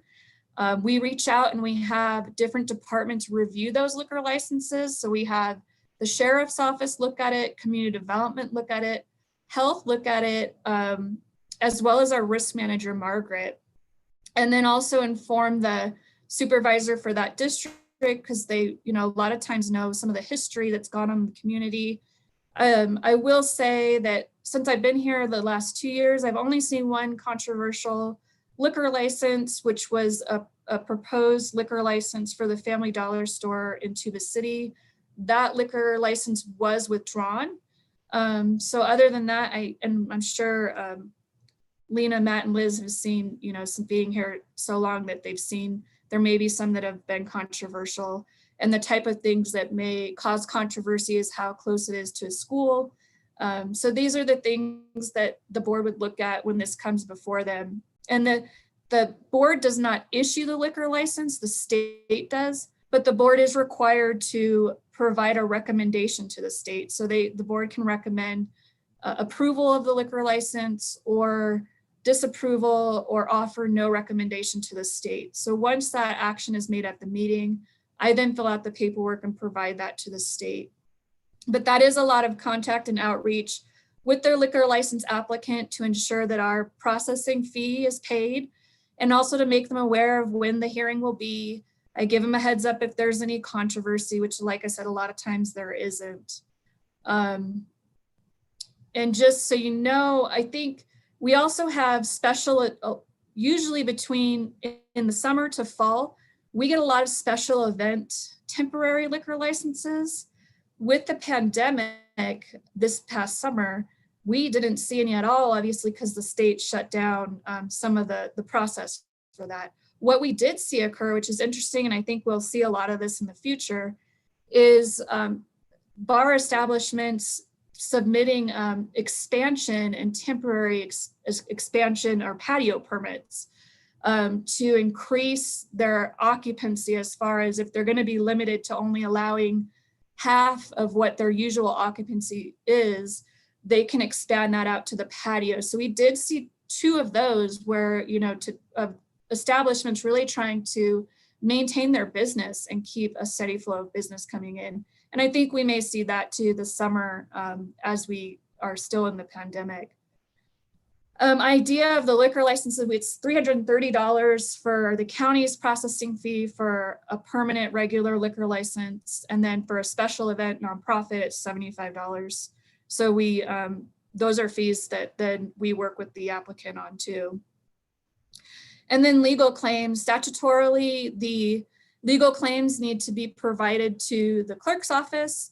So, and there's also accident claims need to be provided or served to the clerk's office. So we're in the middle of taking those in and then providing the legal claim to the attorney's office, or if it's an accident claim, we provide that to our risk manager. And then information requests, we do get some information requests, whether we get a lot of information requests, not only from the public, but helping departments when they're researching something and need help finding an ordinance or a resolution. We just did one for Siri, looking at a district that was created and trying to find a financial path of the district funding that went with this. So just little things like that we try to support. internally the departments as well with information they need to find on previous board actions. Other department duties, there's a lot of things like bid openings. So when we have bids, bid openings, the bids are sent to the clerk's office and we attend bid openings with the finances purchasing manager, and are responsible for opening this at the bid openings. We also have a budget that we maintain, take before the board as well, just like the other departments. Every 2 years lately, we've had user fees be looked at. So we've looked at and researched the user fees for the clerk's office, for liquor licenses. And I will say too that bingo licenses are also submitted to the clerk's office. I haven't had the pleasure yet of having a bingo license application come in, but that is also something that would come to the clerk's office. We also work very closely with the executive assistants to the supervisors and in constant contact just to give each other heads up on things, help each other out and support each other. A lot of the supervisors have me just approving timesheets for the assistants. So checking in on the assistants on timesheets and anything they need for personnel stuff. And then also meeting with them to go over the planning calendar for the board. Holding dates for meetings or anything unusual that needs to be held on a calendar, looking at events and who's going to be there and what we need to post for quorum. So the assistants are really, we work closely with them in trying to support the board.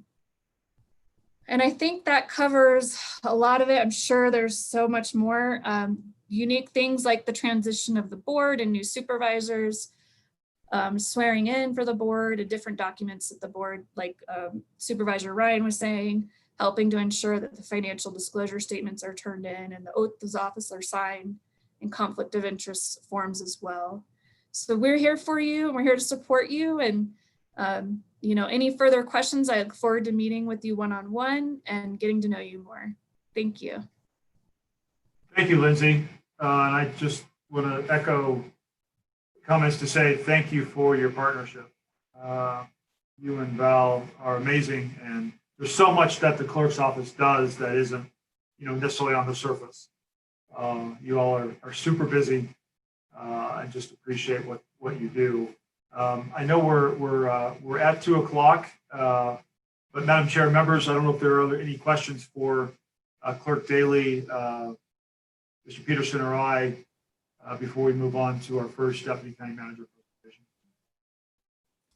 Thank you, Jimmy, and thank you, Lindsay. And don't be surprised if you receive an email or a text late at night. Lindsay's usually working late, and sometimes we worry about her. Jimmy as well.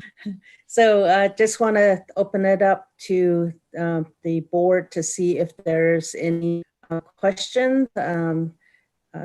Supervisor-elect Patrice and Judy, do you have any questions for Lindsay? I know that's a lot. She does way more than just that. It just sounds like a lot, but she does a lot more and really works closely with our assistants, and she hosts assistants meetings as well. And so we try to coordinate our activities through Lindsay to be able to make sure that we're all on the same page. So, and that's very difficult, I'm sure, for them to do, but she does a great job. Are there any questions or comments? Just one quick comment. I'm exhausted after hearing all that, Lindsay. You and Val, I don't know how the two of you can do all of this. And thank you so much for your help on the orientation here, but also just getting things up to speed. I can say for me personally, I really do appreciate it very much. You've been exceedingly helpful. So thank you.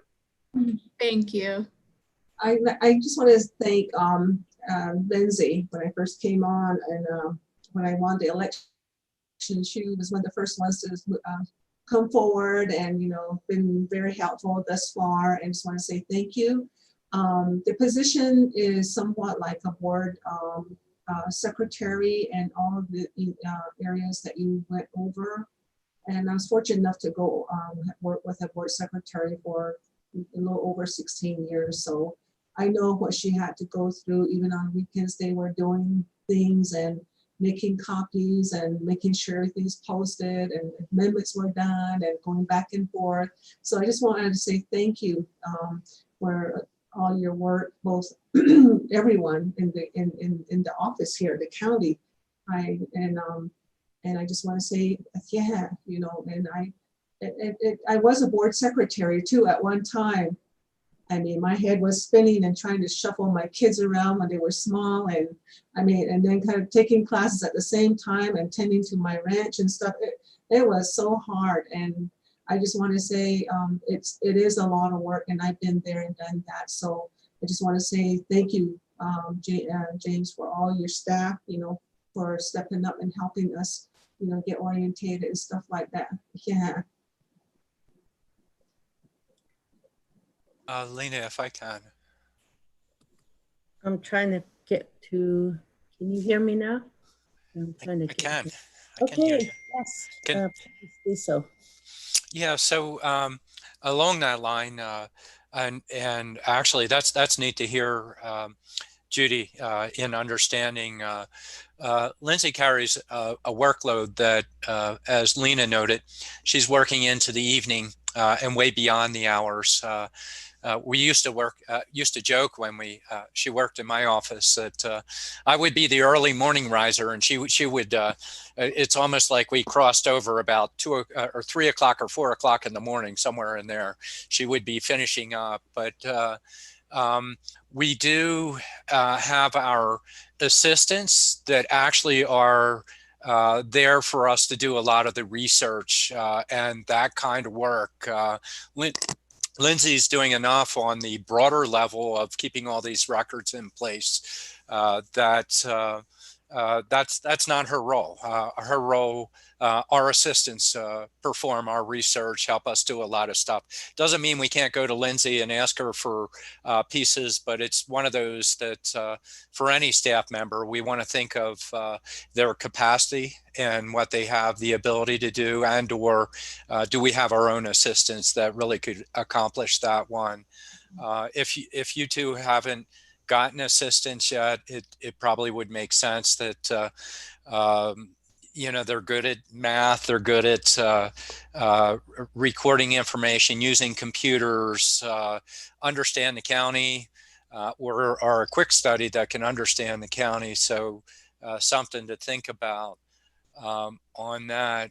One other piece that I didn't throw out there, but we were for the first meeting, we are going to kind of along this line. Lindsay touched on it just barely, and Eric was touching on it. Jimmy touched on it. We need to select a chair. Liz is about worn out from doing COVID. And typically what we've done, doesn't mean we have to do it this way, but it seems to work quite well, is we use seniority to roll people through, to give time for the new supervisors to get up to speed for when their opportunity would be available to be the chair of the board. None of us are guaranteed the chairmanship. We have to agree on that amongst the board. And a big piece of that is that we're speaking on behalf of the county, not on behalf of our specific interests or our own district. It's a key element of that. And the reason I bring that up is for the sake of Lindsay and for the sake of the organization. They need to start setting it up for payroll and stuff for the next board member. I will throw it out there that I do have an interest of potentially picking it up in the first term. If you're okay with it, we don't decide that right now. We'll decide that on January 12th. But if we stay with the seniority membership, it would be a rolling through of me, of Liz, of Lena, and then giving you two a chance to get up to speed so that you could run this. But it's important for the clerk's office on that. One last piece of note, because Lindsay was touching on it, and Rose covered it earlier, is our record, like our phones, our email, that kind of thing. There's a certain timeline, and I always lose track of it. And Lindsay and Rose have part of the answer. It's not always precise because it depends on the type of the record, but there's a certain point that they time out, but we have to keep them for a certain amount of time because anything we do is a public record associated with that. And I'm not sure, you know, if you're ready to answer that one now, Lindsay or Rose, but it's one for us to think about with that. Yeah, I did include in the reference book. I just recommend looking at, I put retention schedules that I thought would apply to the supervisors. And I just recommend looking at those. I put the administrative retention schedule as well as public officials retention schedule. And it does talk about, you know, transition of public officials and things to think about as far as records. There is a piece in there on what may be considered a historical record. So that's something that Val and I are actually trying to be proactive when things come before the board and think, okay, is this a historical event like Museum flood, Schultz flood? If so, these records should be retained permanently. So that sheet in there helps you kind of help identify when you're creating records within your own district office or with your assistant, you know, what likely should be retained as a permanent record. What I've observed just for the board and in working with Supervisor Ryan as his assistant is a lot of what comes before the board are, you know, could be copies of something, and we're already retaining the board packets for the board. So that's good for you to know, as you know, you may want to hold on to a PowerPoint because you like it, but or you want to refer back to it, but we are retaining that in the clerk's office. So that'll help as you kind of look at the documents in your office as well. Thank you. Yeah, thank you. I thought I read the whole thing. I must have missed that page or two. Sorry, Lindsay.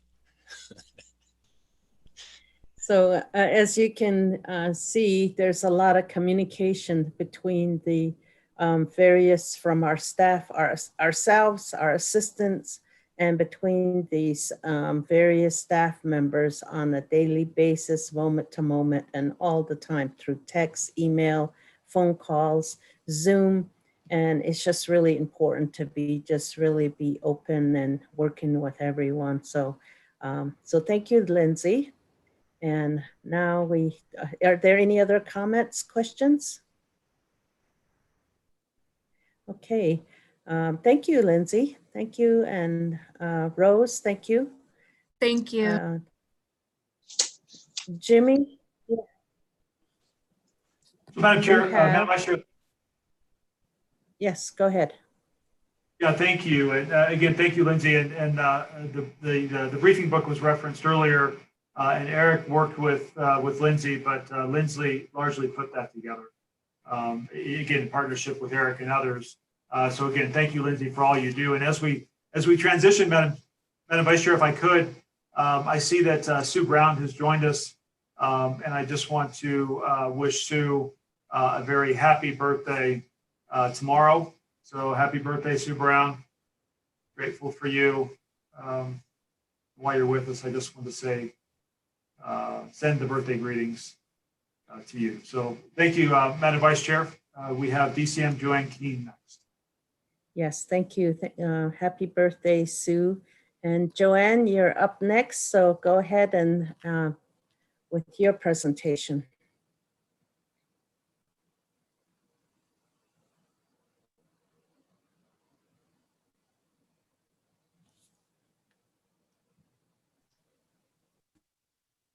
You're good to go, Joanne. We can't hear you though. You may be on mute, Joanne.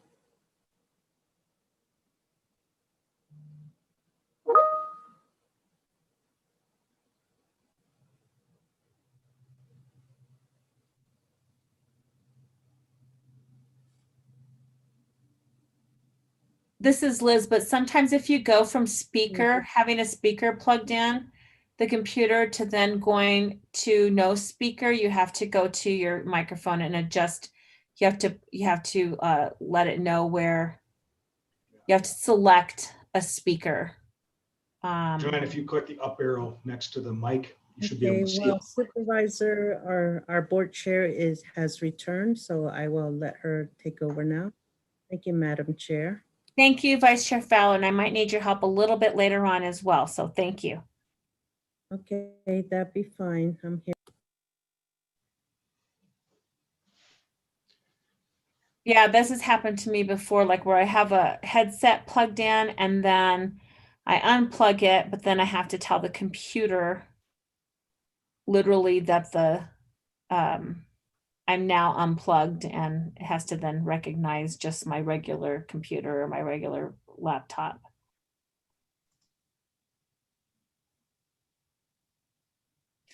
Or other times you just have to exit out and then get back into Zoom. It's challenging.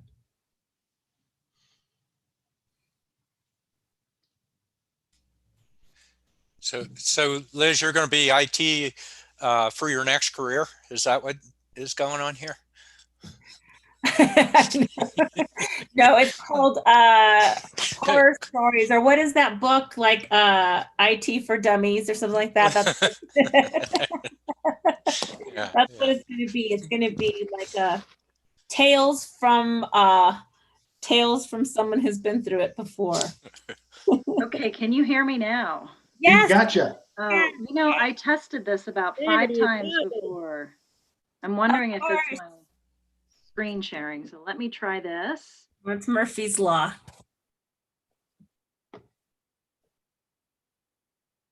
Well, and it's a perfect transition to the challenges of internal services departments. Right. During a pandemic. Okay, during a pandemic. Well, thank you, Madam Chair, Vice Chair, and members of the board and supervisors-elect and staff of the county. I appreciate the opportunity to be here today. As we mentioned earlier, I already introduced myself to all of you, and I know many of you. Today, I'll be talking about the internal services departments that report into me, and that is human resources, facilities, and information technology. As Jimmy also mentioned, finance actually reports into to him directly, but that is also an internal services department that works closely with the three that work with me. I just want to start and just say that this is a very kind of just general overview of you know, the issues that we're dealing with in internal services. Just I asked the departments to put together you know, some information on staff, budgets, also some of their major projects and their challenges. So that's what I'll just be quickly reviewing today. And I only have 30 minutes and I'm cautious of, you know, just making sure everybody has time. But the goal is to do a deeper dive in January into some of these internal service departments. So you'll have plenty of time in the future to talk with them. And I know many of you have already interacted, you know, with the three departments because you're onboarding and they're critical departments to what you do.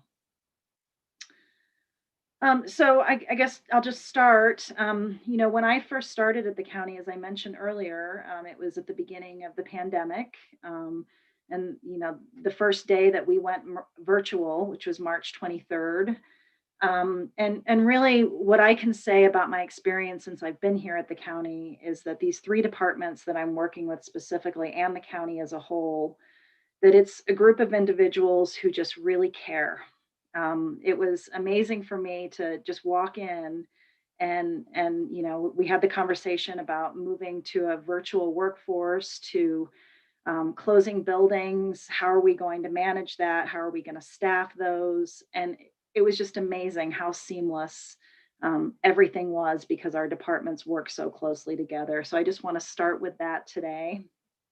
I'd like to just start with human resources, and I know you all have touched human resources in some way. But you know, this is the mission of our human resources department, and I won't read it, but you know, it's basically ensuring that we have a culture of exemplary public servants, that we're recruiting talented, dedicated individuals, that we're retaining them within the workplace, and that we're doing everything we can to recognize an individual's potential. So it's a very broad statement, but it's very impactful, and it's very important for all of the things that we do today. So our director of the department is Erica Philpott, and many of you have connected with Erica directly. I would say that Erica is one of the most responsive directors that I've worked with. She's always there when you need her. She gives you a pretty straight answer, whether you like it or not. And I appreciate that about Erica. And then just her attention to detail is just bar none. And it's been wonderful to work with her. I did work with Erica when I was here at the county before. She's been here since 2007 and was appointed director June of 2015. We currently have about 14.25 staff members within the HR department. That includes the staff of NAPEP, to the Northern Arizona Public Employees Benefit Trust, and I'll go into that just a little bit later. The department budget is about 1.8 million. And we currently have 1,239 employees within Coconino County. 943 of those are full-time. 50 of those are part-time, and the rest are temps and interns. So a pretty large staff for this organization. I think just also on this slide, I just want to make the point that kind of we'll go into some of the, the issues that we've been dealing with COVID and the pandemic. But even with, this kind of limited staff, they have a significant amount of vacancies, and they've been loaning individuals out throughout the county to help with specific projects, needs that need to be filled right away. And they've been just a great partner to departments all across the county. So I'd like to start this slide. This is a kind of an important slide for us. So this is a photo of Henry Lopez, who works in our facilities department. And not only is it Sue Brown's birthday tomorrow, but it's also Henry's last day. Actually, I'm not sure. Yes, I believe tomorrow is his last day. Today, his retirement party, actually right now. And Henry is going to be retiring after 26 years of service to Coconino County. This is a great photo of Henry with some of the innovative work that he has done. This was specific to striping parking lots and saving the county some money.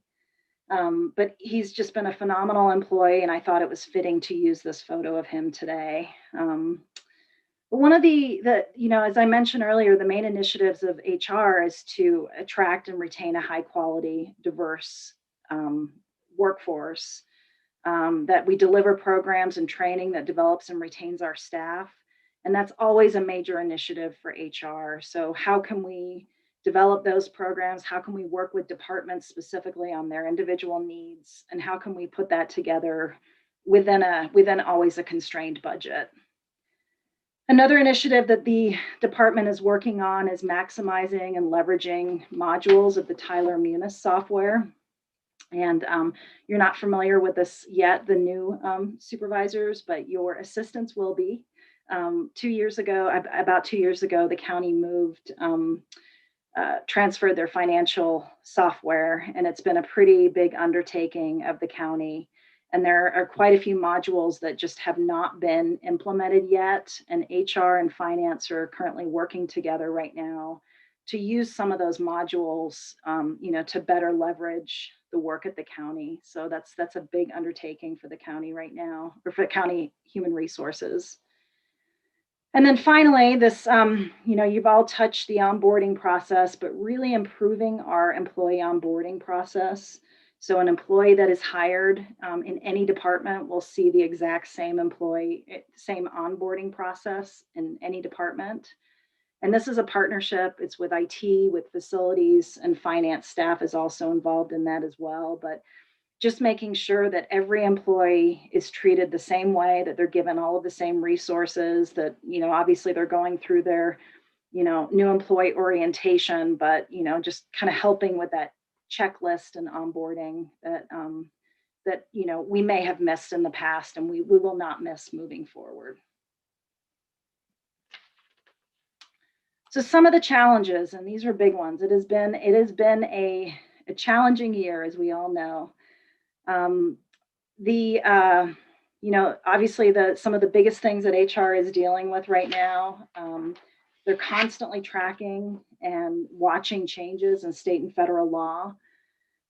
This also includes rulemaking and ensuring that we're compliant. Not only does this include the Affordable Care Act, the ACA, but it also includes the Families First Coronavirus Response Act, which was a law that was passed by Congress to specifically address the COVID-19 pandemic, and ensuring that employees were given, time off and resources that they need during this pandemic. And then finally, the minimum wage. This is a big one. We're watching the minimum wage locally. The city's minimum wage is planning on going up to $15 on January 1st. And right now we're looking at adjusting hourly wages of employees in our lowest grade. But we're also looking at a more holistic approach that makes changes in several grades. And, that could be adjusting hourly salaries. And this will allow us to remain competitive as other organizations, specifically locally, adjust their wages as well. Right now, we're working on scenarios between HR and finance, and those are being presented to the county manager. And then the board will be presented those as well. But we're also looking at the cost of implementation of those scenarios. And the one thing I would say is that the majority of the cost will be borne in the jail district. So that's a big project that we're working on right now. I would say probably this is the number one challenge right now in HR that we're dealing with, and that's dealing with the pandemic and COVID-19 and the challenges associated with that.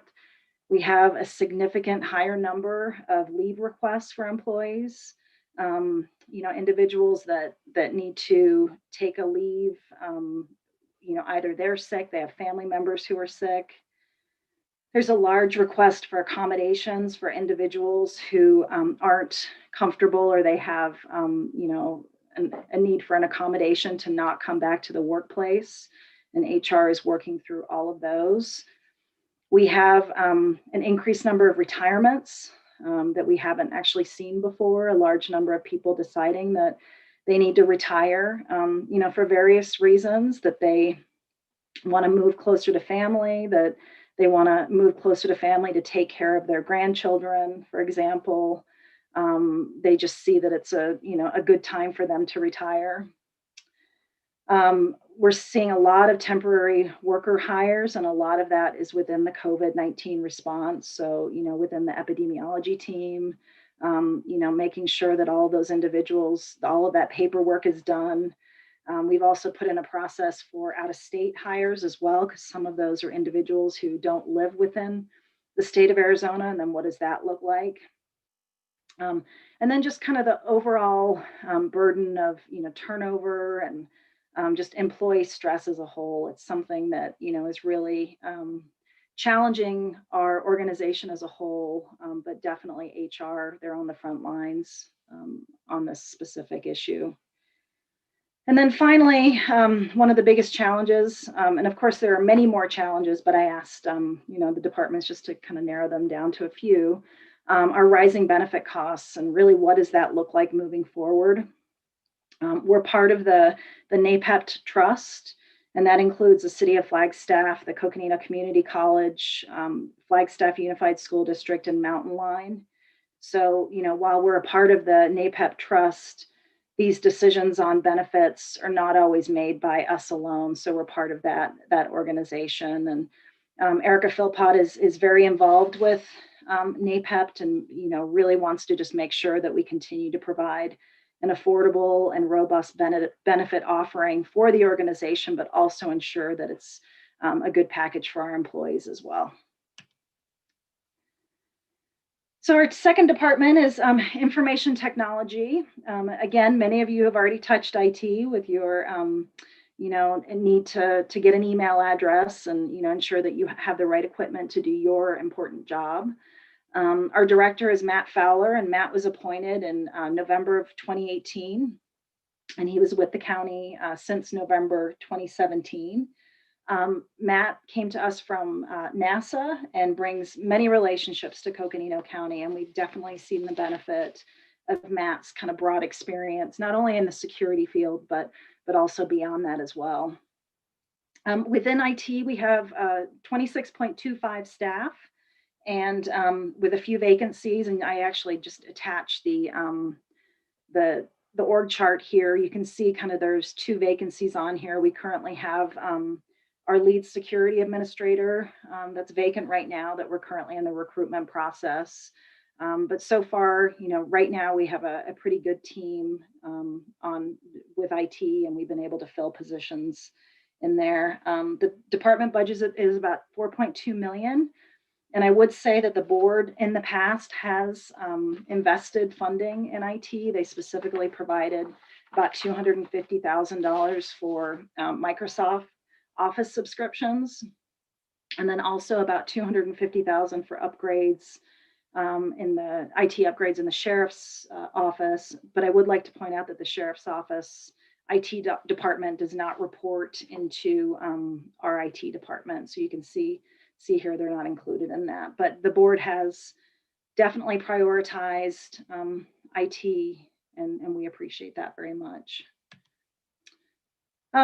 This is just the IT strategic plan that the department works from, and it's a pretty basic IT plan, but it's become really important, particularly during the pandemic, and particularly this last one, the develop IT service delivery model to improve customer experience. And we've seen a lot of benefit, specifically during the pandemic, from making sure that the service delivery is in place for the organization. So some of the major initiatives from IT, obviously the big one that the board talked about last week is rural broadband.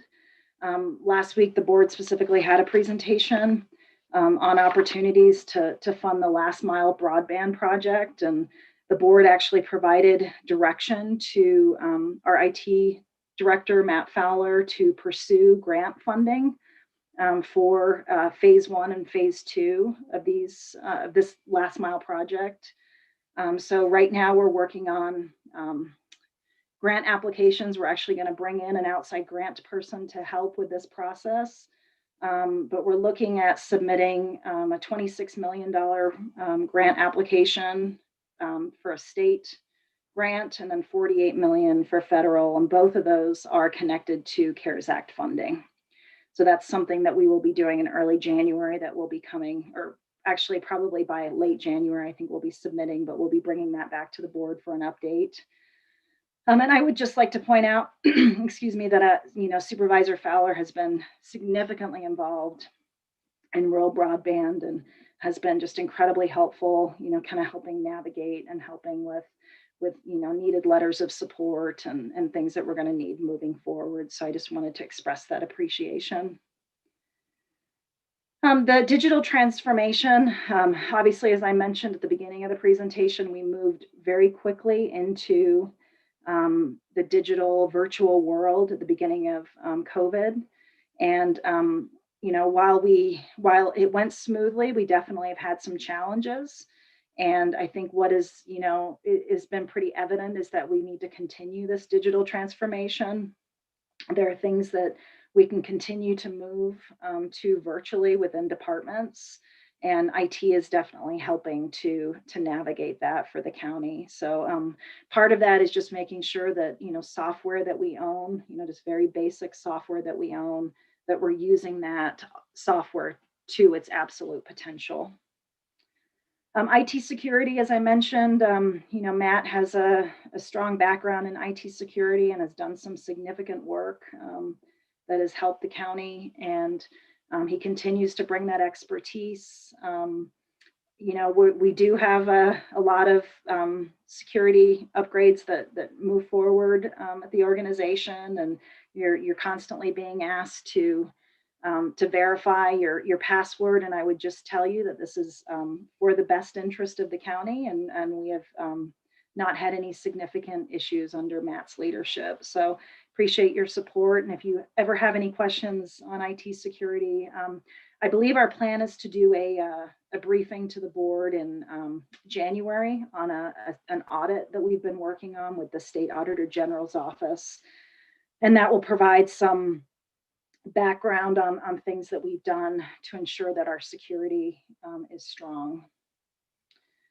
Another challenge, infrastructure sustainability. I mean, some of this is beyond our control, but ensuring that, you know, the things that we can control is strong, and that we're, you know, working on our aging infrastructure and making sure that, you know, we can do the things that we can control. And then finally, as I mentioned in the IT strategic plan, the service delivery, and just making sure that we continue to have a strong process to provide services, you know, within the county, you know, make sure that people are responded to immediately, and really strengthening that and always making that better for our internal employees and the board. So some of the challenges, I think, you know, these are all, I think you'll kind of hear these quite a bit. I mean, I think one of the big challenges that IT has been faced with is just, you know, the move to virtual so quickly, and the amount of individuals that we have working from home, and, you know, making sure that those individuals are logged into their, you know, their VPN, that we know where computers are that belong to the county. And so IT has done a really nice job of making sure all of that is tracked. We also are just making sure that we're, you know, prioritizing projects and making sure what is the most important project for the department. I think every department that comes to IT has a list of items that are important to them, but really for the organization, are these the best, you know, highest priority for IT? And that's something that, you know, I specifically have been working on with Director Fowler. Vacancies, while, as I mentioned, we have a couple of vacancies in IT right now, and we've been able to fill some vacancies. But, you know, this kind of goes into the next item, that, you know, the salary competitiveness in the IT world, it's really tough to keep up in the public sector. And so making sure that we're continuing to watch that, you know, that we want to bring the best people into this organization, but, you know, do we have a salary structure in place that can support getting that individual here? So really working within that dynamic as well. Okay, so moving into facilities. So facilities is another department that reports in, and these three departments work very closely together. Director Sue Brown has been with the county since 1998. She's been here a long time and was appointed director in May of 2010. And many of you who have worked with Sue, I think the one thing I will say about Sue is that she's a real champion of her team, and she's always advocating for her staff and just making sure that her team is taken care of. And some of the initiatives that she's put in place within her department, she started a food pantry within her department, you know, for staff who, you know, maybe couldn't afford food that week, that, you know, they could just take food from, you know, that was donated by other employees, and that, you know, we would take care of our own employees. And it's been a really successful initiative in her department. She's also done a really amazing job for the organization managing during COVID. You know, it's been a challenge to constantly be keeping up with, you know, the CDC guidelines and facility guidelines and recommendations. And Sue and then her assistant director, Tom, have been phenomenal and just advising the county throughout this process. She has 29 full-time employees within facilities, and we have 28 sites. So that's actual physical sites, but there are actual 43 buildings kind of on those sites. And it's approximately 700,000 square feet of space. We also have leases for 6 buildings. And some of those are our HR building that's on San Francisco is a leased building, adult probation. We have an elections warehouse that we lease. We have space up in Colorado City for a WIC office, HHS space for education programs in Tuba City, and a public fiduciary legal defender within the city of Flagstaff is a lease space. And then we also have some temporary space right now out at the mall that's being used by elections. Also our treasurer's office, and I believe our assessor's office is still using that space as well. The overall budget for facilities is about 5.8 million, and it's broken down, as you can see here, in between operations and capital. So some of the major initiatives that we're working on in facilities, as I mentioned, is the COVID response is the big one right now. And that's really looking at, best practices, ensuring that we're doing everything we can to address ventilation, disinfection, making sure that we have the right PPE and that PPE is out being delivered out into the fields and to departments.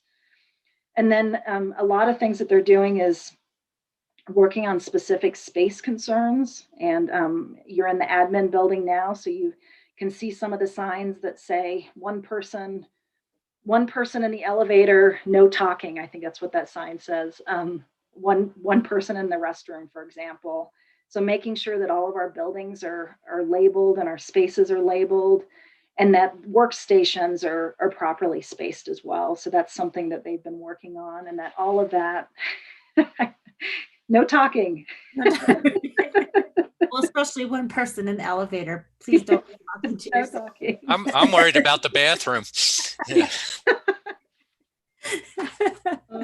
That is I still have to get a picture of that sign. I think it's quite, it brings a smile to my face. It does me too,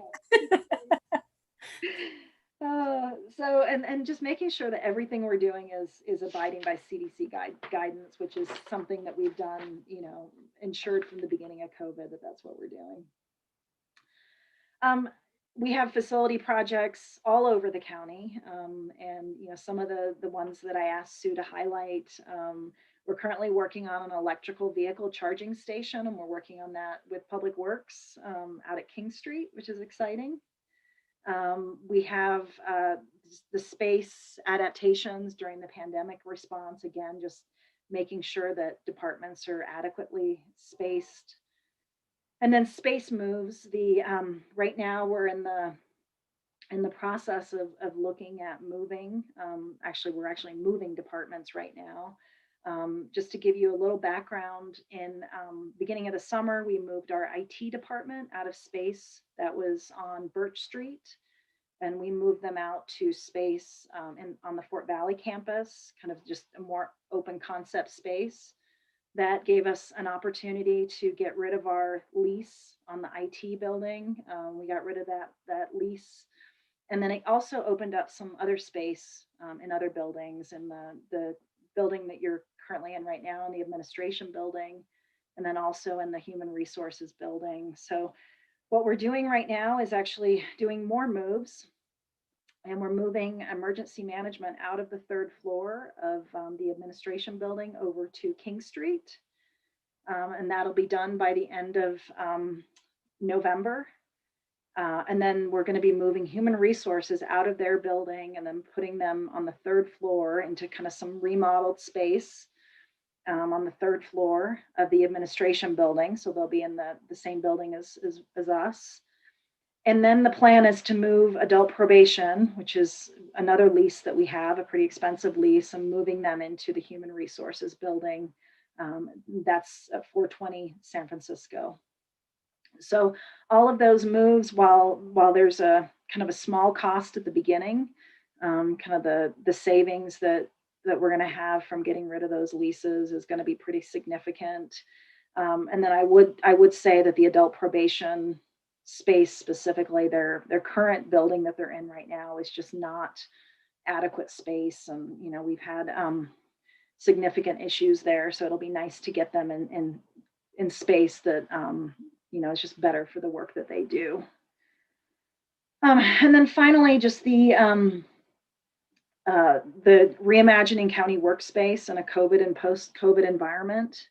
And this kind of goes into the next item I'd like to touch on, but this is something that, we're really looking at right now to, kind of determine, department by department, which departments are going to have, a significant amount of employees continuing to work at home. Is there an opportunity to reduce their footprint within the office? Is there an opportunity to kind of change their workspace? So, you can have more touchdown desks, for example. Somebody can have a laptop, they can work at home, they can come in, touch down. So there are a lot of things that, that we're looking into right now. And I know Sue and her team are really researching that. I would urge all of, especially the new board members, and I think some of the current ones haven't seen the space either, is going to look at the new IT space in Fort Valley to kind of see what we've done there with their touchdown desks and kind of the open concept space. It's really well done. And they seem to really enjoy it there as well. It's given them some nice gathering areas, and just when we can gather again, they'll have a nice space to gather. So our big initiative that we're working on in facilities is the County Service Center at King Street. This is a project when I first started in March had kind of been put on hold. I think it was just pending, my coming on board, and then we were looking at hiring a project director for that project as well. We kind of restarted the process when I got here and actually opened up the RFQ for architectural services, but broke it into 2 phases. So what we're looking at is a kind of a remodel of the current King Street facility, and then a potential second phase that would be a potential new facility that would go along with the current King Street building. So what we did was we opened up that RFQ. We interviewed several firms, and it was a very competitive process. I think we had 16 firms that bid on that. We narrowed it down to 2, and then we interviewed the last 2 and selected DLR. The board approved that selection on October 27th.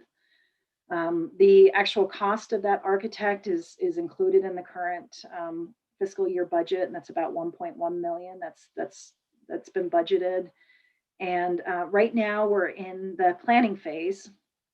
So working on an architectural space programming analysis and a site plan analysis. The programming analysis will be for the current, for the entire project, but the current King Street building. So looking at the departments that are currently in that building, what other departments could potentially go in that space, and kind of working through that process. So there will be opportunity for board members to meet with DLR, and I'm not sure at this point the dates for that, but we'll be in touch on making sure that you have that opportunity to meet with DLR directly. The other, I would just for the estimated cost for the phase 1 for the remodel of the King Street, current King Street building is about $7.4 million. And one of the things that we've really been looking at is looking at the opportunity to obtain some federal funds for that project. One of the things we are looking at with moving emergency management over to King Street, that may open up some additional opportunities for us for funds. So just know that we're always looking at opportunities for that purpose. And then, just as far as challenges for facilities, obviously, I think the biggest challenge, I think it's probably the biggest challenge for the organization as a whole, is just kind of the unknown nature of COVID-19. What does the response continue to look like, and what is the timeline? I do think, now that we do have a vaccine on the horizon, that, we may be a little less concerned about that, at least, hopefully into next year. But, there's just really been a concern with staff of how long can we continue. The facility staff, they're on the front lines. They're the ones, if we have a positive case, for example, they're the ones who are, kind of potentially exposed to that individual, to their workspace. And, they've just been on the front lines of this from the absolute beginning. Also, I think one of the other unknowns is the unknowns of staff who will be coming back into facilities. There's been a lot of questions about ventilation. What does the workspace look like? Is it safe? I mean, I just think that general kind of going back to, ensuring that we provide a safe space for our employees. And all of those questions are ones that, that we're constantly asking and looking at all of our facilities to make sure that we've addressed those issues. The ongoing budget challenges, I think that's, again, just every department is going to be dealing with that, but how specifically is it going to impact the internal service departments? And then staffing, we've had a significant amount of turnover in facilities, quite a few retirements, individuals who, are just, they've decided to retire, burnout of staff. I think those are the words that have been used pretty regularly, that, staff that they're burnt out, and how can we continue to kind of refresh them and continue to make them excited to come to work. Just fatigue, and then finally illness. I think one of the things that I would just say is that, we have a significant amount of employees who have been personally impacted by COVID, that they have lost family members. They may have been impacted themselves.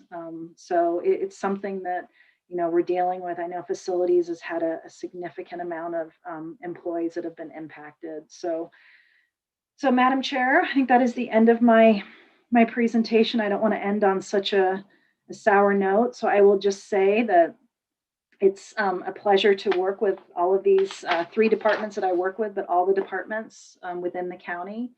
And I really see a lot of opportunity moving forward, and I'm excited to work with our 2 new board members and our new board. Great. Thank you, Joanne. Obviously, a lot of information to digest, but let me see if there are any initial questions right now. I want to make sure that we have some time for people to get their questions out. And Madam Chair, if they want to contact me directly after, that would be fine as well. Okay. If you want to keep on time as well. Yeah. Liz, I probably want to, where did I put the camera? There it is. Yeah, keep moving around. That hard chair all day gets hard. Since you have Sue out there, happy birthday tomorrow, Sue. And Sue, we all know Henry. We love him. We certainly are going to miss him. And if you can help convey that over from us and Joanne as well, it's he's such a good guy. And we're certainly going to miss his service and just seeing him around. He's just a really special person. So I really appreciate it.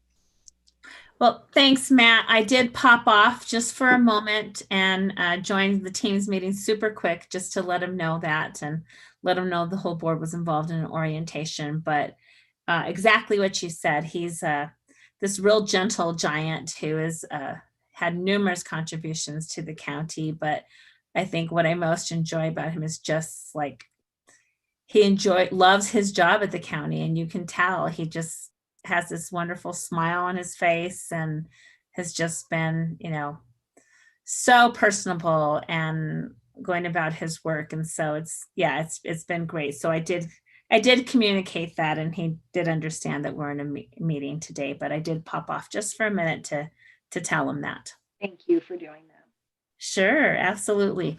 Okay, well, listen, we're going to take just a quick 5-minute break, and we're going to then we'll come back and we'll hear from Deputy County Manager Lucinda Andriani, but I think it'd be appropriate for us to get a glass of water or go to the restroom and then come back in 5 minutes, please. Thanks.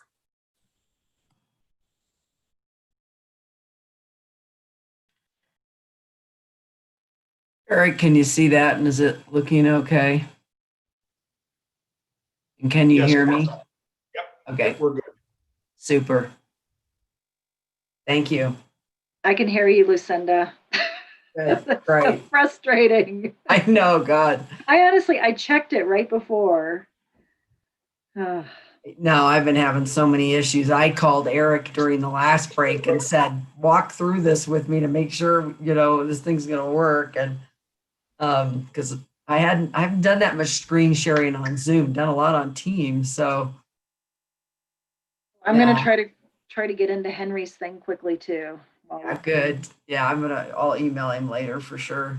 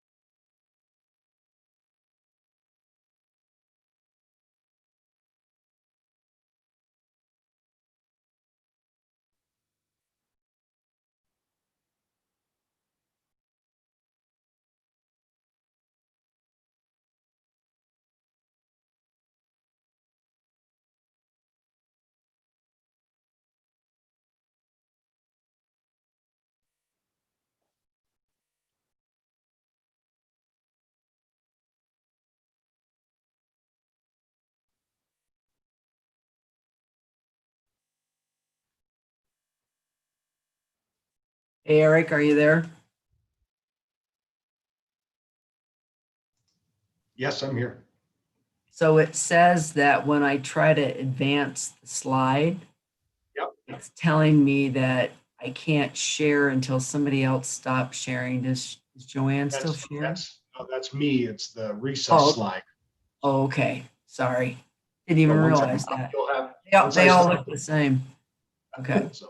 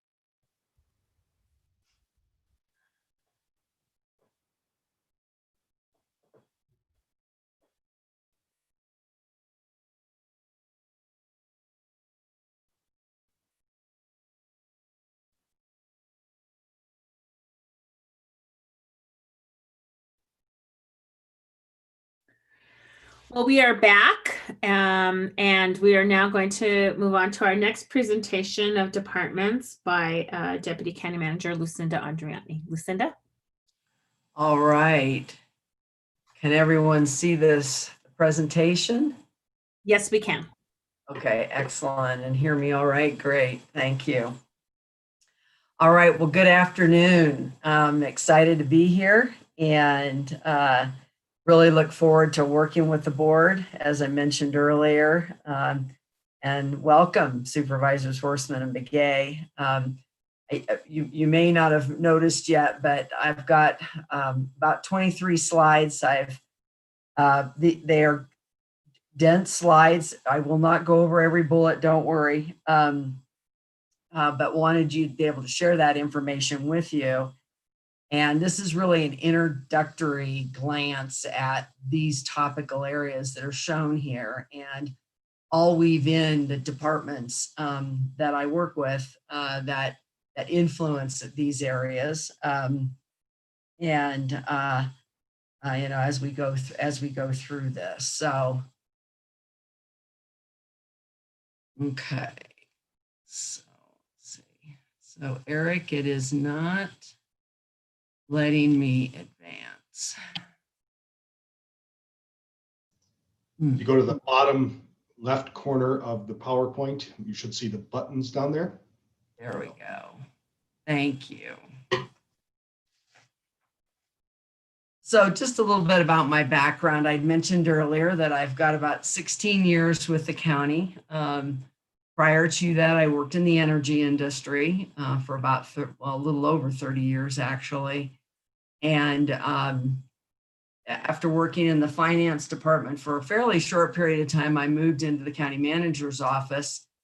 The year prior to that, I worked on the jail district sales tax initiative, and which was on the ballot in 2006, which was successful in increasing that tax. And importantly, the portion of the money from that went to the Exodus program, which is the in-custody drug and alcohol treatment program. So that was a really important development that came out of that initiative. And then I became the Special Initiatives Director in 2007.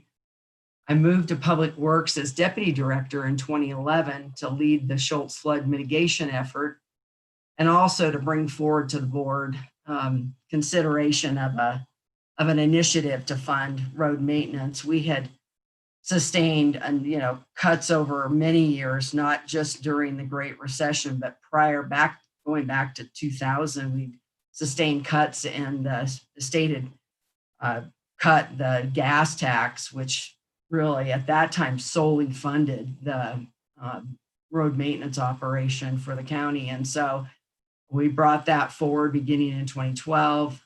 The board placed that on the ballot in 2014. It was approved by about 65% of the voters in 2014. So that has had us significantly improve the resources available to us. Then in January 2017, I was appointed the Public Works Director, and then appointed the Deputy County Manager in 2018. And with that came the responsibility and opportunity and pleasure to work with Community Development, Parks and Rec, and the Emergency Management departments. So we'll launch into our first topical area here, and which is infrastructure. And I added to this county assets, and county has, hundreds of millions of dollars of assets, and buildings and IT equipment and IT hardware, as Joanne shared earlier, and roads and related assets, vehicles and equipment, and parks and open space and flood control assets. And Joanne covered the IT piece. I will not, and facilities, I will not go into those, but I will cover Parks and Rec under the recreation as well. So to start off with roads here, the valuation was estimated at over 100 million in 2014. We had that valuation done then as part of the initiative. And I would estimate that since then we've added probably at least 20 million to that in various investments and so forth. And with regard to the roads maintained by the county, here's the outline of the breakdown. And it's important to note that many of the major roads that we maintain, Loop Road, Townsend Winona, Lake Mary roads, they're actually owned by the Forest Service, but we maintain them through longstanding agreements. A similar longstanding agreement is in place with the Bureau of Indian Affairs for now maintaining 286 miles of school bus routes on the Navajo Nation. And this mileage was increased by 30% with the passage of 403 in 2014. And in addition to that, we added a capital matching program, which was established through the initiative as well. The funding sources related to roads are noted here. An important point, because you're going to get calls from people and say, I pay property taxes. How come I can't get more maintenance on my road? And important to note that no property tax goes toward maintaining roads. You can see the other funding sources here, but by far the vast majority of the funding comes from the Highway Users Revenue Fund. You'll hear us refer to HERF. That's the gas tax, which when you go buy gasoline, you pay a tax. And then there's the road maintenance sales tax, which was again Proposition 403. And I mentioned about how that it did incorporate in a matching program for the Navajo Nation roads program. And that program sets aside $200,000 per year to match $200,000 minimum from Navajo Department of Transportation. And NDOT, as I think everyone's familiar with that, they identify the projects and they're also responsible for conducting the environmental reviews and doing the engineering and so forth on that, getting all of the requirements in place to be able to construct those projects. So in effect, we work with them as they prepare. They have a 5-year plan that they operate off of, and we work with them to identify roads that we maintain on the nation and look at opportunities for improving those. Our first project that we completed this last year was N21 Phase 2. The next project is slated to be N21 Phase 1 was last year, Phase 2 is this year. And then we're looking at N6910 in the Loop area for the next project. But they set that process and that timeline because again, of course, these are Navajo Nation roads, and we only operate through an agreement. So, and it's important to understand we have a maintenance program that we really work with BIA on, and then we have this capital matching program, and we work through NDOT on that. We also have a 10-year capital improvement plan for our paved roads, as well as a pavement preservation program that we institute. That pavement preservation program is an annual program, and that's really designed to do like chip seals and things like that that extend the life and investment that the taxpayers are making.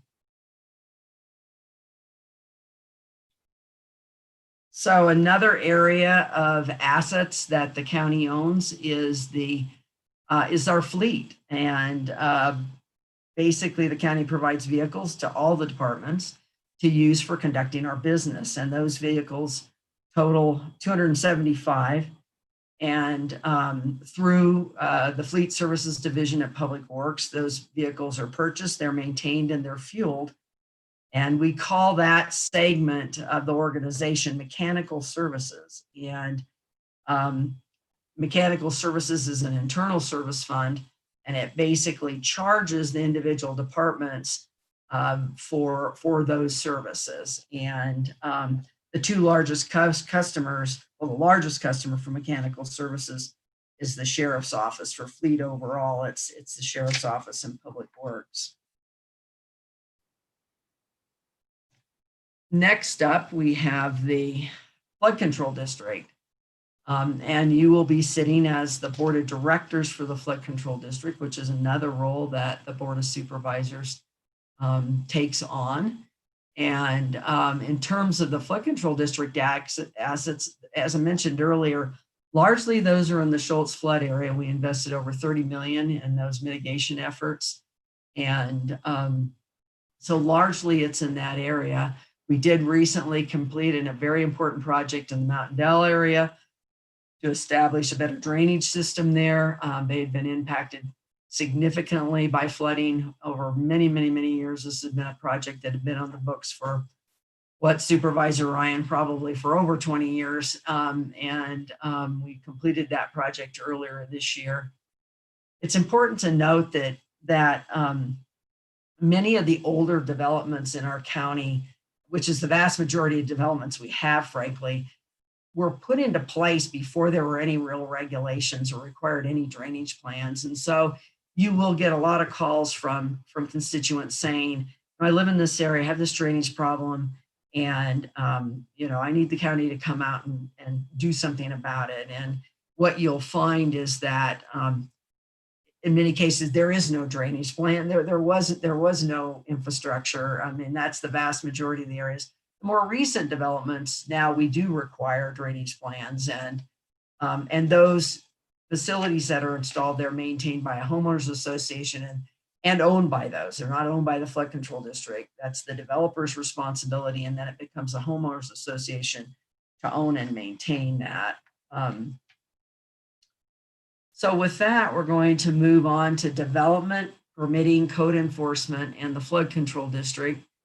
This is really in relationship to development. And I want to just touch on, and that, there's a lot in this category. I mean, I could put 20 slides in here easily. And I want to give Jay and his team the opportunity on the 10th to get into this a little bit more with you, and certainly in meeting with you going forward as well. And preparing for cases and so forth. There's a lot to learn in this process, that's for sure. It's a very complicated process.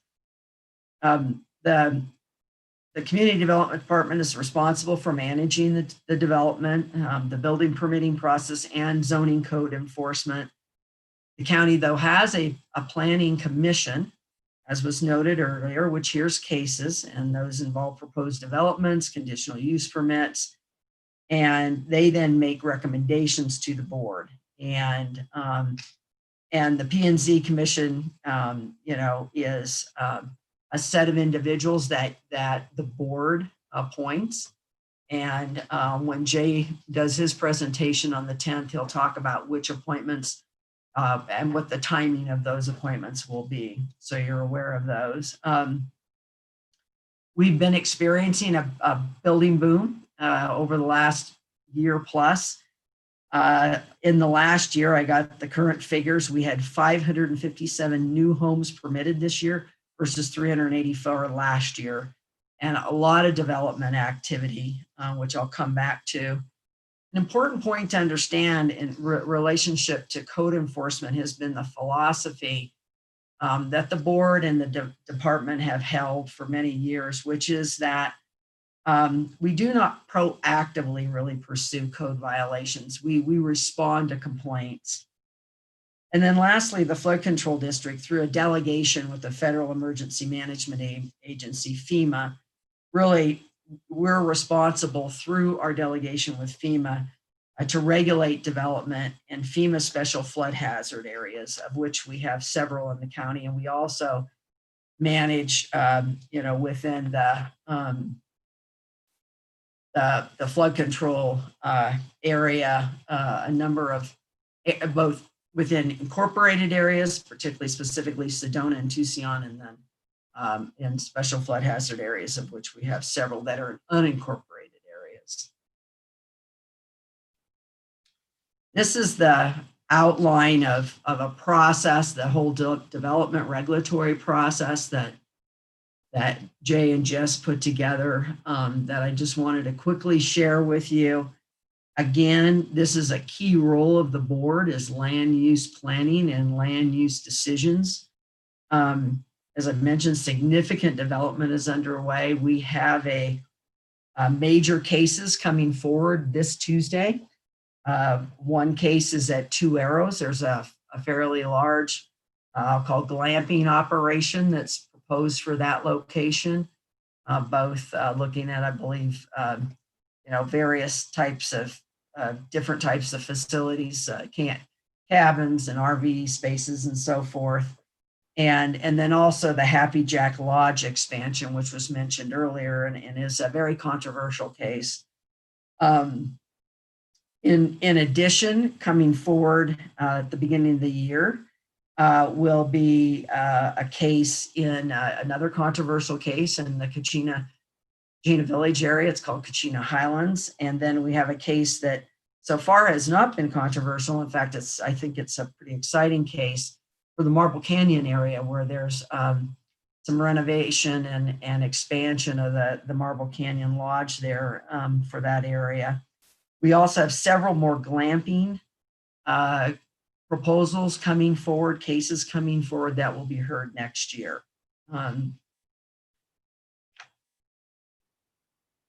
Now I want to move on to resilience, and resilience takes many different forms in the county. The county is responsible for a number of programs that are intended to increase the resiliency of our organization and our facilities, as well as the resiliency of our communities. And want to start with a little bit relative to our internal resilience program, which we have a cross-departmental group called the Green Team.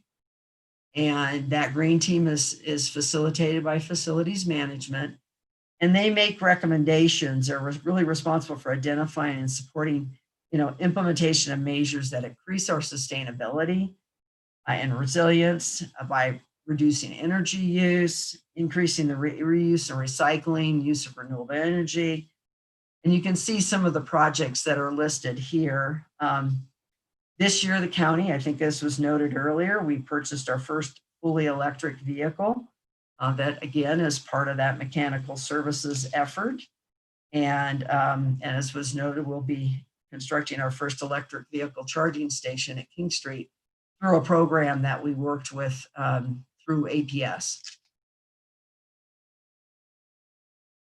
So that's kind of an internally focused program. This is now an externally focused program, which is our sustainable building program that's managed through community development. And it's really designed to support builders and owner builders who want to use sustainable practices and building materials and systems in their design and construction, of their homes or businesses. And they've now worked with several hundred customers since its inception in 2004. And importantly, this service is available within the incorporated jurisdictions as well. In fact, we provide support. Primarily, we've had people come from the Flagstaff area, but it is available to the other jurisdictions as well. Last year, importantly, community development with the support of Supervisor Babbitt added another program in concert with this called the Innovative Building Materials and Systems Program, which is really to enhance that sustainable building program. And it looks at new technologies, new types of materials, systems. And we have a group called the Advanced Technology Group, which is a group of private citizens, and they really help vet those new technologies and provide input to the department about going through a process to approve those for people to be able to use potentially. Because we want, we have to, part of our building permitting process is ensuring public safety. And obviously we need to do that, although we still want to strongly encourage innovation in this area. And again, build the resiliency of our communities. Another key initiative that falls into the resilience arena is our forest restoration initiative, which you heard a great deal about from the supervisors earlier. This addresses our greatest threat to public safety in our county, which is wildfires and post-wildfire flooding. And this is managed through the flood control district, And again, as noted earlier, this came really out of the Schultz flood experience. And after Schultz flood, we were approached by FEMA, and FEMA agreed to fund a post-wildfire study for the entire county. We brought in a consultant, an engineering firm, hydrology firm. They looked at the entire county and identified specific areas at very high risk for post-wildfire flooding. And that's really guiding, this whole work in the forest restoration arena. This is important work because we've seen that post-wildfire flooding, one, it can be deadly. It damages private property and public infrastructure. It can destroy our economy, and it can debilitate our county's financial stability. And one of the studies that we had done, for example, looked at Bill Williams Mountain, which is the mountain above the city of Williams, town of Williams, and it identified that if the mountain burned and we had subsequent flooding, one, the flooding would be catastrophic to Williams, and that it would create a $360 to $700 million impact to the regional economy. And so, that's another. These are the reasons why the board is really focused on this initiative over the last several years. Of course, there are many threats to public safety and, to our communities, and it's the job of emergency management department to really identify and develop the plans to be prepared for addressing those emergencies and disasters.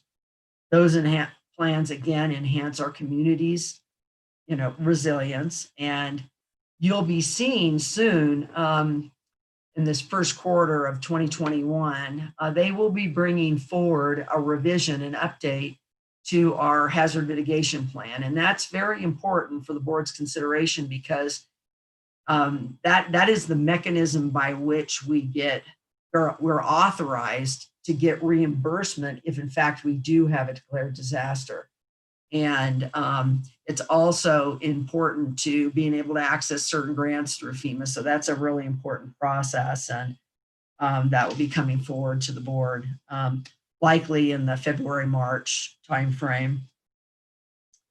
Given the identification, by the board that wildfires and post-wildfire flooding are our greatest threats to public safety, I also wanted to share with you a proposed program which Emergency Management, Public Works, Community Development, the Sheriff's Office have teamed up to pursue a grant through FEMA. It's a new grant program. It's actually replacing an existing grant program with FEMA, but it's called the Building Resilient Infrastructure and Communities Grant.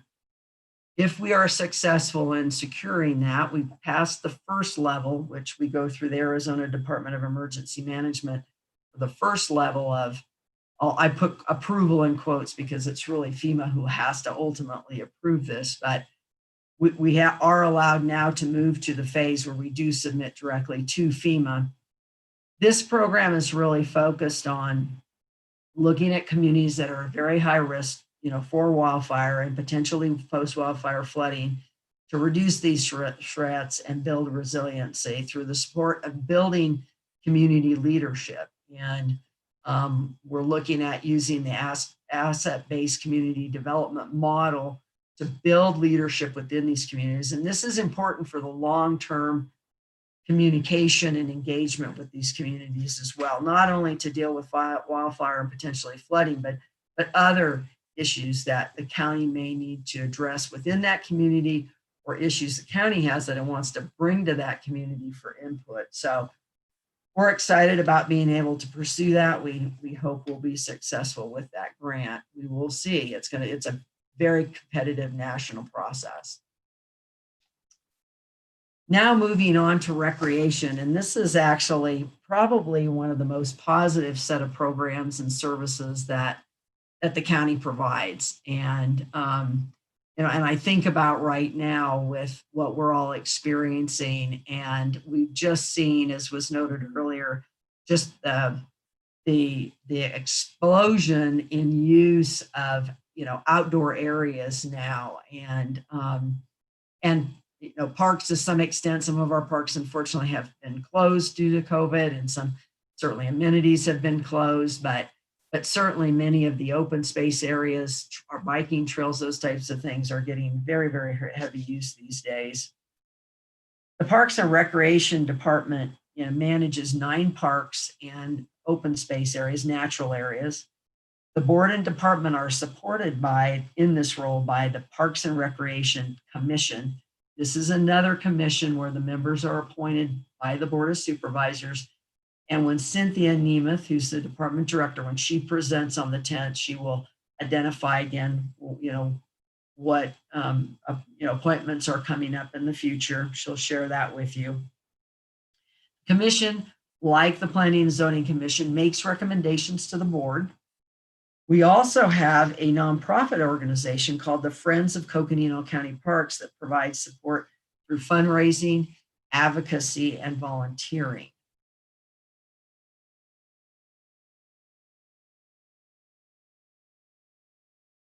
So the county's open space areas comprise a little over 2,900 acres, including the Rogers Lake area and adjoining Frontier area and Miller properties.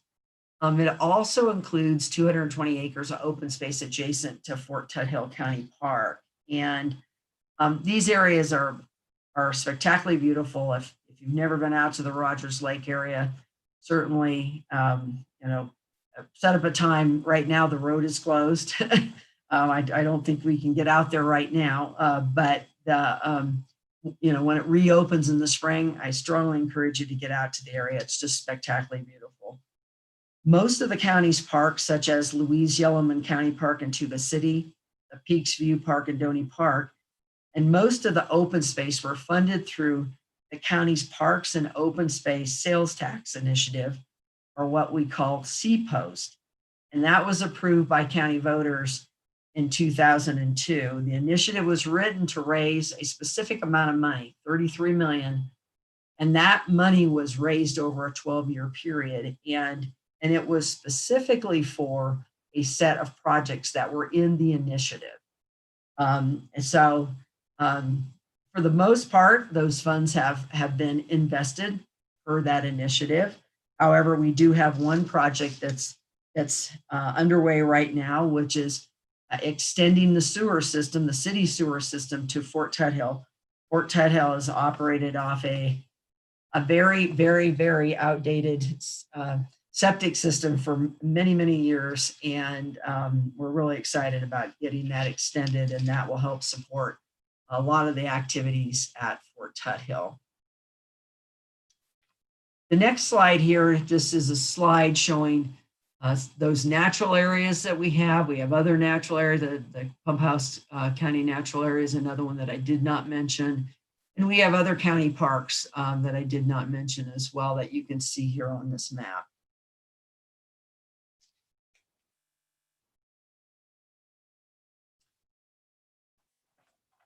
In 2019, this just gives you a snapshot of some of the visitation, participation in various recreation programs, use of trails and various events. And so you can see that many, many people are enjoying, our facilities throughout the county. I think Coconino County is known for its innovative partnerships, and I really applaud the department and the board for being very supportive of and innovative in this arena. You can see the list here of a number of the partnerships that we have, and it really expands our ability to offer our residents and the public, general public visitors, a real variety of recreational opportunities and experiences. As I noted earlier, the capital for constructing, many of the parks and parks improvements and purchasing the open space came through CPOST. Most of the parks and recreation services, operations and maintenance, though, is funded by the general fund, as well as from some rental fees and partner revenue sharing as well. Over the past several years, the Parks and Recreation Department undertook a major effort to update the Parks and Recreation Master Plan. And that plan, there was a 19-month process to get input from throughout the county. Extensive input was secured throughout the county, and the board approved that plan in March of 2020. After, again, that very, very extensive process. The public input, you know, I really encourage you, I know Cynthia will share that plan with you, and I really encourage you to look at there's a lot of input from individual communities, areas throughout the county.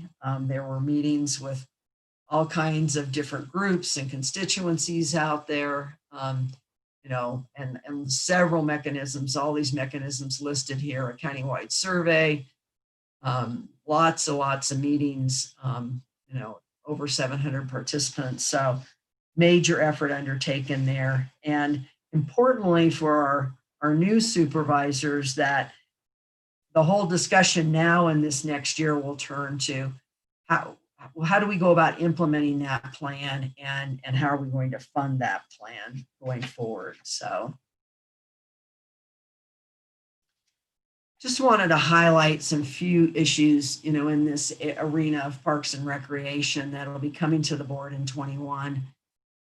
You may be aware that the board has, the current board has been looking at the amphitheater. We had been in a contract with a company called R Entertainment, and the board made a decision to that contract expired. And they made a decision to allow that contract to expire and to seek a new request for proposals. And so they've been working, the department's been working with the board, has gotten significant input from the board over the last several months to that request for proposals, but it will come to the new board on January 5th for your input.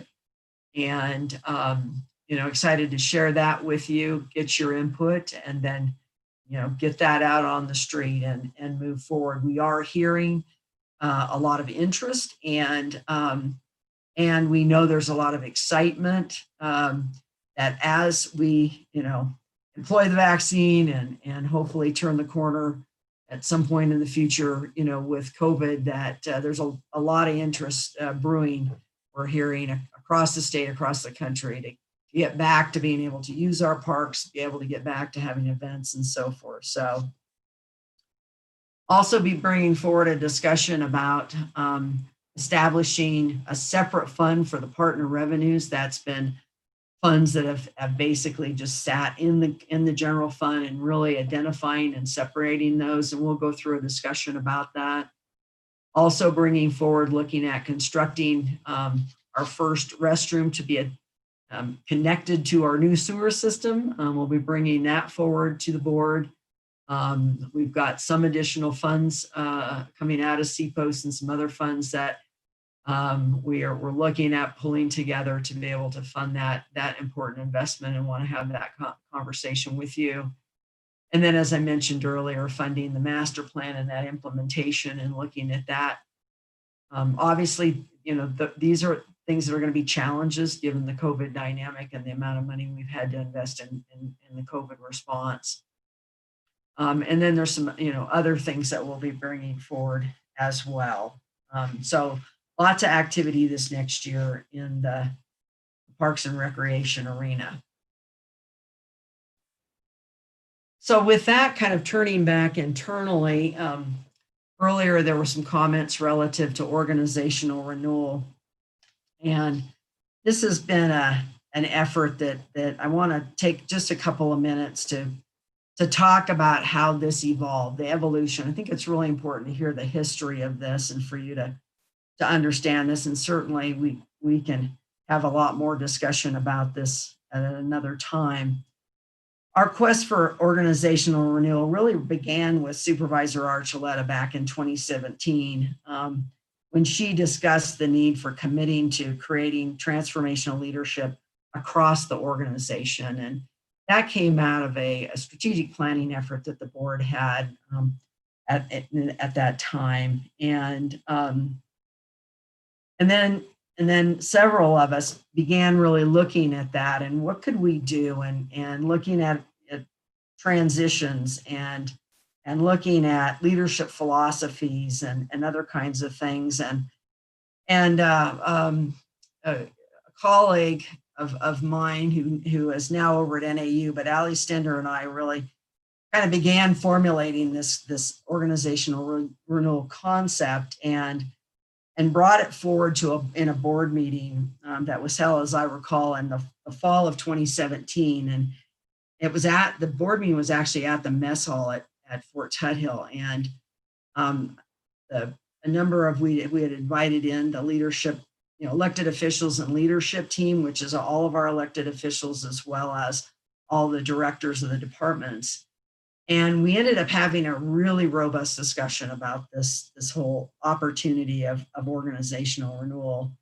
And, coming out of that, there was a commitment to go down this path. And the elected officials and leadership team met again with the board.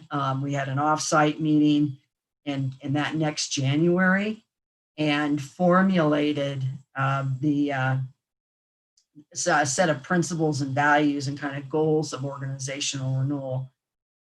And then Erica Philpott, our human relations director, and Sarah Dahuth, who's our adult probation director, as well as Ali and I, then we sat down and said, okay, with what had come out of that January meeting, we created this graphic here basically and identified these 4 pillars of organizational renewal, which are honoring our people, collaborative thinking, intentional and transformational leadership, and nurturing a learning organization. And really, this line at the bottom is really, what's important is investing in our people and our culture translates to greater impact. This is all about investing in our people so that our people can better serve our communities and have greater impact. And since that time, we then in March, that was in January, March, then we hosted our first leadership summit with the leadership team. And we brought in Gary Ridge, who's the CEO of WD-40, to talk about his successful leadership philosophy. And if you ever have a chance to see him you can go online, you can see the video from that day or other videos that he's done. He's very entertaining and really heartfelt messages about leadership. Gary then returned for our first ever county all hands meeting, which we had in that August. So that was the first time we had ever brought together over 500 county team members. We had this at NAU at Audrey Auditorium, and it was a very successful event and bringing everyone together and to learn more and to talk about leadership in our organization. So very excited to continue to move this. This has been a challenge with moving this forward with COVID, but looking forward to moving that forward this next year and getting that back on track early this next year. So, and a very important element of organizational renewal has been the county's diversity, equity, and inclusion initiative, which is really, again, a key element of our organizational renewal. In 2018, we brought on a consultant, her name's Kelly McLeod-Shingren, to conduct an extensive inclusion assessment. And we conducted an employee survey, we did employee focus groups, we got input from the county's diversity councils. She met several times with the elected officials and leadership team. She got board input. So there was a broad array of input to her report, and which we've provided to you. She also conducted an educational session with the leadership team and did a set of trainings, a couple of trainings with team members that were very, very well received. And she submitted her report to the board, and the board accepted that and approved that plan and report back in October 2019, of which the cover is shown here. Here again, this has been something that's been harder to do with the issues with COVID, but again, really excited about getting this back on track. in early 2019. So with that concludes the presentation. This is Gary Ridge at Audrey Auditorium in our all hands team meeting that we had back in August 2019. I think, yeah, August 2019. So thank you very much. That, I know that was a lot. That's a lot of information, and I look forward to answering any questions that you may have. And I will stop sharing the screen. There we go. Great. Thanks, Lucinda. Thanks for that overview. There is a lot to digest there, and departments that most of our residents definitely interface with or benefit from. And so it's great outlining all of those many areas. We'll go ahead and open it up for some questions, and I appreciate you keeping us also to our time. So we have about 5 minutes. We can go a little bit over on that, but for questions for Lucinda. Patrice? Yeah, I have a question, just a clarification, Lucinda. The county parks and open space sales tax you referred to back in the 2002 sales tax, I assume that you raised approximately 33 million. Has that money basically been utilized, or is there anything left? You said some of it was going to be used to extend a city sewer to Fort Tuthill, but is that going to use it all up when that's done, or? Yeah, that's going to be the lion's share of the remaining funding, and there's there'll be a little bit of funding left from that, but Cynthia, we're working on identifying some funding to be able to bring forward to the board for consideration, funding our first restroom. It'll be near the bike park. Cynthia, do you want to add anything? Absolutely. Thank you, Lucinda, Madam Chair, Matt, and Supervisor-elect Horstman. Actually, the sewer project will pretty much wipe out what's left of the CPOS, with the exception of about $7,000 that are targeted for a project that was on the ballot in Kachina Village, and that is what we call the O'Neill Springs Trail, and that's basically creating a trailhead, which is a lot of that work's been done, and then formalizing a social trail, and then that wipes it all out. You can ask one more question, if I may. The other question is, and Supervisor Parks talked about the racing there at Fort Tuthill. Some of us have lived here long enough. We remember going to the races at Fort Tuthill. And as I recall from listening to prior Board of Supervisor meetings, the real problem with that is the track, as I understand it, and the expense of basically bringing the track up to appropriate standards. And if so, if that is indeed the case, what's the cost of that? And is there any way that you're looking at, or is it just too costly to even look at that?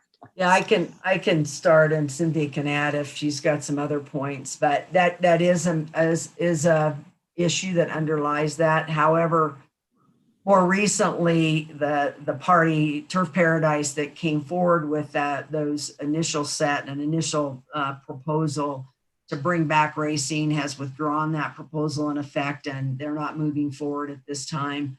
I mean, there are a number of complications to bring racing back to the fairgrounds. One is the track. My memory, Cynthia, correct me if I'm wrong, that Turf Paradise had estimated something in the range of, I think, was it $800,000? They estimated a pretty significant amount to upgrade the track, and I would say to upgrade it isn't just to get it ready for racing, but to upgrade it to the standard that they would like to see. So that's a significant investment. Really the issue that really overshadows all of this is that it was not cost effective, and the county ended up supporting it with significant investment, and which then of course took away from all the rest of the Parks and Recs programming and services and parks maintenance and purchasing of open space, et cetera, right? So that was a decision made many years ago just because the economics just weren't there. So we'll see. We'll see if they'll come back or if another party comes back and makes a proposal. But, you know, it will have to be looked at very, very carefully given the history. Liz, if I could, if you don't mind. Sure, go ahead, Matt. Yeah, I'd like to hop into Patrice. You know, when we were making those decisions back then, it was costing close to $500,000 for the full operations associated with it. We did, you know, sure, it was a fun day for everybody, but it was quite expensive, and the popularity of horse racing continued to go down. It was a very difficult public decision to make because there was a history associated with it. We did give a couple opportunities of different organizations to come in and see if they can bring in a different supplemental approach. But in the end, those approaches, it really didn't have the backing. You know, so, you know, you could fill in more, Liz, if you want to, or Cynthia, I don't think you were here when we did that, or maybe you were here in your other capacity when we did that. But anyway, there's more to it than, you know, just the physical infrastructure. Yeah, I mean, I want to make sure we have enough questions. So, I mean, both Cynthia and I could probably fill in some other additional information, but let's just say that if the board wanted to entertain this, it would be we would want to have a major conversation around it. I, for one, am not excited about that. You know, would not be particular. I'm not interested in bringing it back. So it would just we'd have to have a very elongated conversation about that. I'd like to make a comment. I want to thank the presentation, Lucinda and Cynthia. Thank you for your presentation. As you went along with your presentation, I see there are a lot of opportunities that we can help the Native Americans that we have up down in the north. And so there are a lot of our sewers that are full to capacity, which is hindering any kind of more housing development for the people. So they're really holding on to a lot of that.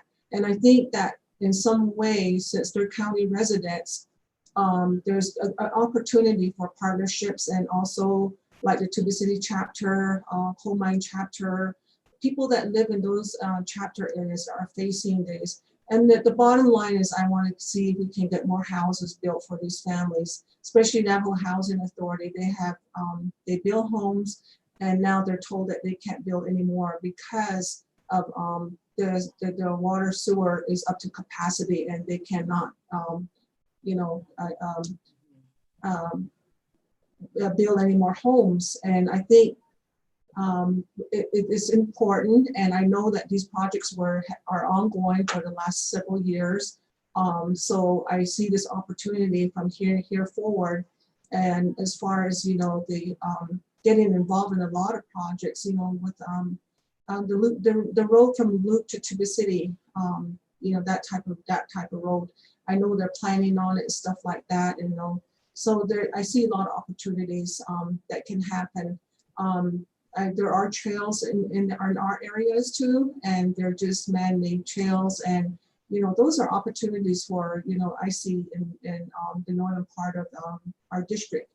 So I just want to say thank you, and I will be touching base with you know, and Jim, and then, you know, talk about some of these things, and just for his information. And I know that he probably has supervisors meeting, and, you know, so I think it's something that we can work together on. And I just want to say that, and I just want to thank the presentation, the presenters, you know, that, you know, talking about these issues, and, you know, it really helps a lot. So it's been cold in this room, so I have my foot bundled up, and I borrowed a sweater, and I'm using a footstool that has a heater to it. So I'm looking for something to build a fire with here pretty soon. Joanne can call facilities. Don't build a fire. We'll get facilities on it. I'm just kidding. I like to tease a lot. So thank you. Thank you. And I appreciate your comments. And I think there's, it's always interesting, the dynamics, and clearly, I mean, housing is a huge issue across this county, and there's various types of barriers, to that, particularly affordable and reasonable priced housing is a huge issue. And so, I think, there's a whole number of strategies that potentially could come with that.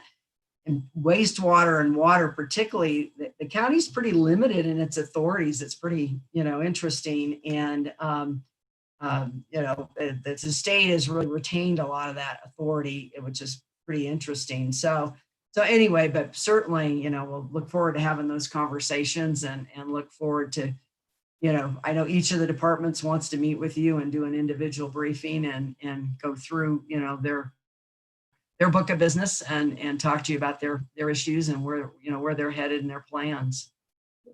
Yeah, and this is a really good preview to that. On the 10th, we will be having presentations from departments. And so we'll be able to get into a little bit more specifics, for example, with Parks and Rec around horse racing and what are the challenges around that. Certainly with Public Works, a little bit more on intergovernmental agreements and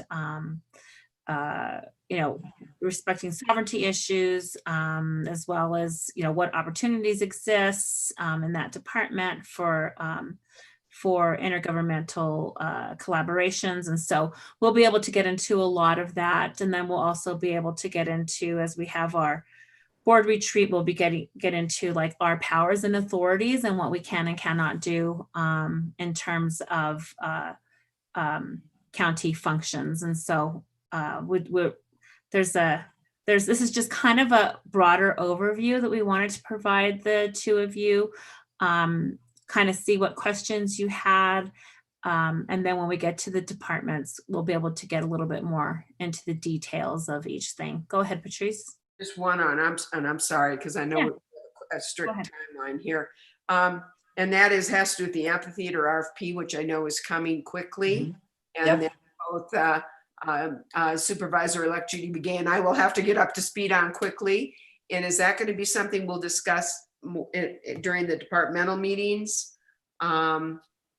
Yes, and I think we have some, one we'll make arrangements for, Cynthia can get you the current RFP with the changes. I think coming out of this last meeting, there weren't very many changes as I recall, but Cynthia can get you the current version so you can see that. And then I know, we've got some time on Tuesday with Cynthia, and we can review that then as well with you. And we can do likewise with Supervisor-elect Begay. Thank you. We are targeting one-on-one meetings if that's working with Michelle and Supervisor-elect Begay. We'll be reaching out to you in case you would like a one-on-one meeting to go over the RFP specifically. Thank you. Thank you.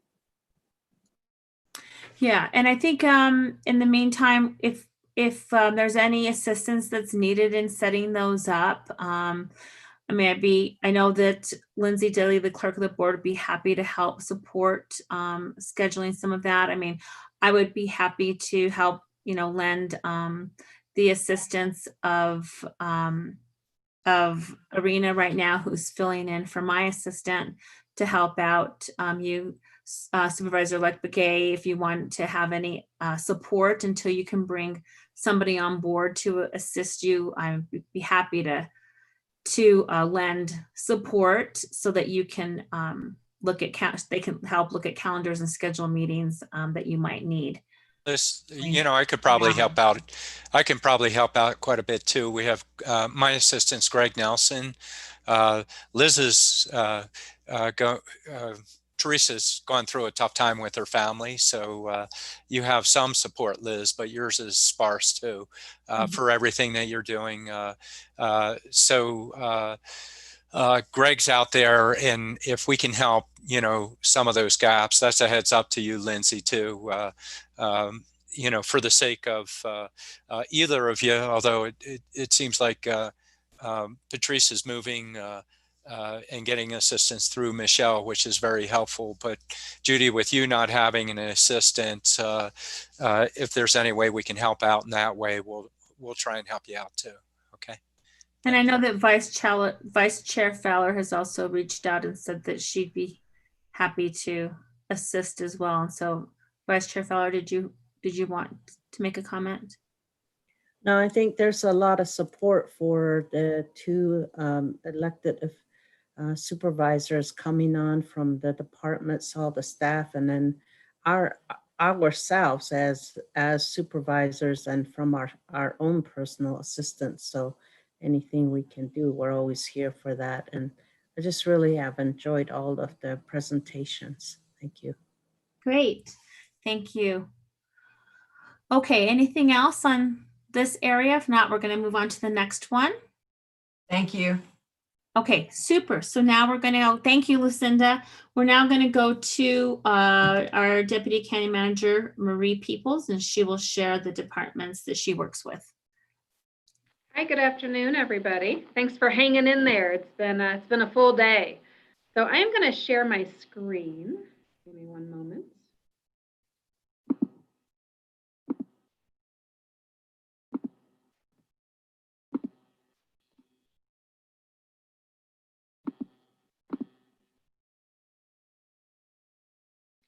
Okay.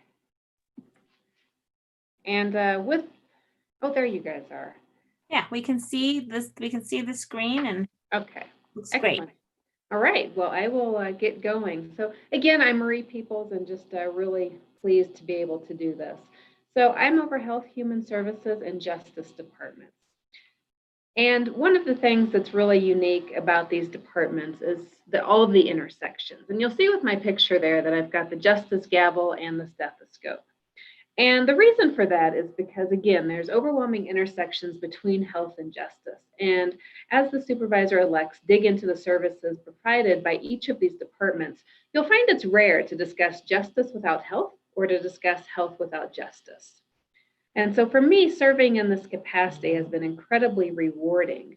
Much of my work history is within corrections, and my educational background is as a trained epidemiologist.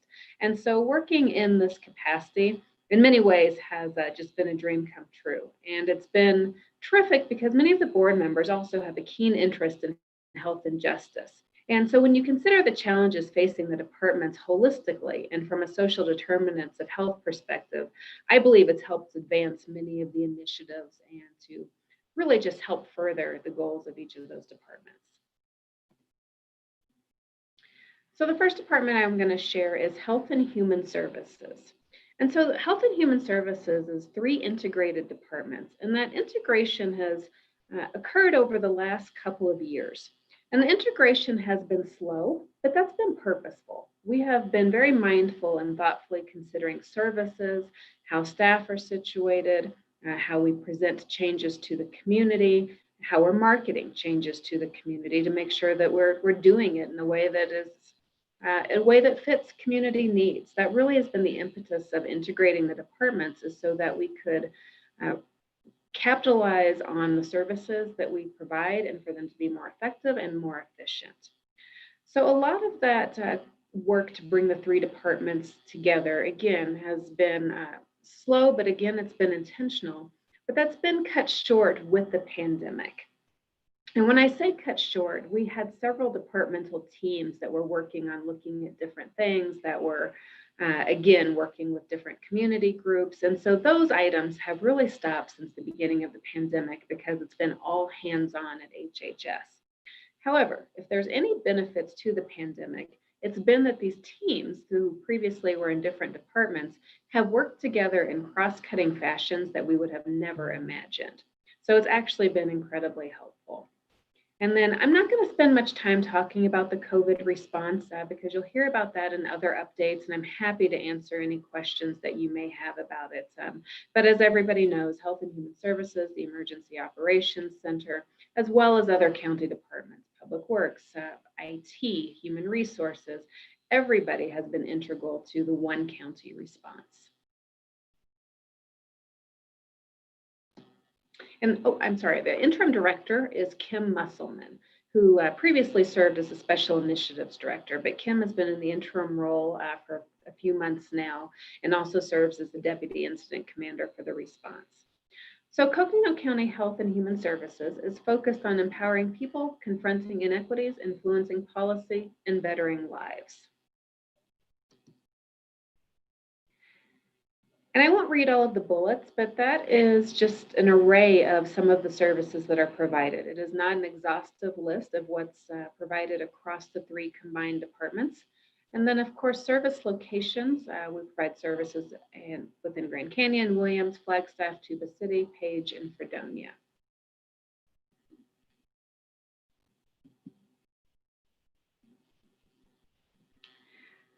So the Health and Human Services team continues to meet challenges, continues to meet all of the things that they are supposed to do, but there are still challenges, and those challenges are often around innovation and flexibility, particularly when you're providing health services. You know, it's hard to gather many of the materials that you need to be able to have the storage capacity, to have the technology needs that you want.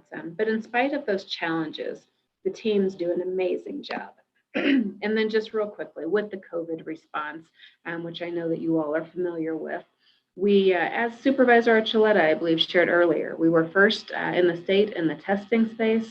We're working very hard on vaccination planning. Our investigation, monitoring, and reporting surpasses, I believe, any other jurisdiction. Our teams have done a great job there. And we were also first in the sheltering those that are housing insecure, and so incredibly proud of that work.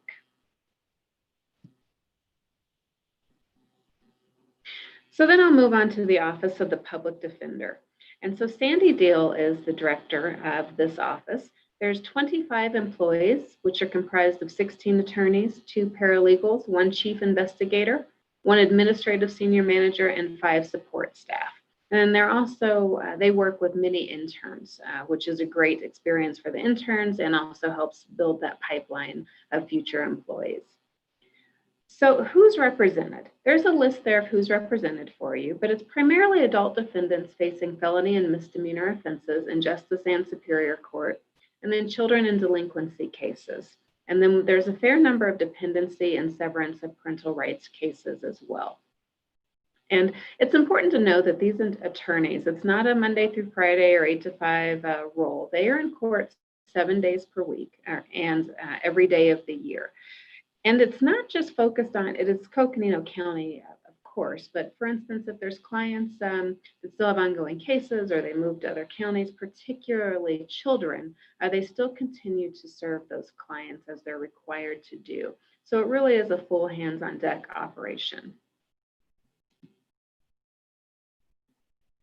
And then there's the Legal Defender's Office, who often works hand in hand with the Public Defender's Office. The Legal Defender provides direct legal representation to people who are indigent and face the loss of their liberty or family. The LDO also oversees the appointment of contract counsel and expert witnesses or investigators as necessary to provide effective representation. And then the LDO currently has 5 in-house attorneys, 1 caseworker, 1 office manager, and 2 support staff.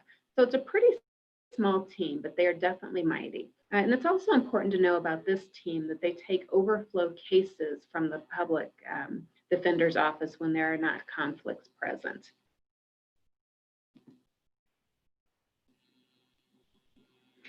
And then adult probation. So the Chief Probation Officer is Sarah Douthit. And their vision statement is building relationships and enhancing lives to create a safer community. And then their mission statement there is to create a safer community by reducing the number of future crimes, thereby reducing the number of future victims.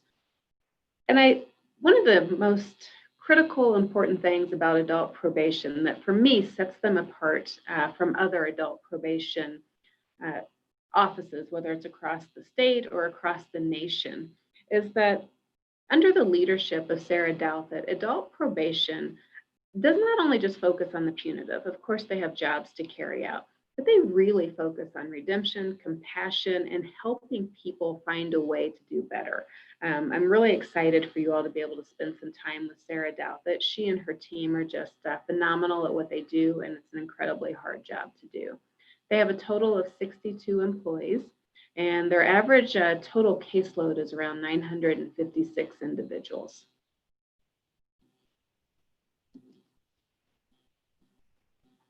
And then you have juvenile court. Brian Matsuda is the director of juvenile court. Their mission is to develop youth's pro-social life skills, beliefs, and motivations that create short and long-term successes and community protection. Much like the public defender, legal defender, and adult probation, we are really fortunate to have a group of directors that are really progressive in terms of how they view those that they serve. And so the juvenile court is no different in terms of really looking at how they can help those that they serve, including families, build those pro-social skills so they can move on to the next steps of their life. There's a total of 78 employees, and I love their motto. And their motto is that all kids are capable of success, no exceptions. And then so their services are primarily here in Flagstaff. The Flagstaff Court Center includes the following divisions: detention, probation, treatment, and dependency. And then the Flagstaff Detention Center houses up to 16 youth. And we recently entered into an intergovernmental agreement with Navajo County to accept their youth as well. And then there's a court and probation satellite office in Page.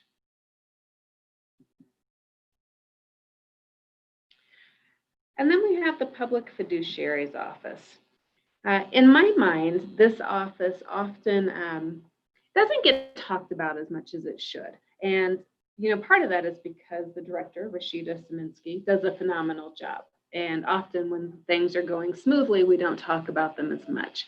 But this office is comprised of 10 staff members, so they also are a small and mighty team. But they work with some of the most challenging clients and population I think that we have. And not because the individuals themselves are challenging, but because the issues and circumstances around them are often challenging. This office works with the seriously mentally ill, developmentally disabled, and the elderly and aged population. And we know that there's not enough services to meet the needs of those three populations. And so the Public Fiduciary's Office provides guardianship and conservatorship for adults that are deemed incapacitated by the County Superior Court. And again, this is just another phenomenal team that provides very difficult services, and they do it with grace and compassion.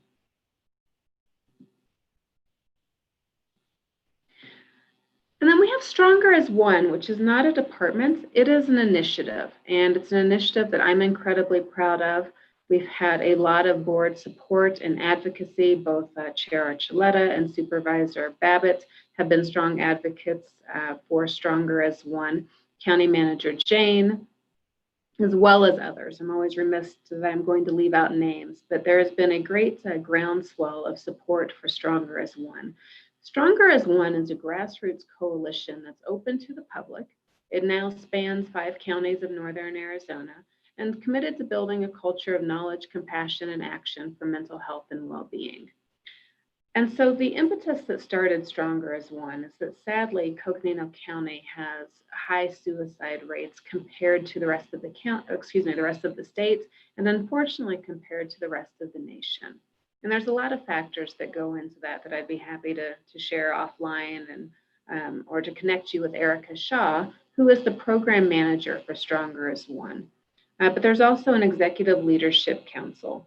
And so Stronger as One, again, was really started to address death by suicide and to be able to put our arms around that because we certainly don't want to have the numbers that we have.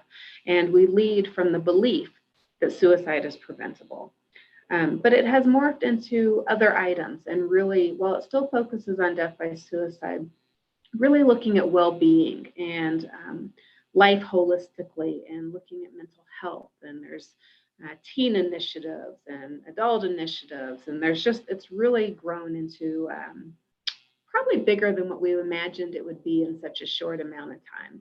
So that's what I'll share right now with Stronger as One, and look forward to discussing it more with you later. And then lastly, we get to the Criminal Justice Coordinating Council. And so the Criminal Justice Coordinating Council is a countywide collaboration between several different courts, criminal justice agencies, and nonprofit groups, and at times individual citizens that are concerned with criminal justice across the county. The list that you see there are the individuals or the offices that comprise the executive committee, and that is based on our bylaws. I'm going to stop sharing my screen so I can look at you again. But the CJCC right now currently does not have a CJCC coordinator. It has been vacant for a few months. And while we were sad to see the vacancy, it has presented an opportunity for us to refresh and rebrand CJCC. So through the board's approval, very recently, within the last month, we have entered into a contract with the Justice Management Institute, which is a nationally renowned organization in the criminal justice space. And they will be working with us over the next year to help us really redefine and redevelop what the CJCC could look like. And so what they're going to do is they're going to be hosting the monthly CJCC meetings, doing some of the technical work, the agenda gathering, hosting the meetings. But the real work that they're doing is that they are meeting with each of the CJCC executive committee members, as well as some of the full council members and other community stakeholders to learn the insights of the committee, to learn, what we feel like priorities should be. They're also doing some data background. What does our data say, and our long-term data? What does it say about, who we have in jail, who's arrested? What does it say about trends in other communities outside of Coconino County? How do we compare? And they're also going to be looking at models of other criminal justice coordinating councils across the nation. There are several different models that could be deployed. And so they'll be bringing back recommendations along with the research and the input that they've gathered. And at that point in time, the manager and board will have some decisions to make. But it's a really exciting time because CJCC is incredibly important to our community. So with that, that's really all I had to share. The last item I do want to mention very quickly is around mandates. As I think Siri, Ms. Mulaney, has the next presentation with finance, and I don't know if she plans on diving into it deeply, but I know you all will at some point in time. And so I always want to put in a plug for discussing the mandates that come to the counties through the state. Those mandates are often broke down into two categories, payments or services. And a good example of payments would be access, the Arizona Health Cost Care Containment System.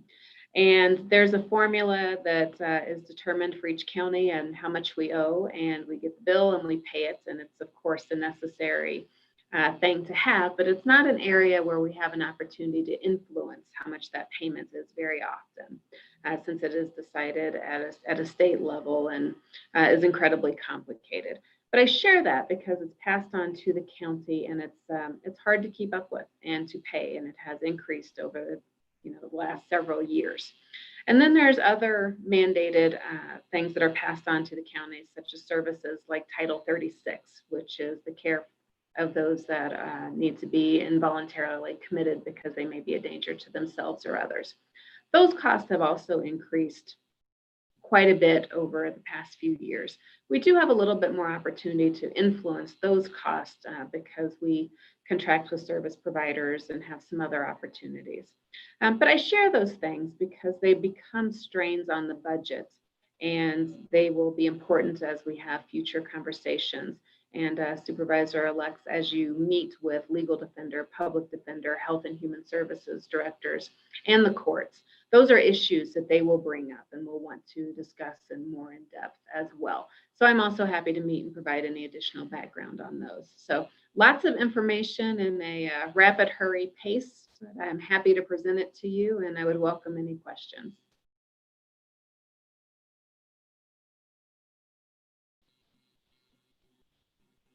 Let's see if, thank you. Let's see if there are any questions at this time. Any questions for Dr. Peoples?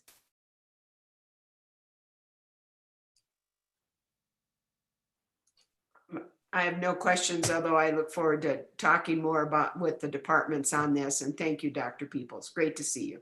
Good to see you, and my pleasure. And I know they'll be looking forward to meeting with you both. Same here.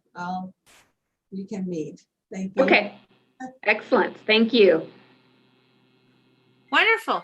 Great. Well, then we will go to the next area, county budget process and financial status. And we have our director, our chief financial officer, Siri Mullaney. And Jimmy, did you want to say anything before I turn it over to Siri? Just want to check in with you. Thank you, Madam Chair. I appreciate that. Thank you to the DCMs for their presentation, and Siri, look forward to hearing from you. Madam Chair, Siri did take some notes out of the questions this morning that you all had in the budget arena, and we'll be addressing those as well as any additional questions that you all have this afternoon. Thank you, Madam Chair. Great. Well, we really appreciate that, Siri. Thank you. That provides that's really great that we can kind of you can kind of address those as well as your prepared presentation. I appreciate that very much. So go ahead. Great. Well, thank you, Madam Chair, and new members of the board and existing members of the board. It's great to be here. I hope that I'm able to answer your questions today, but if I missed something, please feel free to jump in or interrupt at any time. I'm going to be going through the presentation that is a little bit of a modification from what was in your reference materials. The reference materials were structured more for things that you can refer to over time. So there's a little bit more timely information in the presentation that I have today.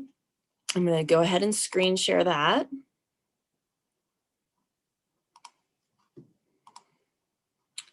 And I'll put it in presentation mode.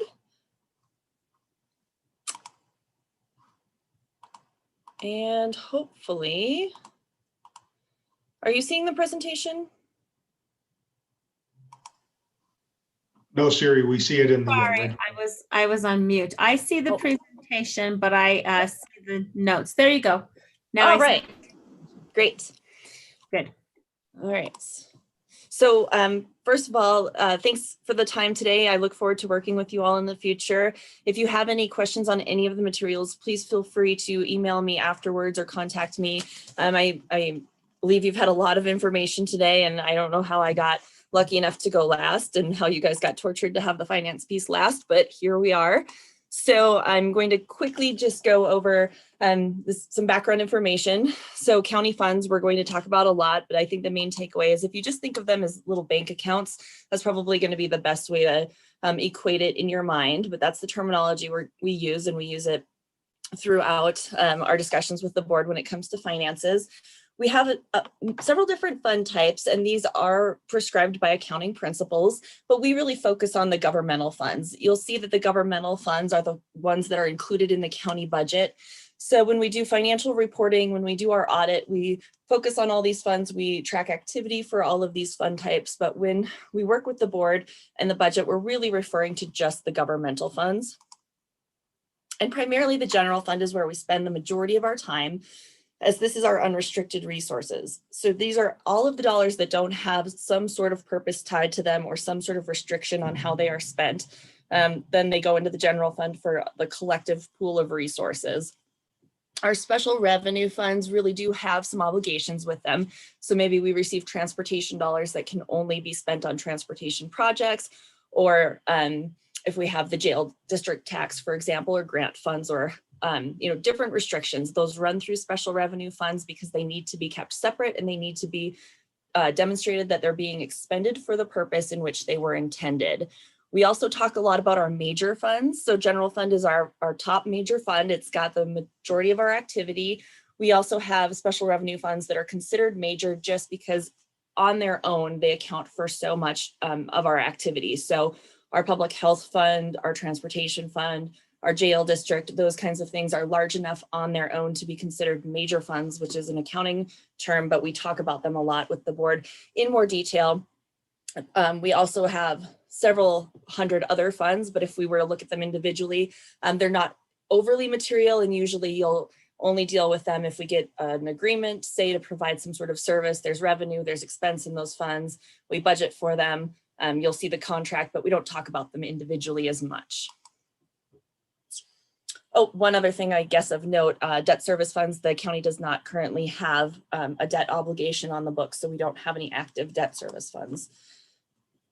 One other thing for background is our measurement focus and our basis of accounting. And this becomes important just for considering some of the information that we share. So we're not on a cash basis. We are on an accrual basis, a modified accrual. And the best example that I can demonstrate for that is that right now we're in December, but we've received revenues, sales tax revenues. We received a deposit in July, August, et cetera. We've received 5 months of sales tax deposits through November. But when we get to the discussion on sales tax, we're reporting 3 months of data because we're really looking at sales that were made in July, sales that were made in August and September. Those were actually deposited in September, October, and November because of a timing lag. And so that's how the modified accrual can sometimes adjust things from a cash basis. And sometimes we think we might have more information than we actually do just because of those reporting requirements. So the next section I'm going to talk about is our financial planning. And this is some background on the county's financial planning. Back a long time ago, when Mike was here, he had switched us from 5-year to 10-year forecasting. And that's just to reflect that there is a recession approximately every 10 years. We've seen a little bit longer time frame in between now and the last one, but approximately every 10 years. And so we're always planning for that. And we want to align our resources with what we believe is going to be our revenue, our recurring revenue. So this is a way to take a conservative approach. And really we want to focus on, as we look at our recurring, what are our recurring obligations? They're mandates, our salaries and wages as we add positions, and our core operations. So those really need to be aligned with our recurring expectation of revenue. And then when we exceed that revenue expectation, it creates capacity for other one-time items like repair and replacement or capital projects. But typically our one-time items are things that we can hold off or delay for some amount of time while we build up the one-time resources in order to fund those. Or we can hold off on those in a year where we're maybe having a little bit more of a challenge in our revenue situation, like the current fiscal year that we're in. One other thing I'll just note, so we talk about fiscal year, which runs July through June. We're currently in FY21, fiscal year 21, because the fiscal year is really determined by what year it ends. So this one will end in June of 2021, so fiscal year 21. So going back to our financial planning, we just have some talking points, and this is in your packet of ways we've demonstrated that this process has been kind of proven itself to be effective. And I would definitely add the current emergency response onto this list, as we've had to avoid layoffs and some other significant items so far, even though we have experienced some decreases in our revenues. When it comes to budget development, there's a lot of things that we follow because they're either statutorily driven or driven by the Auditor General or some other oversight agency. But typically statute and the Auditor General more specifically on budget requirements. And so we are required to adopt a budget, and the Board of Supervisors is the governing body for the budget. So this is the only piece of the county that really has the full authority to establish the budget and allocate resources. So through that process, it's really the obligation of the board to determine what level of services are provided amongst the county and doing so through that resource allocation. If we take money in through a special revenue fund that has an obligation, certainly we have then the obligation to spend the dollars in the way that we were granted the dollars or in the way that they were intended, but the board still has a choice in order to accept funds or to allocate then those more flexible dollars, which are the general fund resources. We have deadlines on when we have to adopt our budget, and one thing about our tentative budget is that it does set our ceiling. So we have a second bullet, which is a tentative, and that's prior to the final. We can make all the changes we want in the final budget except the total amount that's spent. So once we set that tentative budget, that is the most the county can spend in the upcoming fiscal year without incurring penalties. So technically we could expend more than our tentative budget, but we would be penalized for it by lower state shared revenues. They would withhold dollars in the future to kind of account for that penalty. So we also cannot expend money for a purpose that's not in the budget. And this is really defined as the department and fund level, that combination. So we have a general fund. We can't just stick everything kind of in unallocated in the general fund and then go through the year. We really ask the board to allocate resources to each department because that is the level that's required. And then same thing in all of our other funds. So if we have a budget in one fund and we want to expend in another, we have to go to the board and ask for approval to do that. We don't have discretion so much to do that. It's a board requirement to allocate the dollars and determine the purpose for which they're being spent. So we cannot expend for a purpose not in our budget, and that's really what that means. And so it leads to some administrative things that we'll bring to the board from time to time, moving capacity between funds or asking for a budget increase in a particular area because we want to be compliant with those regulations. And the board certainly can approve moving money once the budget is adopted. It has to be done at a public meeting by a majority vote, and we have to have the resources available to do that. Oh, so one other thing on that budget ceiling. So we will build into our budget contingency lines. So we'll have some unallocated, maybe we don't know where the revenue is coming from, or maybe, you know, it's just resources that we intend to keep in our fund balance, but we're going to go ahead and plan to spend those so that if an emergency comes up, we have that capability. So going back to the penalty, we never want to be penalized for overexpending our budget. So we will, it's not an artificial inflation of the budget so much as a planning kind of set aside, because you never know what that emergency is going to be. And I think certainly right now is a very good example of if we didn't follow that practice, we would have been limited in our ability to respond to the COVID pandemic when it first hit, because we could never have foreseen that when the budget was developed. But we do foresee that there could be contingency needs, and therefore we do put that in. And if it lapses or if we don't expend it, that's great. But if something comes up, we definitely need to have the ability for the board to allocate resources in order to respond if they feel it's appropriate for the situation. So our FY21 budget, we're going to dig in a little bit deeper into just the specifics of the current budget we're in, since it is a little bit different, but some things are the same year over year. So when we look at the current year's budgeted revenue, this was based on estimates that were developed during the budget process.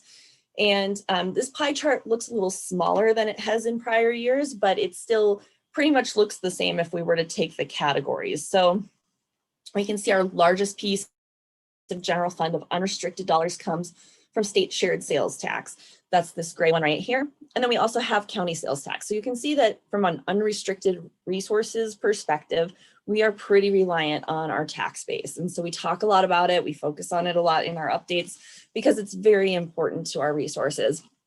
And then property taxes. And property taxes are nice because we set our levy and we generally collect within, plus or minus a few percentages of the amount that we assess. So we say, our levy is $10 million this year, and there may be delinquencies that affect cash flow, but ultimately we tend to collect almost 100% of our levy if we were to look at it over a period of time.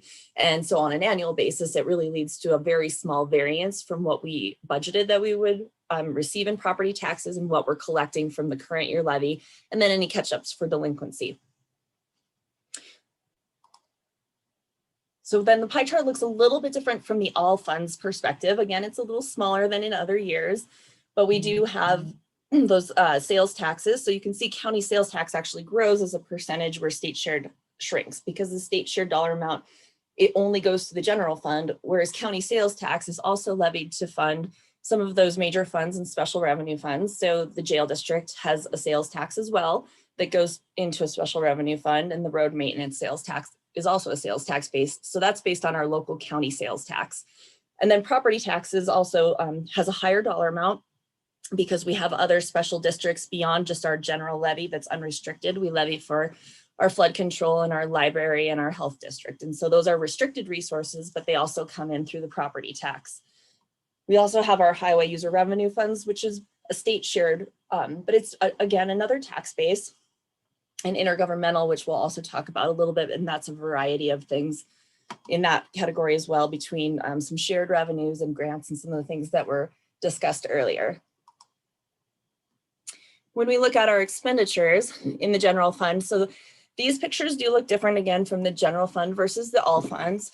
And we look at it two different ways. So the main way that we look at things is, what is the category? How are we spending them? And you can see in the general fund, really the majority of what we do with our unrestricted dollars are the people that are running our programs. So personnel is very high, a small amount of operating compared to the rest of the budget, and then travel is very minimal. and just some very small capital. We also look at it from, these are really accounting designated functions. They aren't necessarily what you would think. So general government is very encompassing. It's most of the elected offices like the treasurer, assessor, recorder. It's also our internal services and also our courts. So public safety may be a little misleading, but these are really prescribed categories in the accounting world that we have to follow. Public safety really in this case represents the sheriff's office. Welfare is some of our community service programs and career center, parks and recreation, health, and highways and streets are all very small in the general fund. But when we look overall at those categories, so this is all funds, those special revenue funds, you can see how those restricted sources really change the pie. And this is really everything we do when we roll it all together. We really aren't spending as much on general government when we look at the entire county. But we are still, spending quite a bit on public safety, which is primarily the sheriff, and then it also has the flood control district, highways and streets activities, and health activities. So there's different ways the pie changes as we're looking at the different funding sources. And then the same thing is true as we look at the categories. So personnel, it's still our largest individual category, is our staffing, and operating is really when we get to this level and we're looking at all funds made up a lot more of mandates. A lot of our mandates are flowing through some of those special revenue funds. So that's why that piece gets a little bit bigger as we do this comparison. So in fiscal year 21, really, we started out with a typical budget planning process in the winter of 2019, and we were following kind of assumptions that we normally would follow. But then, of course, COVID kind of came in and changed things very late in the process. And so we knew we had to have emergency response expenses. They had already started in fiscal year 20 through the health department response and expenses that were coming out of the general fund. And also we knew we would have a reduced revenue outlook. We started to see that, with the shutdown that really impacted our revenues. So it was a quick change on the assumptions, and the budget staff did a great job of making adjustments, really being mindful of what's a realistic forecast, really, in a world where it was very difficult to do that. There wasn't a whole lot out there to know, to rely on, because it was just so unprecedented. But they did go to the board and implemented what was known as the long recovery revenue model. So this was really assuming that we would see significant declines in our revenue and we wouldn't just have a bounce back. So it would take some time to recover back to our prior revenue levels. We do have information to draw on as we look at recessionary periods to see, how long does it usually take us to get to pre-recessionary levels and then find growth from there. So we're going to continue to incorporate that into our assumptions, but that is what was built into the model that was adopted as part of the fiscal year 21 budget. So with that came the need to change things a little bit. So it was very late in the process. Again, we didn't have time to go through and work with departments on maybe a plan for each individual department to respond and provide savings, but instead we looked more holistically at what were our targets to help reach our goals. So we talk about the $3 million, and that's operating expense savings. And then we did also understand that we had some critical needs that had to be met. So strategic improvement requests really are the equivalent of adding into the budget. So how are we increasing the budget? But those were changed to one time so they could be reevaluated again next year or fiscal year 22, and that we would be continuously monitoring it, because while we had a target of 3 million, we really had a lot of uncertainty and weren't sure if that was going to end up being appropriate or not. So it looked like this as far as kind of how we had originally built out assumptions and then what changes were made. And so you can see that we did change those strategic investments or those increases to the budget to one time, and they were really held to those things that were mission critical or mandated. And then we also typically always have vacancy savings. So that was part of our assumption. And then we had hiring strategies to really evaluate every vacancy that came up to capture additional dollars towards these two lines right here that make up the 3 million. And then we've since met with departments and come up with the other 1.5 million, but we did it in a way that's unique to departments versus kind of an across the board approach. I think one thing that's important to note about the way that the county does budgeting is that we are on a base budget model. So whatever the budget was last year, aside from special adjustments, is generally the budget that starts the next year. And then the incremental budget approach comes from the strategic improvement request, where departments are requesting additional funds into their budget. And that has varied over time, and we're looking at improving some of the ways that that happens, because sometimes it's really just this is inflation or this cost went up. Of course, you know, to continue those services, we need to add those dollars a lot of the time. And then other times it might be more of a service enhancement where, you know, we think if we had another staff member in this program, we could serve 10% more people, or things like that. So that's the approach that we take in the budget. And then the same thing though, when it comes to reductions, is that we have avoided some across the boards, which is a typical way to approach budget reductions. This year we were able to avoid that, although it's definitely a strategy that's commonly used, but we want to you know, recognize the uniqueness of each department. And certainly right now there are departments that are having more expenditures as they're responding to COVID, or having things that are coming in their direction that they're not used to, while others maybe are seeing a decline in activity. And so that was the approach taken this year. Digging into our revenue sources just a little bit more, our top 10 revenue sources for fiscal year 21, and these really don't change year over year as far as what the top 10 are, but the order may change depending on what's going on. But there are 4 that are property tax based. So again, that's a little bit more stable. That's the county property tax. Then we have these bottom 3: library, public health, and flood control property tax.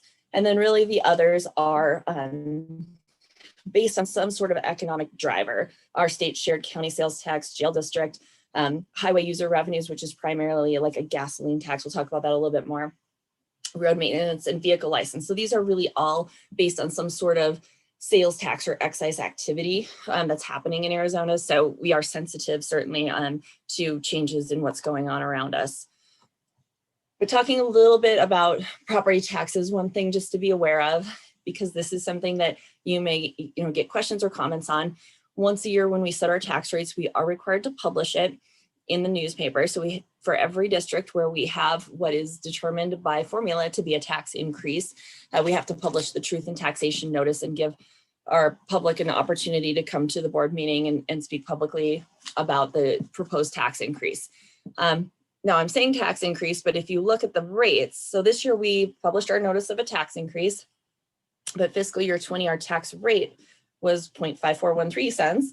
And in fiscal year 21, it was 0.5293. So the rate decreased, but because the amount that we were collecting increased, because the value of the properties changed within the county, so those values increased, then we had to publish a tax increase, a notice of a tax increase. We are capped on how much we can increase property taxes. Our primary levy, at least, is capped to 2% growth every year. So basically, that is what drives these rate decreases. When the value of properties increase, they can increase about up to 5%. So if they increase more than 2%, the rate that we can charge decreases. So it's considered a tax increase because the total dollars collected increases, and it really doesn't factor the rate. That's really only one part of the equation there. And then we do like to compare our property tax rates to other counties. And Hey, Siri. Oh, so yes. Yeah, if I could hop in, Liz. Just an important note on that would be, here are matches for taken. Oops, doggone that thing. Okay. Just a note for the other board members, it was a piece of our budget discussion that we just went into on that 2%. But if we don't take that 2%, we get into an accumulative loss into the future also. Is an element that was not expressed strongly, but that's a reason why the 3 remaining board members were adamant about, if we want to continue to fund our organization, and we're tight. As you're looking at this chart Siri has up there, we need to keep in mind that if we lose that 2% during a year, it's going to affect our future years as well. And you could probably say it a lot better than I can, Siri. No, that was perfect. And unfortunately, I wanted to see if I could also see you talking. If anyone wants to jump in, please feel free to do so, because I can't see you while I'm doing this. And now I kind of lost my, I'm gonna I'm going to stop my share for just a minute so I can reset it up, because I do want to be able to, sorry about that, but have this up. Please feel free though to jump in, just as Supervisor Ryan did, if there is anything. Yeah, thank you. Thanks for doing that, Supervisor Ryan. I did have to take a call on a county matter. So thank you. I appreciate everyone just jumping in. Anybody have any other questions right now? And while Siri kind of resets.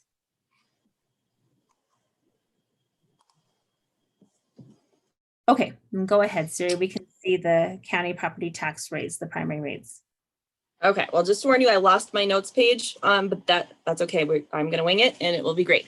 But again, please feel free to jump in though, if you need.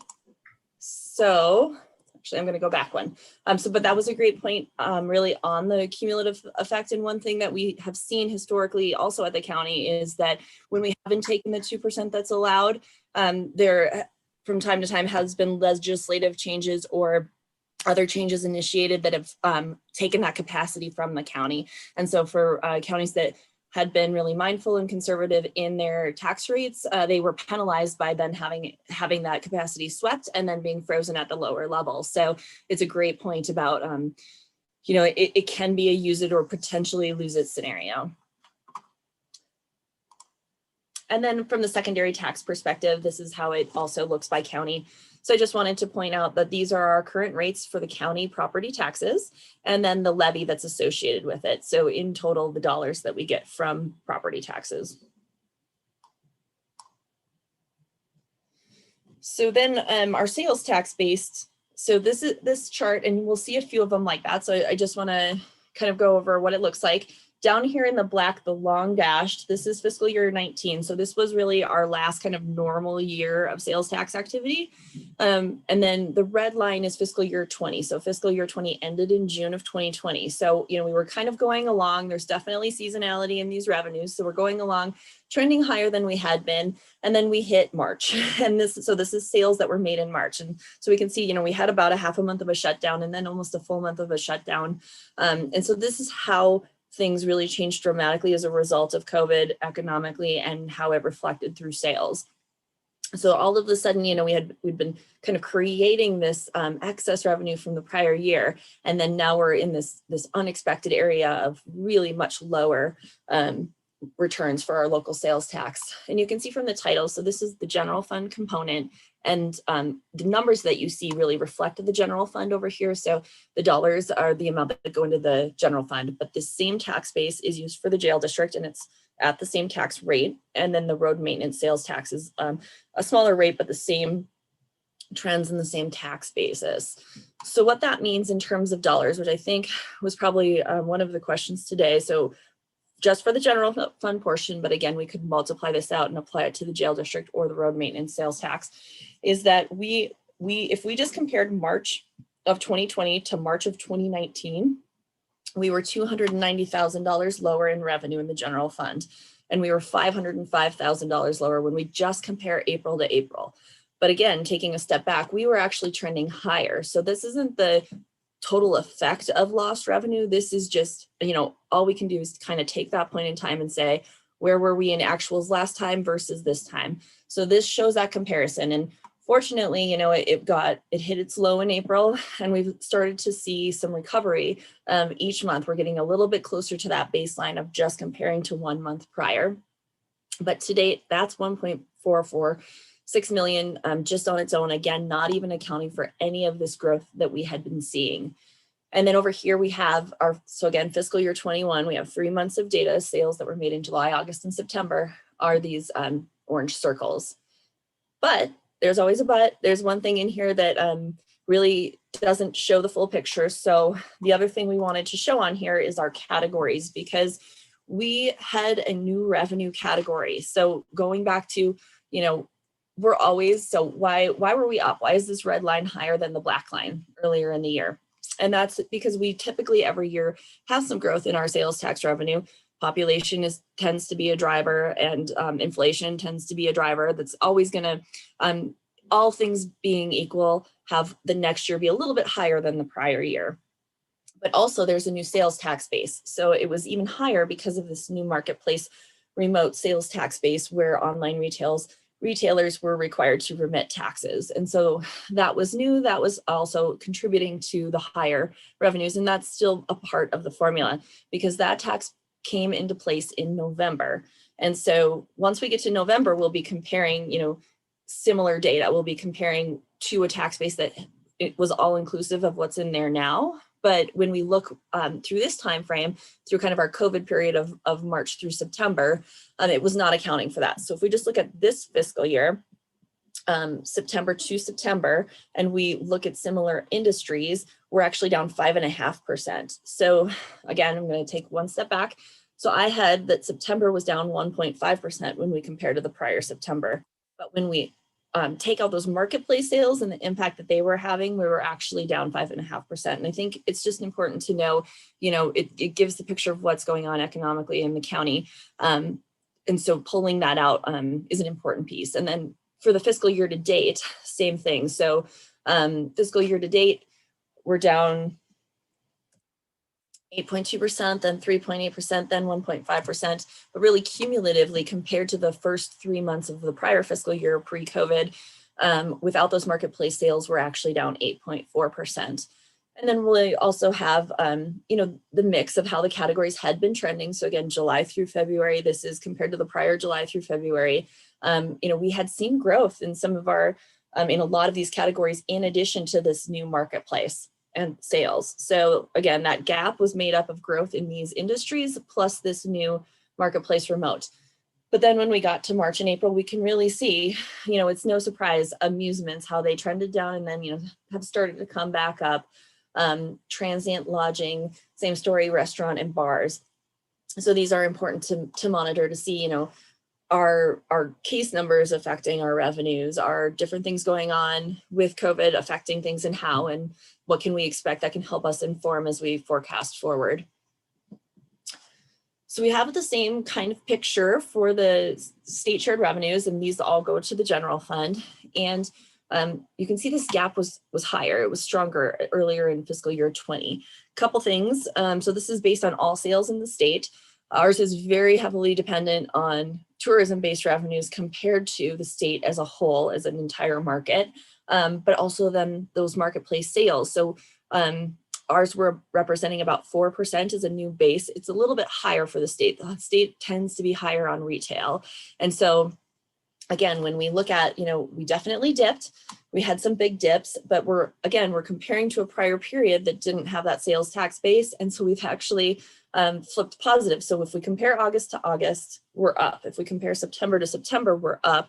But I'd really like to caution that a lot of that has to do with that new tax base and may not be a complete indicator of what's going on in the state with sales tax activity. And we also expect that, there's been some talk about pent-up demand and how that might be skewing things or impacting things. So we're going to continue to forecast conservatively for those missing bubbles that we don't have yet. We don't know how they'll come in, but we'll continue to use the actuals and then additional outlook information that we receive to forecast forward. Another major revenue that is based on tax activity is our vehicle license tax. And I have this one second before the highway user rather, because it flows into both the general fund and then our transportation fund is a major fund, and it flows into the HERF revenue distribution formula as well that we'll talk about. So this is split between two different funds, and this is really an interesting picture. So we have one extra month of data here just because of how this is reported and collected. But again, we had mostly been trending up if we were to take this whole time frame of the red. For mostly vehicle sales is what this represents. And then we were definitely impacted in that COVID timeframe where we dropped below, but we've really seen almost like a pent up demand and a recovery or immediately in this revenue source. So all of the capacity we lost in here has really been made up over here. There's a variety of reasons that can drive that. Generally people are certainly delaying vehicle purchases during times of economic downturns, but the stock market we saw recovered a lot more quickly in this time frame. There were dealer incentives and different things that may have driven that behavior and caused it to change a little bit more than, say, going on a vacation and eating at a restaurant and things. So there's just different things that drive that activity. So to date, we're actually up during the COVID period compared to prior, but I'd also, just like to point out, we do have one extra month of data, and this is really coming back down. So we wouldn't be surprised if this, at a minimum, kind of trended more towards a typical seasonality line, or maybe probably is even going to fall below in our actual data points moving forward, because a lot of the, you can only buy so many cars and a lot of the activity may have taken place just on a different time frame than our typical seasonality pattern that we would see.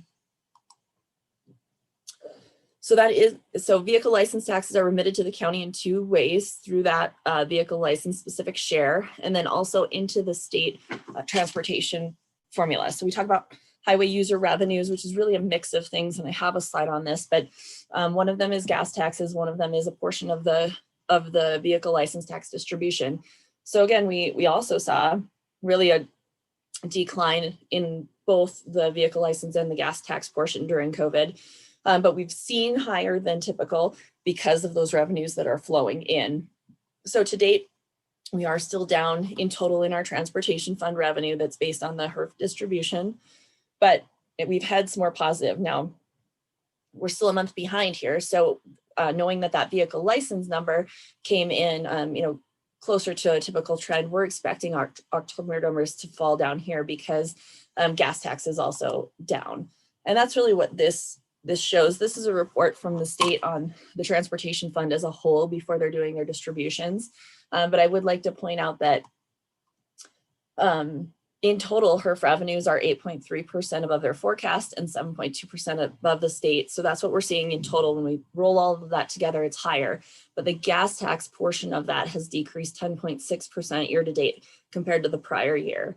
But it's the vehicle license tax piece, again, that's increasing in this formula. So we can see gas tax, this is year-to-date gas tax, that there's this decline compared to prior, and vehicle license tax is the one that's above it. So there's different components of the formula, but that's why we're seeing what we're seeing, and we're not seeing necessarily what we would expect if we were just thinking of gas taxes in particular. So one of the questions that came up today was related to grant revenue. So I did want to talk a little bit about some of our other revenue sources that maybe individually don't meet the threshold of being a major revenue, but are definitely important, especially when we can roll them together and look at them as a group.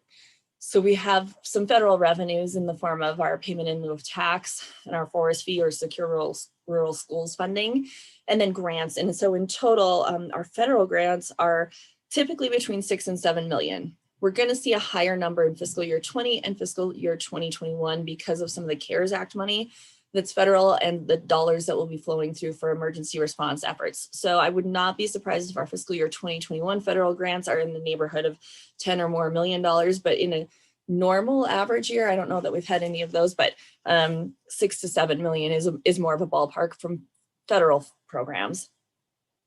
We also receive about $500,000 in lottery funding, and other state sharing and other distributions from the state are about another $500,000. So sometimes there's expenses where they do a cost reimbursement for some portion of our expenses, or there's just other shares for things like the fair, and then grants. And from state grants, our typical year would be around $7.5 million in state grants. But again, not necessarily individually as large, but when we roll all of our state grant programs together.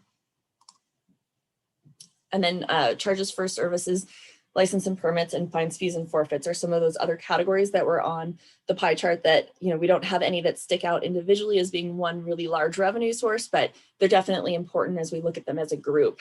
And really setting fees is a responsibility of the board as well. We will be coming back to the board early next calendar year to talk about fees and make recommendations for fee changes.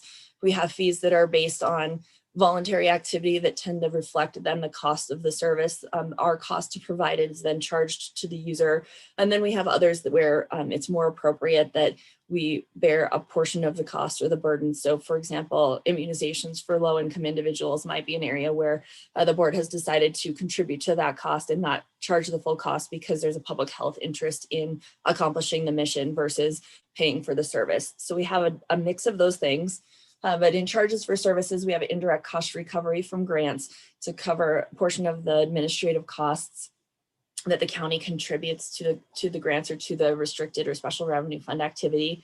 And then departmental charges may be building permits or just really, you know, if you rent a Ramada from Parks and Rec or something like that is going to be a charge for service category. We also have licenses and permits. So, you know, a food handler's license or some other kind of building permit would fall in there. And this other category is called fines, fees, and forfeits. Really, there's not a lot of fees in there. It's justice court fines, it's county attorney forfeitures. But again, all of those are important. And then we get a small amount from investment income as well for having our dollars invested. So moving on to a different section, just touching on our, oh, go ahead. Yeah, I'm going to hop in real quick again on just the fines and fees or forfeitures.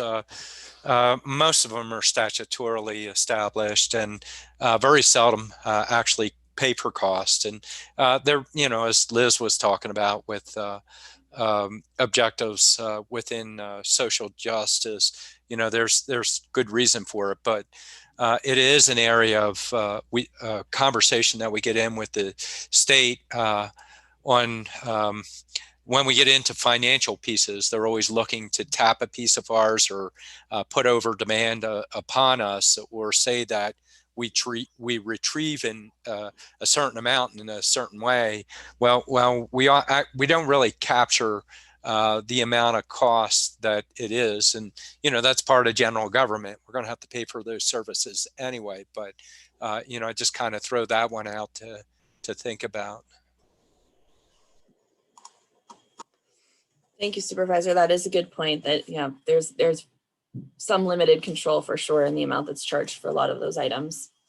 So actually, that's a good point to just pause and see if there's any other questions before I move on to a different section. Okay, great. Thanks, Siri. Any questions for Siri?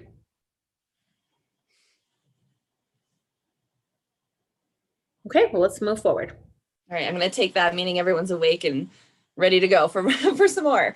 So we also, you know, so much of what the finance department does is driven by some sort of mandate or some sort of requirement.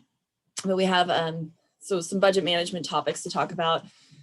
We do have budget management at the expense category level within our system. So personnel, operating and travel, and then capital. These are really looked at as individual buckets of spending when we're working with our general fund allocations. Typically, if there's savings in travel, they can be redirected to operating without any other kind of action on the part of a department. But any kind of salary savings require some additional approvals or review before they get moved into these categories. So those are budget controls that exist in the financial system. And then just a reminder that there's discretion from the county manager's team to make those kinds of recommendations, but from the board and the statutory perspective, the budget is really at the fund and the department level in that combination. And then the expenditure authority also depends on the purpose. And so we do have different purposes in our budget. And so we do ask for discussion. Sometimes if there's dollars granted for one specific purpose, like a capital project, to be reallocated to a different purpose. And those are the types of things that would tend to go to the board for approval, as well as kind of an administrative function. So as board members, we have some policies you should be aware of because they will eventually impact you, especially, you know, when things kind of go back to normal life. We have a travel policy. And again, all of these things are really driven by some sort of requirement, either from the Auditor General or by statute or by, you know, generally accepted accounting principles, or there's different things, but we follow all of them and we try to roll them into our policies and make them as clear as possible so everyone's compliant. We definitely ask that everyone asks their questions before acting versus kind of an ask for forgiveness later approach, just because when we do violate things, it's beyond just, you know, the action that happened. These things wind up in reports. Definitely, you know, they can be part of public documents. And so we want to make sure we're doing it right from the beginning. And so I would definitely encourage you to, before traveling, I'm happy to go through the travel policy and I can follow up and share it specifically with all of you. But the travel policy really demonstrates how funds can be expended and what the record keeping requirements are in travel status. Just to take one step back, we have an obligation in all of our expenditures to show what the public purpose is of spending those funds and what the public benefit received from them is. And that's the reason for a lot of these policies, is that we have an obligation to be able to demonstrate that for every purchase. And there are some things that are very intuitive that don't need any additional documentation. So, purchasing office supplies, purchasing a toner cartridge, those kinds of things, you can look at it and say, this is a reasonable public expense to operate the, whatever department that it's purchased for. But there are other things where without additional documentation can lead to question. So we want to make sure, our travel is clear that it's for a public purpose. It's not for any kind of personal benefit. I mean, this is, something all our employees and staff are required to adhere to and have to demonstrate. It's not specific to the board by any means. It's something for the county in total. So food and beverage is another one, and this has been kind of an emerging one. So we do also try to look at what are those areas that are getting more scrutiny or more heavily tested. But food and beverage, we've come up with a policy to really prescribe what's allowable, and then work with the Auditor General's office to come up with our own criteria for, what processes would approve a food and beverage purchase, and just where, they've already determined. And sometimes it's through tax cases, and sometimes it's through other things that it's just not an appropriate use of public money because of gift clause violations or different things that have come through. So we have a food and beverage policy and some requirements there that, again, I'm happy to do any kind of special or separate review on or training, and always happy to answer questions as well, or have, as your staff members are coming in, feel free to have them reach out to me with questions, because again, I'd really like to talk through it or provide whatever guidance I can in advance. We have our purchasing policy that sets limits on how vendors can be selected at different dollar amounts, what's required in terms of quotes or due diligence to make sure. Another, just obligation we have is to make sure that we're expending our public funds in a way that is getting the best value for our taxpayers. So we have a duty to be economical, which leads to public procurement in some cases, especially for high dollar purchases. And also we want to avoid collusion. So conflict of interest. So if anyone is involved in the purchasing process that has a conflict, so say, your relative owns that kind of business or something, we just ask that that's disclosed by the person making the decision, and they recuse themselves from that decision, because we want to keep everything transparent. We want to keep everything fair, and have all of our potential vendors really have an equal opportunity to compete for public dollars when it's appropriate. And then purchasing cards. So it's likely that if you haven't yet been issued purchasing cards, which you probably haven't, but you will, there'll be a training with that. And there's required documentation, itemized receipts. And again, whether it's through an accounts payable check, or whether it's through using a county purchasing card, if it's for travel, if it's for food and beverage, we just ask that all the different policies are followed for that type of purchase, regardless of how the purchase is made. And so if it's on a P card, we definitely need itemized receipts, but we might need some additional information if it's for travel or if it's for food and beverage that would fall under those policies as well. But it's definitely beneficial to have a P card if you're making transactions, because it does save, some administrative work of cutting checks and setting up vendors. And also we do receive a rebate on our P card activities. So, that is definitely our preferred payment method, but it does not circumvent our other purchasing requirements or our other policies.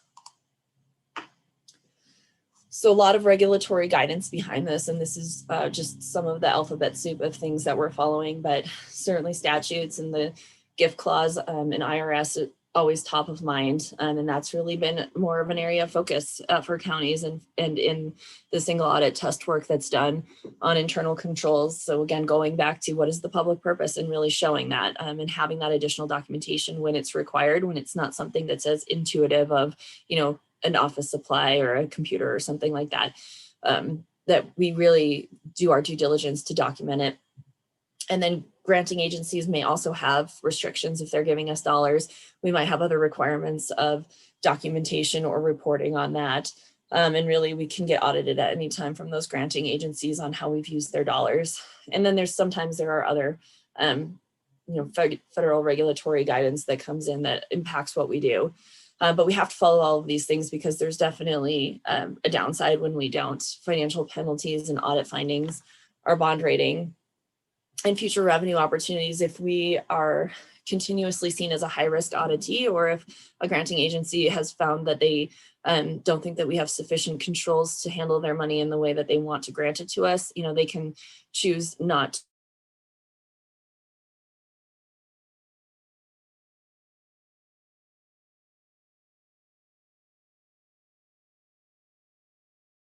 scrutinized as far as this activity. So we want to do our best job. We don't catch everything. Carrie? Yes. Yeah, so you froze a little bit there. So let's see. Oh, there's a little portion that we didn't hear you, but I think we captured it, but I just wanted to let you know the little portion there that you froze on. Okay. Well, you know, great. I know I have a really bad frozen face, so I hope you all enjoyed that. Okay. Well, just, you know, again, really the public nature and the impacts is really what I was stressing of why all of these things are important. It's not that the finance department is full of mean people.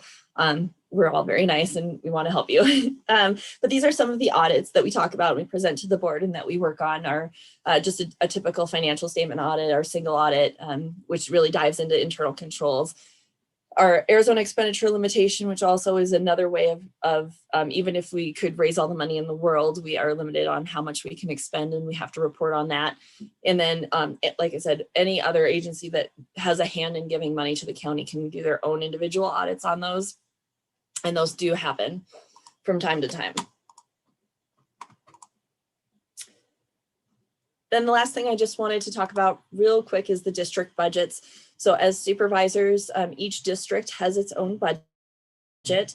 And if you have someone new coming in to assist you, I would we'll reach out to them once you have that finalized and have them work with someone from our budget team, probably John, to go through more detail on the budget and what it means. But I just want everyone to be aware that there are budget allocations for each district. So they're in a couple different categories. There's the base budget allocation that is the same for every district that covers operations.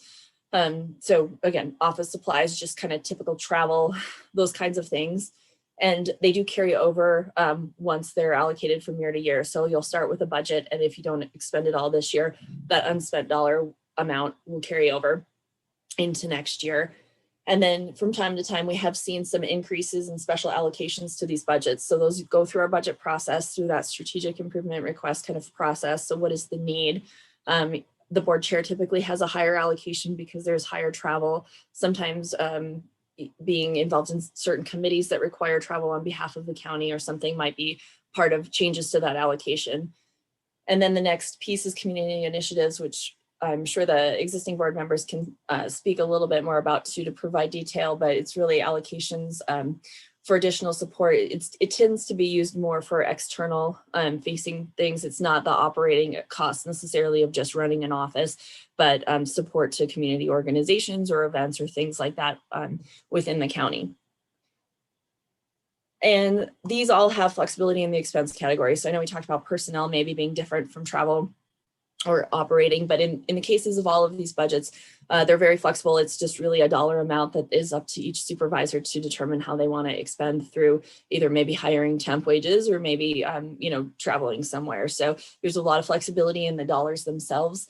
And I'll also just point out that once the community initiatives dollars are kind of created, then when they are unspent, they also carry over. And finally, the finance contacts. So here we are with some of our friends. But here's a lot of what we do. I would encourage, again, if you have questions in any of these areas, feel free to funnel them through me. I'm happy to get you whatever answers you need or work with your assistants, your executive assistants to get you what they need. So if they need anything from finance as far as guidance or information, please have them reach out to me and we can get them whatever they need. But these are the different teams or things that you might interact with us or they might interact with us on.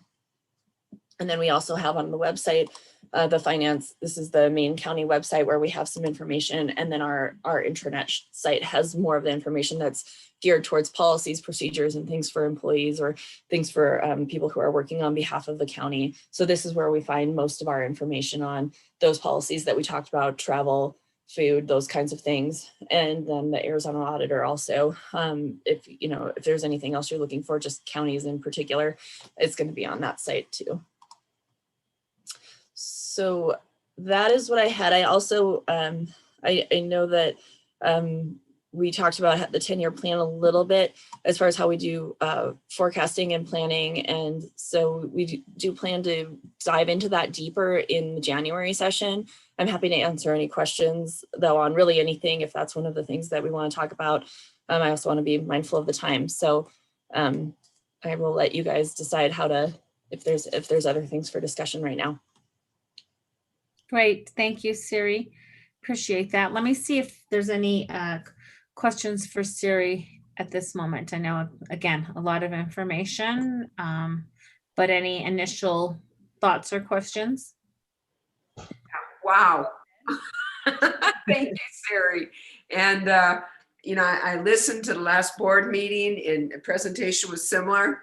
And listening to it this time, it's starting to make sense. So thank you so much. Great. Supervisor-elect Begay, any questions or comments? Enjoyed the presentation. With the district budgets, that's pretty much how it's set up, school district budgets. A lot of that information. So I kind of followed her all the way through. So I just wanted to thank you, Siri, for you making the presentation. And I will go into detail. There's some additional information that's in our packet and the schedules and also other documents that I want to look at. So I just want to say thank you and thank you everyone. Again, it's been I enjoyed my day today and a lot of information. So I probably stay up half of the night here thinking about things here. Thank you. Great. Well, let me see if Supervisor Ryan, did you have something you want to add? You're on mute, Mr. Ryan. You're mute. Thank you. Sorry about that.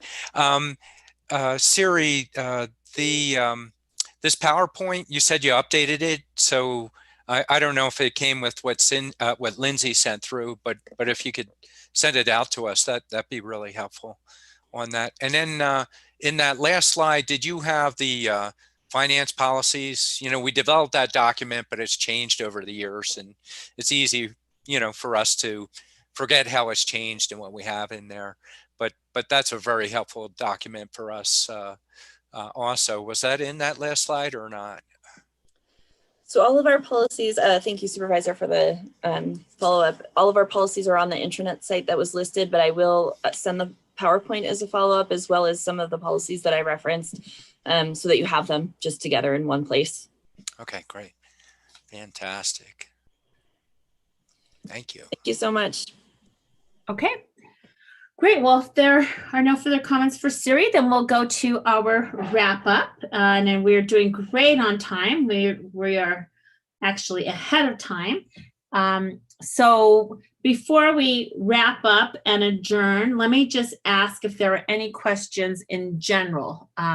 Doesn't have to be about a particular presentation, or it could be, now at the end of the day, you've heard the presentations and something came to mind, or if there's something, I know for especially our supervisor elects, they have intentions of following up with individuals, but if there's something that you would like to see for our future orientation or for our retreat, and you have that in mind now, great, please let us know. If not, you're obviously plenty of time to think about it, and you can let us know maybe just the areas you want to delve in a little bit deeper. So yeah, just comments in general or questions in general.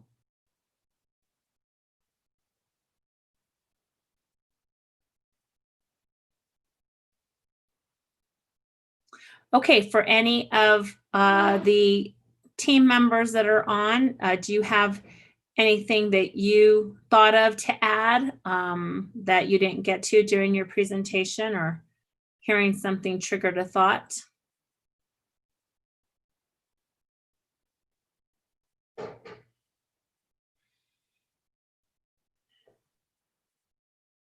Lucinda? Thank you, Madam Chair. I just wanted to, and Siri hopefully is still on. One of the things that that she brought up was about and Supervisor Ryan answered this too, about the issue with not moving forward with approving the 2% every year. And my memory, Siri, I could be wrong, but my memory is that over 10 years, that was over $2 million. So, you know, it doesn't sound like much maybe in any given year, but over a period of time, I mean, you lose that forever. You lose that budget capacity forever. And, you know, as was noted, Coconino County started at such a low point, you know,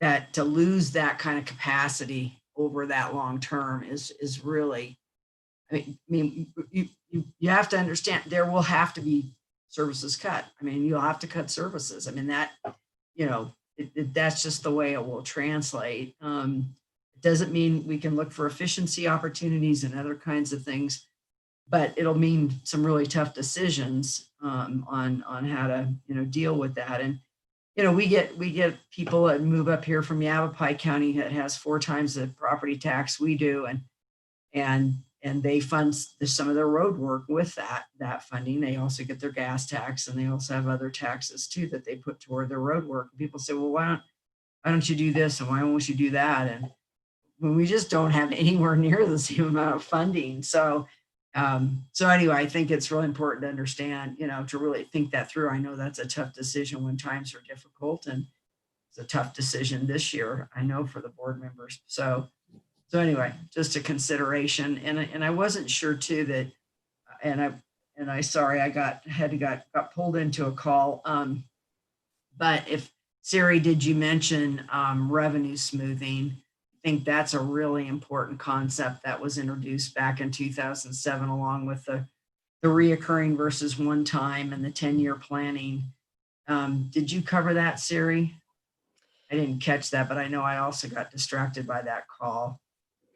Thanks, Lucinda, for that. No, I did not. I did was kind of ready for the 10-year if we wanted to dig into it a little bit more. But if I know there was also a lot of information today, and we do have some time in January to go. Great. Well, let's just make sure to cover that, because I think that's a really important piece of the reserves and how and what those are used for and everything. It's really important to understand that, particularly in a year like we're in now, because that's basically what we've done this year to try to survive financially with COVID. So I think jumping into that in January will be really important. Thank you, Siri. You know, absolutely, good point. Great, that's good for the next one. Let's see, Supervisor Ryan. Actually, I liked Patrice's wow after Siri was done. You should see see her in her office when she has 2 monitors going and she's working input of data. It's just absolutely fascinating to watch. Siri, we're exposing all your skill sets here, but it's been fun. I really appreciate everybody's presentations today, and you know, we got a lot more that we go over. We're not going to learn it in a day. And even when you learn it, you forget a lot of it, or we have so many different things that we do that it's really good that we have different experts in different areas that really, you know, they really help us so much in what they're doing. And you're seeing just the tip of the iceberg of a lot of people within the organization and how they focus on their particular areas.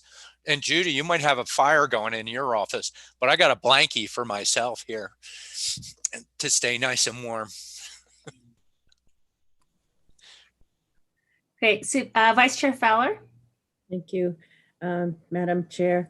And I was just going to bring up the 10-year budgeting process that we go through. And actually, our budget is a year-round process now, because we just really have to keep an eye on how we're doing our expenses. And the way that in the state of Arizona, all the counties, you know, the property tax rates are not the same. And we are one of the lowest, or are we the lowest now? And we just really have to keep an eye on how the expenditures, and that's why we get the report during our board meetings month to month to see how we're doing. So it's just a way that we have to keep monitoring ourselves, and the departments do a really great job. And of course, the deputies that are here and the county manager, they're all working constantly to make sure that our funding is good. So, I mean, the presentations across the board really has been very good. I mean, I've been here all these years, but it's really good to get a refresher on everything as well. So thank you. Mhm. I agree. Okay, well then, with that, why don't we do like a bit of a checkout? Let's see. Patrice, do you have a question or a comment? No, if you're doing the checkout, that's good. I just wanted to, once again, before we end this, and I know that Supervisor-elect Begay feels the same way, how we so appreciate the time that's been put into this. It is so clear that from our book that we got from Lindsay to all of the presentations here, the amount of time, energy, and commitment that's been put in by all of you to bring us up to speed in as quick of a manner as possible. And I just want to tell you how much it's appreciated. It's very, very helpful and very much appreciated. So thank you. Great. Well, why don't we just go around and make just maybe a couple of closing words, or just where people are at, kind of how they feel. So I'll go ahead and start. And I just want to express just immense gratitude for everyone's time today. Really enjoyed the presentations. Very proud of the presentations. They were very high quality, well done. You could see the amount of work and effort that went into it. I am looking forward to the new year, the new opportunities, and new ideas, and working with our 2 new board members. So thank you very much. I feel really, really excited and really appreciative. Vice Chair Fowler?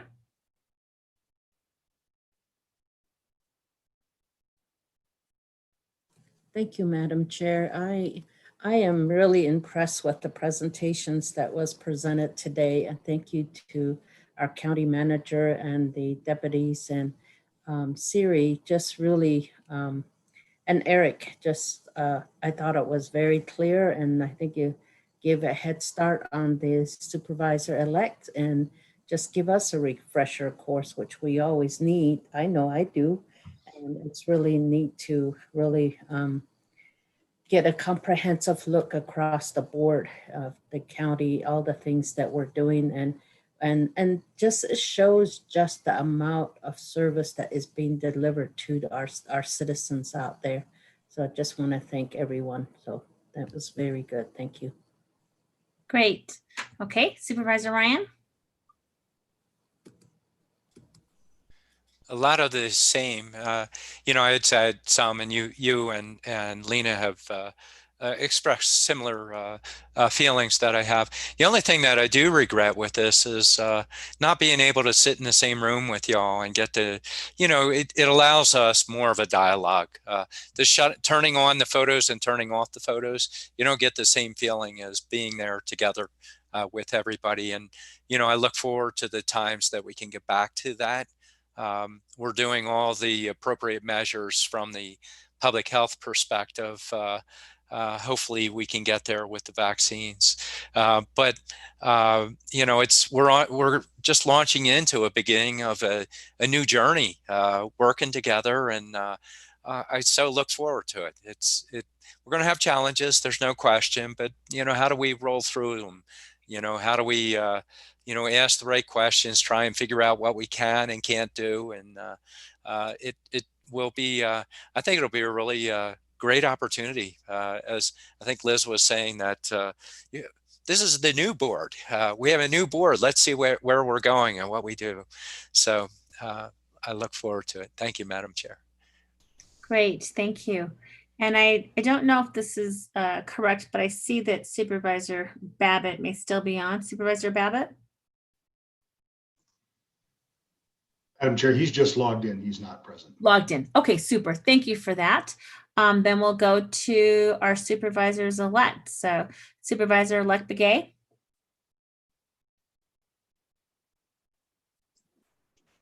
Okay, again, you guys all took words out of my mouth. That's how I feel. I've been saying that all along, all day long, that I'm so glad to be part of the group and that I'm very excited, and it's gonna be challenging.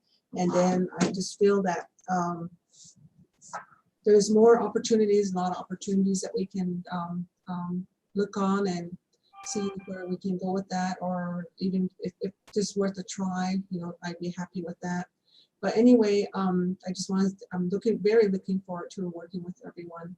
And there's a lot of things that needs to happen before we come in on the 1st of January. So, and then I just want to tell everybody just to be safe, take care of your families, and, you know, because we don't know what's ahead. Just like I said this morning, we don't know what tomorrow's going to bring. And, you know, we always have to be, you know, be prepared, you know, in a lot of ways. And, you know, so I just want to say thank you again to everybody that's been here, that did the presentations, and I enjoyed my day, and that's all I have to say. Yeah. Great, thank you. Supervisor-elect Horstman? Well, I guess I started by expressing my gratitude. Once again, thank you, everybody, and thank you all for your time, and onward. I'm looking forward to it as well, and everyone be well. So thank you. Great. County Manager Jane? Thank you, Madam Chair. I want to say thank you to you and to the members of the board, the members elect, and to staff for all of your work and your contributions today. You know, I'm reminded, you know, I used that term opportunity earlier today. There's been an amazing opportunity to connect, an opportunity to get more acquainted, even though, Madam Chair, as Supervisor Ryan pointed out, it is not in person, so it is not ideal, but we have pivoted and are making the best of the current situation. But today was a reminder for me, Madam Chair, and members of the board and members-elect, of the amazing work that our county does every day to support people in community. You know, Supervisor Horstman mentioned earlier about you know, a key fundamental core of what the county does is to help people, and I was reminded of that today. You know, we talked about a lot today. I know there's, say, overwhelming, but there's a lot swirling. But it's not about today. Today was kind of starting to lay the groundwork that we'll pull apart even some more next Thursday, in even some more detail. I will tell you, I speak on behalf of the team to say that we are grateful for the questions, the comments, the perspective. It's super helpful. So on behalf of the management team, I do want to say, you know, thank you to the board and the board members elect, you know, for your commitment to serve, you know, the people and communities of Coconino County.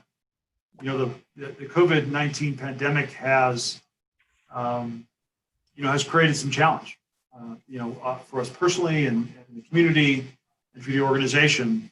But we also see some opportunities coming out of the season that we currently find ourselves. So, Madam Chair and members, I am super encouraged and optimistic about the future of Coconino County under the leadership of this board, the leadership team that you heard from today, and our entire committed team throughout Coconino County. And Madam Chair, I'll just end by saying a genuine thank you for your service.